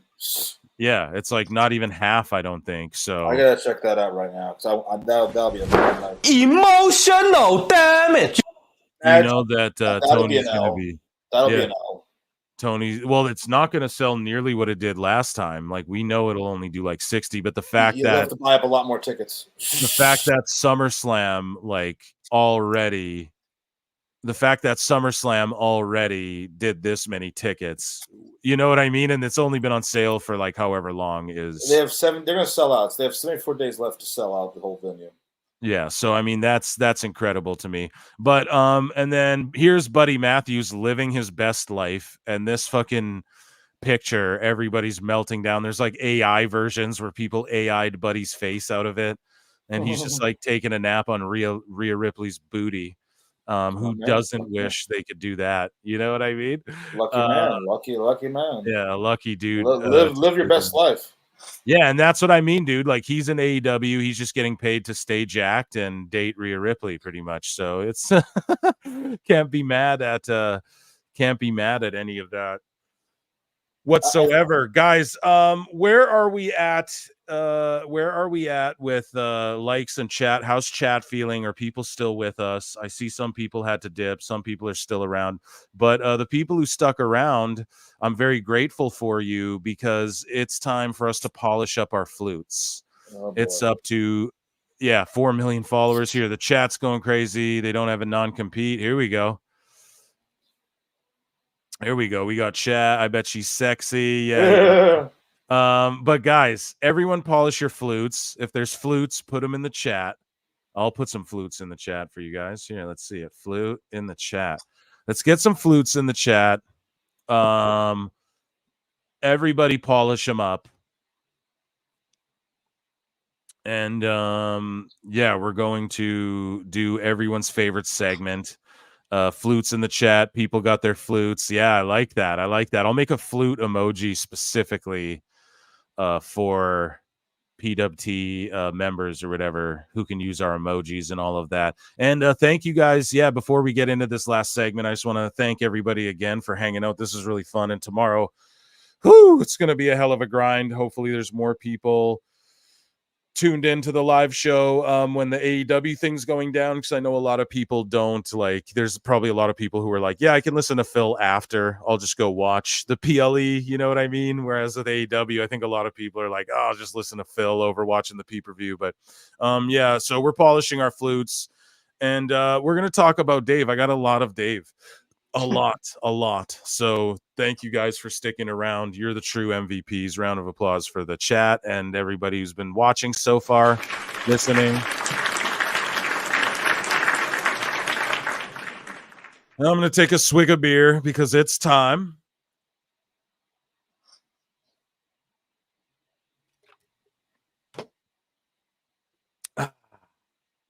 It's time. And we're going to get that Perry pack in Minecraft.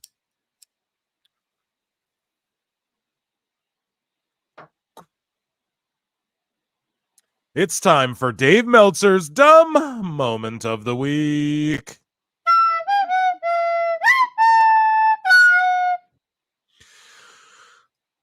I swear the flute, it's like off key. It gets uglier every single time we do this, folks. Just like Dave's brain. So Dave Meltzer responds to this tweet. Somebody at Raven1220 says 5 years for this company and still only 4 women get featured on a pay-per-view. How is this never discussed in a legit matter? And this is in reference to Tony Khan's inability to book women. We talked about it earlier in the show. And then Dave's response, he quote tweets it and goes, 72 years for a company, and Saturday there are 4 women featured on the pay-per-view. Oh, yeah, Dave, in 2 different matches. One of them's for a title and one of them's for the Queen of the Ring. And it's in Saudi Arabia. And yeah, in Saudi, breaking the walls down for like culturally and shit. So then Dave goes on to say, please think out what you're saying before pushing send. Oh, Jesus Christ. Yeah, of all people. This man. You would have punched him so badly. Sorry. I know. The anti-AEW act because of your WWE agenda is really old. Dave. Wait, he said that? He said that? Yes. And then Dave goes on to say, also, and then Dave says, we. He calls himself we. Also, we don't have a full card for Sunday yet. So Dave, it's so 4 women where they spent like months and doing a King of the Ring tournament building up to this match. That's awesome. But if Tony, if he just shoehorns in some women's matches he didn't build up to and didn't spend any time giving us character work or building up to, like if he just stuffed some women on the card, then that makes this, what this guy's saying, not valid. Like, you're such a dumb schmarmy prick, and I hate that. I hate that so much when Dave does this shit. And it's because it's like, oh, we don't have a full card Sunday. That's not a fucking excuse, dude. There's only 4 women or whatever announced. I don't get all up in the air about women's wrestling and shit, but like, look at NXT, look at WWE. It's clearly a draw. It clearly works. So do more of it if you can. Tony sucks at it. Let's just be honest. Can't book luchadors, can't book women. And speaking of that, this is per Wrestling Observer newsletter. AEW talent are frustrated over the size of the roster, resulting in a lack of ring time and exposure. Wah, wah, wah. Oh, you mean like what everybody knew was going to happen and what everybody, you know what I mean? Like, Jesus Christ. There's going to be a lot of expiring contracts this year, and there are a lot of people leaving this company because I can't see him renewing it. Yeah, man, it's just silliness. And so sticking on the topic of and then Neckbeards pipes in and goes, correction, Meltzer is good people. So we'll circle back to the WWE Meltzer lies, but here's more Observer on AEW. AEW went from a fun place to work with the great backstage camaraderie when WWE talent for the most part were walking on eggshells to a place with a lot of frustration from wrestlers making a nice and even great living, but not getting anywhere near the ring time or upward mobility hoped for. No fucking shit, Dave. This is what we've been telling you. Yeah. This is what we've been saying, dude, forever. And you still are being a schmarmy prick about all of this stuff, quote tweeting, and we don't even know all the matches. bro, it's We don't he need signed- any more. You got 10 matches. We don't need any more. Yeah, dude. He signed up his toys. They're not getting booked. Oh, the camaraderie backstage in AEW. Was it really, or was it just clicky and the camaraderie was in the little click you're in that's stooging you info? Yeah. Like these, I don't know. This was never intended to be a serious to compete with WWE. I feel like They in their heads it was something to compete. In the reality, it was a. Excuse me. It was a I don't know what this was intended to be. I think it was intended to be a pep. It's like you look back, you look at it now, and you're like, what was the point again? just some fucky vanity project. And you have to think about this. Everyone talks about the library. Well, not everyone. Well, no one talks about the library. We mentioned this before. The library. Who wants AEW's library? I mean, I think the ROH library is worth more than the AEW. I was about to say that. Like it's Yeah. like the ROH library has more history, has more value. AEW library has a exploding barbed wire ring match. Yeah. The ring. It has everybody. It has a bunch of people who've never been to WWE and a bunch of people who left WWE. Yep. And whereas the Ring of Honor library, that whole thing is like, look at all of WWE's main fucking roster, and you see those people all over the place. So, yeah, I think the ROH one holds more value than the AEW one, actually. Just in if you boil it down to just tape library. That's a great little nugget. If we added any value, I think you guys should take away from the show is that. I think you and I, Connor, just came up with that right now. Yeah, it's like Ring of Honor. I was saying like the library. Like think about look back at the history of AEW. It's like a fever dream. Yeah. Think about it. It's like there's like Eddie Kingston saying I quit, and he didn't quit. There was those fans that hit the ring those few times. Yeah, it's like security. Do you exist? Yeah, there's like Darby jumping off shit and no one cares. People jumping through pains like Sting's retirement match. Like that would be good to own that. That's a good like Sting's retirement match. Okay, they could never air it on WWE TV though. Let's say WWE bought their library for whatever psychotic reason, just for fun and shits and giggles. You think they want to air Sting's retirement match? Maybe just throw it in, but it's like you guys own like the glass thing. It's like what the fuck is this? It's like is WWE gonna buy Ric Flair's last match? Yeah, I actually hosted his last match, and I did it because I'm sponsored by Manscaped, and I'm actually also sell live. Yeah, and he had 2 heart attacks, and oh, come on, Eric. Now that's not fair.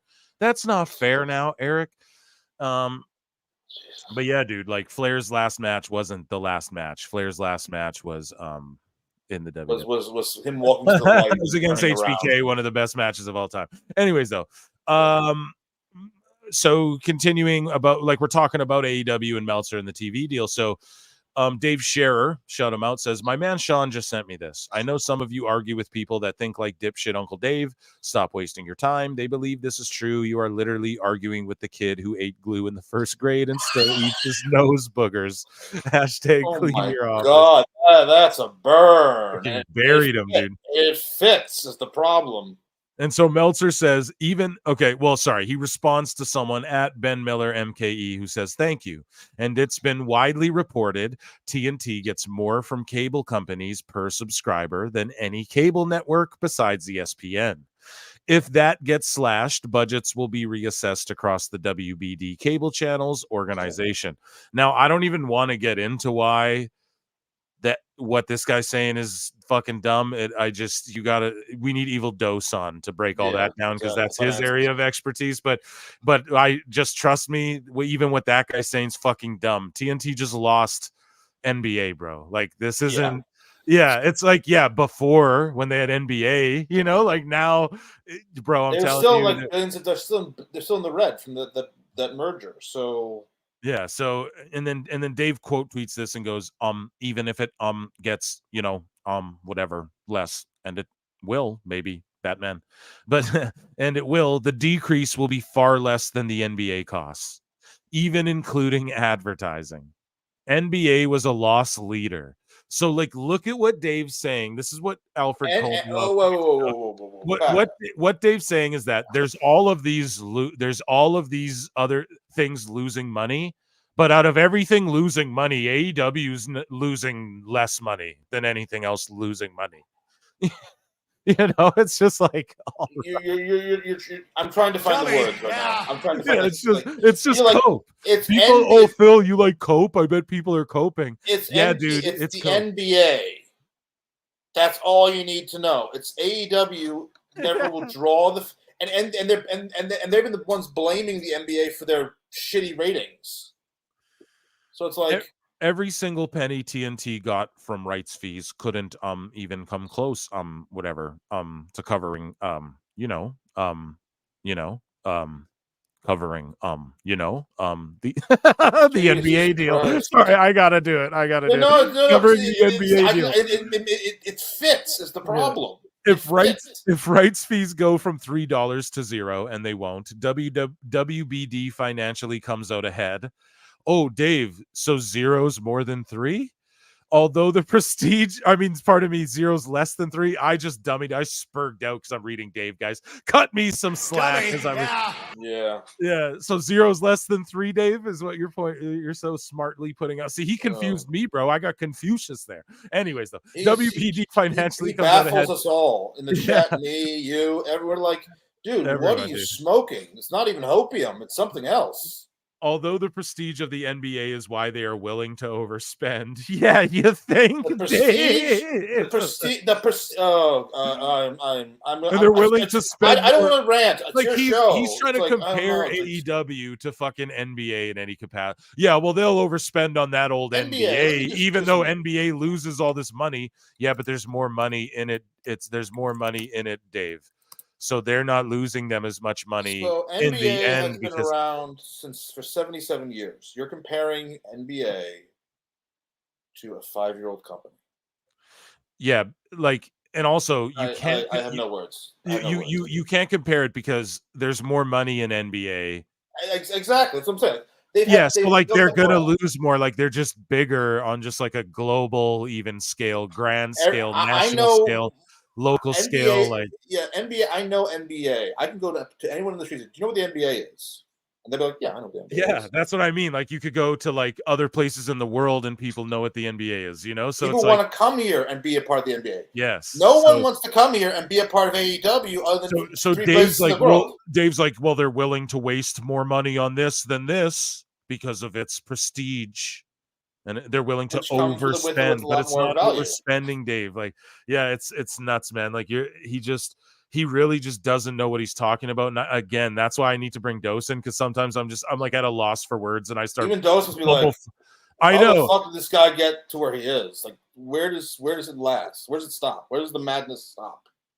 Yeah, dude. So moving along though. Oh god, it's more. Oh, of course, dude. we're loaded up. And this week Meltzer says what must be making a lot of money. No, he doesn't even have a blue check, man, and that's why he needs to get a blue check. He should, yeah. Because this guy just writes itself. Good Lord. So he goes on to speak about the profitability of AEW, and Meltzer says negative? Yeah. And how the company has helped the wrestling business overall, including WWE, after 5 years. I could agree with that because it made people see like what is good television. I'll agree with that. It was probably not intended, but I don't think AEW has been good for the wrestling business on the indies or any other market. I don't think it's been good for Japan or AEW itself or Japan. I forgot about Japan. Or the indies. I think they heard a lot of that stuff. Indies have flatlined because here's the thing. I feel like GCW, the game show, it was a great company at one point. And then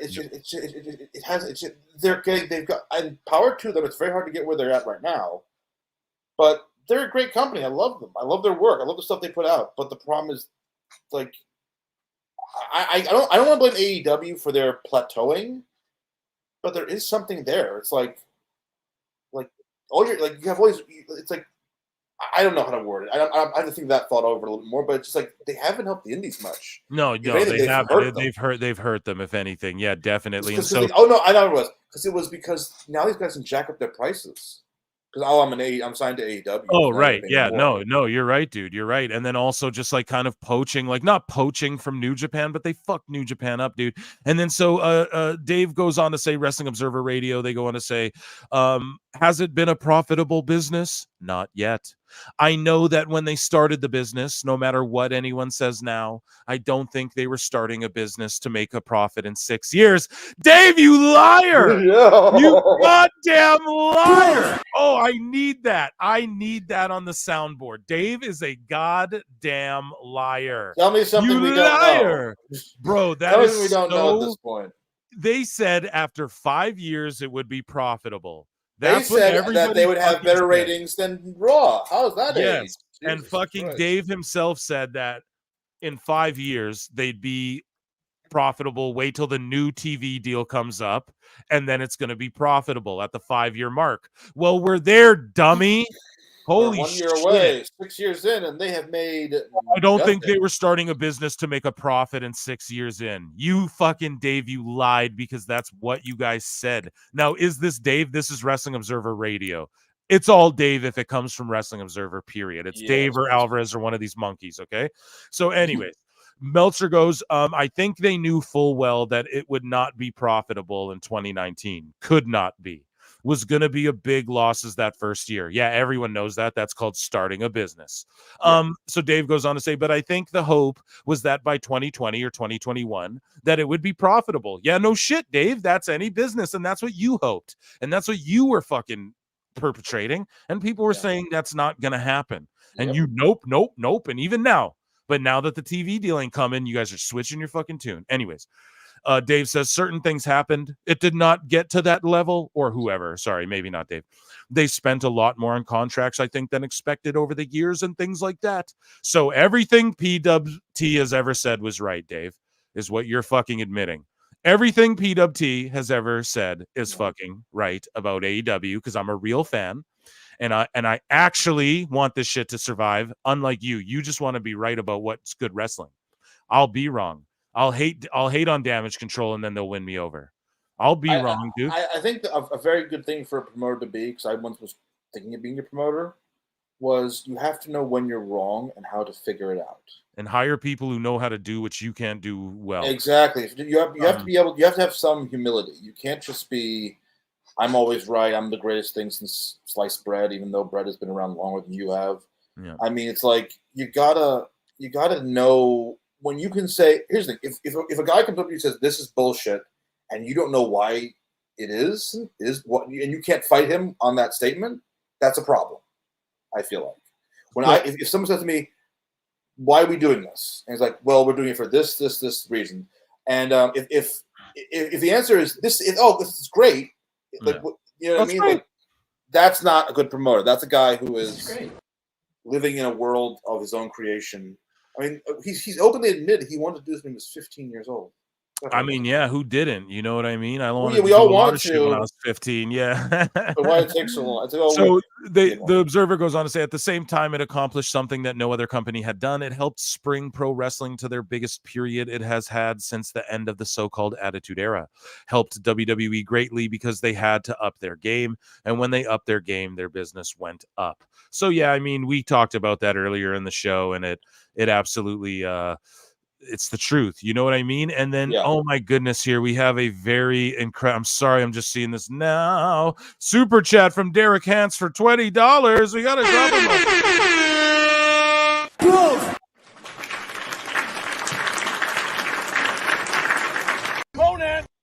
You got a whole spurg out there on the soundboard. Thank you so much for $20, Derek Hand says. And this is just what we're talking about. These AEW goofs. tough. Harsh words, buddy. Harsh words. No, but these AEW goofs don't understand that this style of wrestling is not sustainable. This is awesome will soon not be awesome anymore. Forced to constantly raise the bar, destroying their bodies and careers in the process. I mean... Amen. Yeah, amen, brother. That's what it is. And when we say hot shot booking, it's not really that, like, on a technical scale, but it is in a sense that like, if it's exactly that. Like, if you're dropping Danielson on his neck and then 2 weeks later he's going to be in Anarchy in the Arena after we just saw him like seizure out, then, like, we don't care if people get dropped on their neck. If every match on the card is 20 fucking minutes long, then I don't care about the 20-minute Broadway banger 60-minute time limit. Every match goes 28 fucking minutes. If you know, like, and we talk about it all the time, but exactly, it's the key thing in capital letters right there. It is not sustainable. The style's not sustainable. It doesn't progress talent. The just these great matches with great. We just saw that tonight or this morning rather. So, today, Saudi Arabia. Those were all great matches. Nia Jax had a banger that I'll actually remember for some of those. She won the Queen of the Ring out of it. Whereas like Tony, he does 8 tournaments in a fucking year. Then I don't care about tournaments. So it's just not sustainable. Your body gets beat up. You look at Kenny Omega, he's hurting. And you're just absolutely right, Derek Hans. So I appreciate the super chat, and I appreciate Connor, what do you got to say to Derek's sort of, he perfectly summated it there, you know? Yeah. Yeah. They don't it's not sustainable. It's a very unfortunate. It's these guys are about fortunate. I think that it's unfortunate. It's not. It's like they need it. I've always said reality checks are good things, and when you live in your own fantasy world, you forget that the bill comes due. Not to sound so esoteric, but it's like everything will eventually come to. You can only push your luck so far before luck asks for its money back.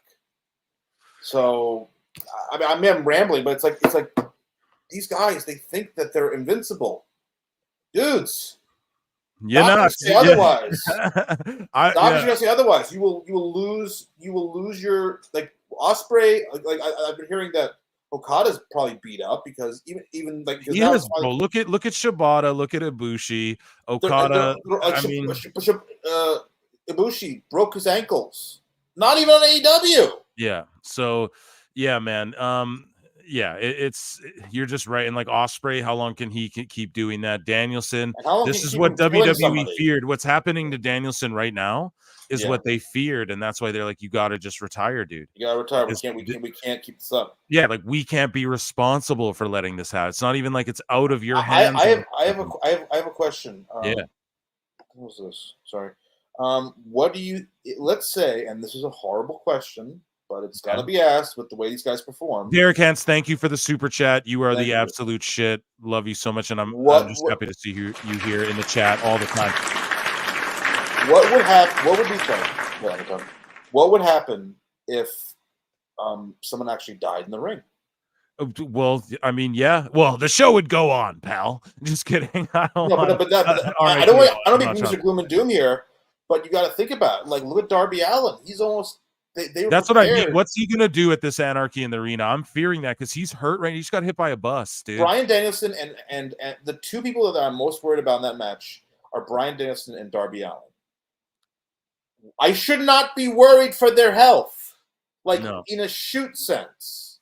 You need to be worried if they're going to lose a match, not if they're going to kill themselves. Right. That's what it is. That's what it is, dude. I should be more worried like if they're going to win.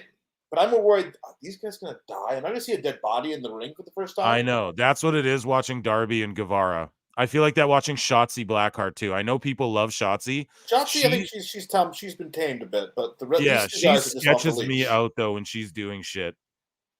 I mean, I know she broke her ankle or was a shin or something, but I can't. You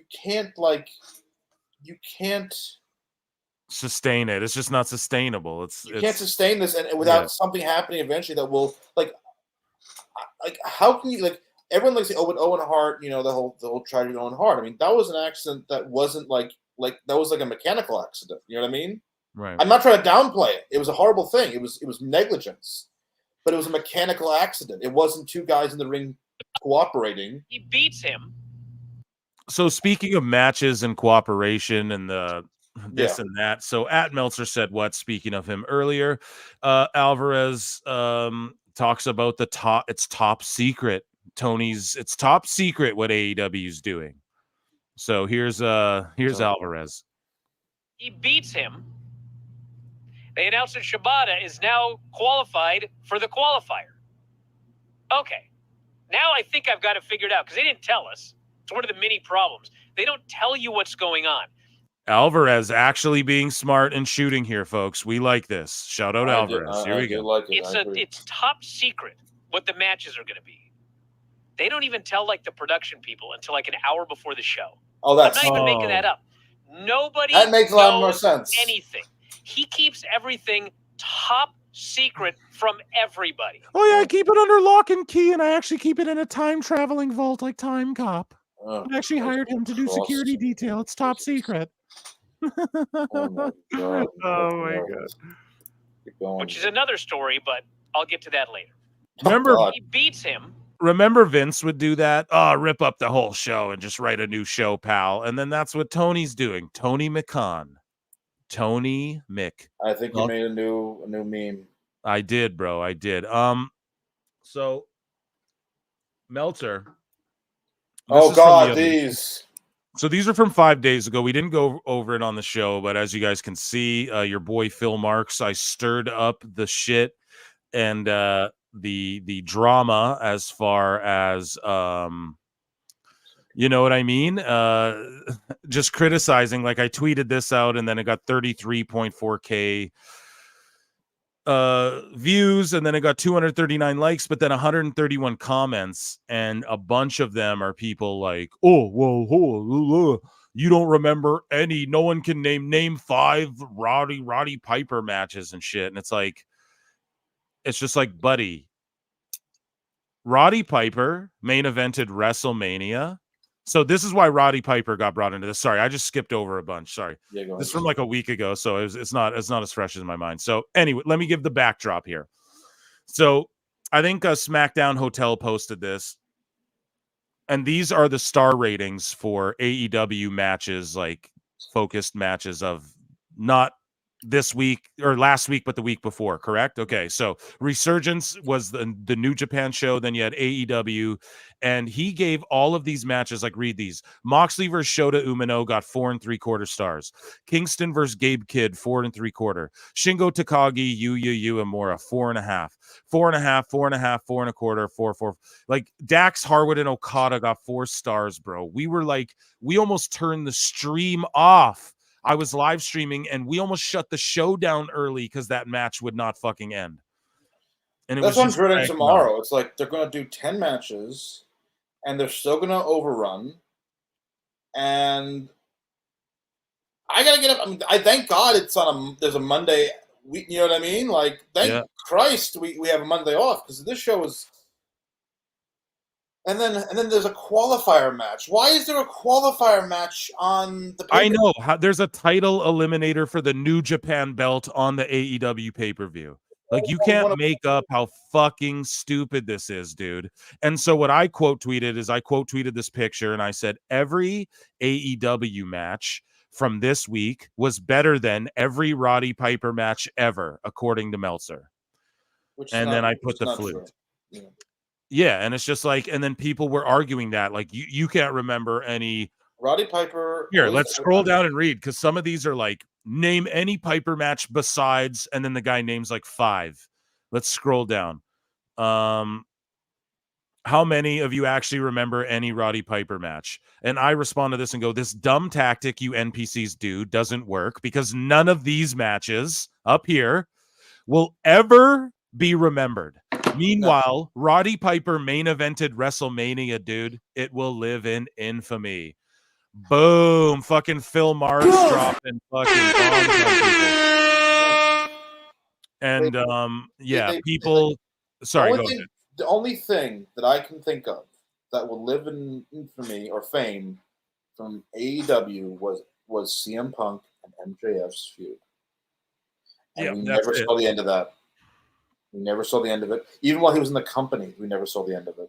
And then this guy goes, Dash and Chase, shout them out. I don't know if they're in the chat, but just a good supporter of PWT goes, pulls it up. Like Piper versus Bret Hart for the IC title, 3.5 stars. Like, come the fuck on, Steamboat, Ric Flair. I know Ric Flair is not the most popular in the world, but we got matches that go back generations that were much better than whatever cockamamie. And then like this guy goes like, I mean, it would be hard to beat a Piper match. It wouldn't be hard to beat a Piper match. Are you fucking kidding me? Piper, you guys are gonna disrespect my guy? He was a great talker, but then the bell rang. Highlights of his career: dog collar match, the Coconut Mania. Dude, he didn't have why? Because the bell rang, and then what? he threw really good punches and did He stiff, actually real. you look like you could kick your ass. Yeah, bro. Like, what are you More than talking about, Moxley, man? way more than Moxley can. Jesus Christ. So I respond and go, this is false for one. For two, all of that shit is more memorable than any match Dave gave 4 stars to last week. Doing moves athletically doesn't constitute good pro wrestling. Well, It's only I it's know. only one aspect of it, and that's I fact. noticed something else. I remember. I think I commented on this. When you look at what Meltzer does in his streams or whatever podcast, how many times does he say match? It's like a binky to him. You know what I mean? It's a good match. It's like a crutch. It's like how I'm saying it's like is the amount of times he said match like, or good match. It's like, never about the story. And it's then never about the context. It's about the match and the athleticism. I know he doesn't care about build up or anything. And then this guy, same thing. Send me 3 Roddy Piper matches that you would give 4 stars. It's like, bro, it doesn't matter what I would give 4 fucking stars to, because I'm not sitting there telling you that my subjective stars are fact. That's what Dave does. We covered it on the show. Yeah. He claims that his shit is objective reality, bro. His shit doesn't not stink, that. basically. And then you have all these guys crying about it on Twitter. Where am I crying, bro? I played my flute. I'm just a lowly old flute player over here. Why are you telling me I'm crying, bro? I enjoy playing my flute. And then yeah, just other people here. I want to see some of the IWC start doing their own star rankings. We do it on the show sometimes. We all need to ignore them. I'm just like, nah, I'll stay roasting him forever. Like, I'll just roast him and have fun doing it forever. Make a saute for like it. It's just his opinion. You don't have to pay attention to it. Yeah, but he claims it's not his opinion, and he claims it's objective fact. And I do have to pay attention to it because it's all everywhere whenever he rates shit. So exactly. Yeah, you guys that's just shut the fuck up. And then the last one here on AEW stuff, and guys, for the Double or Nothing stream, since that will be mainly AEW focused tomorrow, I'll do the WWE Dave dummy stuff from this week on that stream to kind of balance it out. We're doing all the AEW stuff right now because we did the whole WWE watch along. So the last one that's AEW related is that there is a potential scandalous story developing. Fabled Figure 4 F4W peripheral contributor and women's wrestling promoter Ed in San Antonio has been given a Stephanie McMahon-like slap to the face by Tony Khan. What? This could be a crack in the AEW F4W foundation or something more sinister. Or he says, could this be? Sorry, I'm dyslexic. So no, this is or. But couldn't. This is or. Right. And so at Meltzer said what? That's per him. But so basically, there's a guy named Ed in San Antonio who has been he's like a guy for them. He leaks stuff. I don't know. But Ed Laredo, who is doing a show in conjunction with these Observer Figure 4 convention this weekend in Las Vegas, had 5 women pulled by AEW ROH and is looking for women in California, Nevada, or Arizona to work a Saturday afternoon show at, and then he gives the email. So Dave's like trying to help his promoter buddy, Ed Laredo, get some women talent for this weekend. So that's what's going down this weekend because AEW and ROH pulled 5 women off of dude shows, and this is like this is a Wrestling Observer contributor, so somebody who, as you can see, Ed Laredo. So does anyone know any really good women wrestlers in the Vegas, Arizona, Cali area that can wrestle in Vegas at noon on the 25th, live right now as we're speaking? Let me know. I may be able to give them an opportunity. And yeah, you look down here. And we're live from Las Vegas with a roundtable featuring Brian, Vinny, Ed in San Antonio. So he's just highlighting, like, Ed's their guy. He's one of their, little Muppets who AEW, so great. Like, one of those guys. And I don't know, AEW just pulled a bunch of their talent for this weekend. 5 women talent. There's only 4 on the Double or Nothing card Double or Nothing card, pardon me, from what we know. Maybe he'll insert some more on the pre-show as we talked about, but I don't know, man. A Wrestling Observer guy, right, who's like really tight with them. AEW's like, nah, we're pulling people from your show. And Meltzer said what is just saying, yo, could this be a crack in their foundation? Could it be something more sinister? What are your thoughts, Connor? I don't think it fucking matters. Yeah, I don't think. I really don't think it. I think it's just if they're under contract, they can do whatever the fuck they want. And what is this? What's this? What is this? A woman's show? I'm not sure. Yeah, let's look at this poster here. So it's it's an all women's show, I guess. Yeah. What?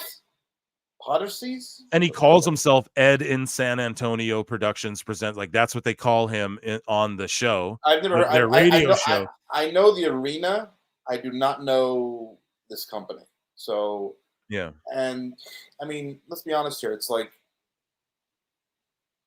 what he can probably give them is better than opportunity than what AEW is going to give them because all the women's matches, and you can call me a sexist all you want. It's like they're popcorn matches. There are very few women wrestlers there are very few women wrestlers in this world that I would put over as being like actually charismatic, interesting, can kick ass. Like Jenna Kai from MLW, she's great. She's a little small, but she looks like she's scary looking. Let's be honest. She's attractive. I would say this, you can kick ass and look good doing it. Yeah. Oh yeah. That's the point here. Rhea Ripley. Rhea Ripley. She can kick ass and make look good doing it. And I highly suggest everybody check out MLW and OVW if you're ever just like, oh, I want to watch more newer wrestling and like MLW's I'm on YouTube. Okay, but TNA's got some. Well, TNA had some good stuff. Well, just on YouTube, you know, you can just throw it on. It's easy to watch OVW. Don't pay for it. Yeah. But yeah, I don't know, man. Maybe I don't know. Maybe there is because they have been more critical of AEW, and maybe Tony Khan was like, oh no, fuck those guys. But I doubt that would ever. MLW and the funny thing about MLW is that they should have sued Tony Khan because he poached more of their talent than anybody else. Yeah, dude. They could probably made a lot more money a lot quicker than dragging out because they decided they made $20 million law. They had a $20 million lawsuit, and it went nowhere. But that's a story for another day. well, with that in mind, that was Dave Meltzer's dumb moment of the week. And there will, of course, be another one tomorrow. So multi-dumb moments of the week. So that was all of his AEW dumb stuff of the week. Because we watched WWE King/Queen of the Ring. And tomorrow, live stream, whenever I'll try and get on for the 0 hour kickoff, but just whenever the pay-per-view starts, I will be live here at Pro Wrestle Clips or at Pro Wrestle Times to watch Double or Nothing. Connor, you're welcome to join once more if you'd like. Just hit me up, and I probably will stop by for a few minutes. Even if you can just pop in. I'll see if Mikey wants to have me on his stream, but I'll bounce between the two because I'll be like, it's going to be a long night, and I'm not. It's nothing against any of these people, but it's like I'm going to need to like take some breaks because this is going to be a long night. And then tomorrow. Yeah, and then tomorrow we'll do the I have a bunch of Meltzer WWE focused dumb moment of the week stuff too. Dummy, yeah. We'll get into all of that tomorrow. Guys, we hung out for like 4 hours and 20. We got to wait till 4:20. So 10 seconds here so it gets to 4:20. And, yeah, shout out everybody in the chat. I appreciate you all. Round of applause for everyone in the chat. And round of applause for Connor Hassler. Connor, I stuck it out for quite a while. You did, man, and I didn't expect it to. Like you were like, "Yo, can I jump on today?" I'm like, "Yes, dude. Of course, I need someone." And look, you were the only one. Office stopped in for a bit. I get bored. I get bored very quick. My weekends are boring, so I used to work shows every week. Now I'm like just sitting home bored. So if this fills the time, I'll take it. Let the good folks know what you have going on and where they can find you. Just do a little plug. Yeah. Tell everyone what you got going on in your life, man. So I got so while doing this, I've been looking for footage to edit. So you can find me my Instagram, my Twitter, my Facebook, all that stuff is at Connor C Hassler. It's in this little thing right here at the bottom of my name. It's all the stuff what they're saying about me. It's all the stuff you can. It's all the same name, so it's just easier for me to do that. Yep.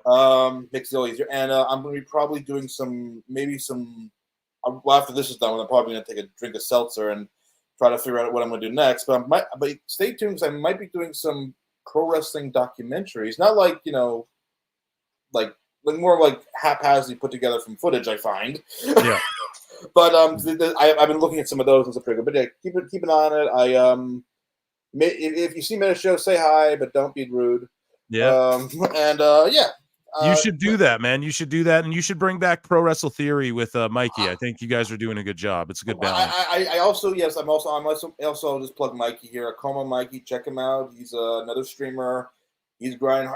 Everyone like there's been a huge uptick in everybody's stuff with this stuff. For those who put the work in, like Phil, like Mikey, like everyone here. Yeah, and shout out Mikey. We'll have him on the show sometime too. Maybe he could pop it. Well, I guess he's streaming tomorrow, but we'll have him pop in. I'll just do a show. He's streaming tonight too. I can see if you're available. I can see if he's trying to stream every day now. So yeah, that's like what I'm trying to set up as well. Where I'm gonna just pop in and say hello to you good listeners as well. I'm gonna pop in and just talk to you guys, even if it's for like 30 minutes on like a Monday morning. I'll just pop in and give you guys a little nugget. And the member shows are coming. I promise to the members. Don't worry. I did say at 100 members. I don't know if we're even at that number yet, but don't worry, those are coming. And Patreon show is coming as well. Connor, thanks so much for being here. Chat, thanks so much for being here. You guys have been the best. I hope you enjoyed the King and Queen of the Ring. Tomorrow night, Double or Nothing. Be here or be square. Wait, be here or be there or be square. I don't know. I botched it. My name is Phil Marks. He was Connor Hassler. I'll see you guys in the Upside Down.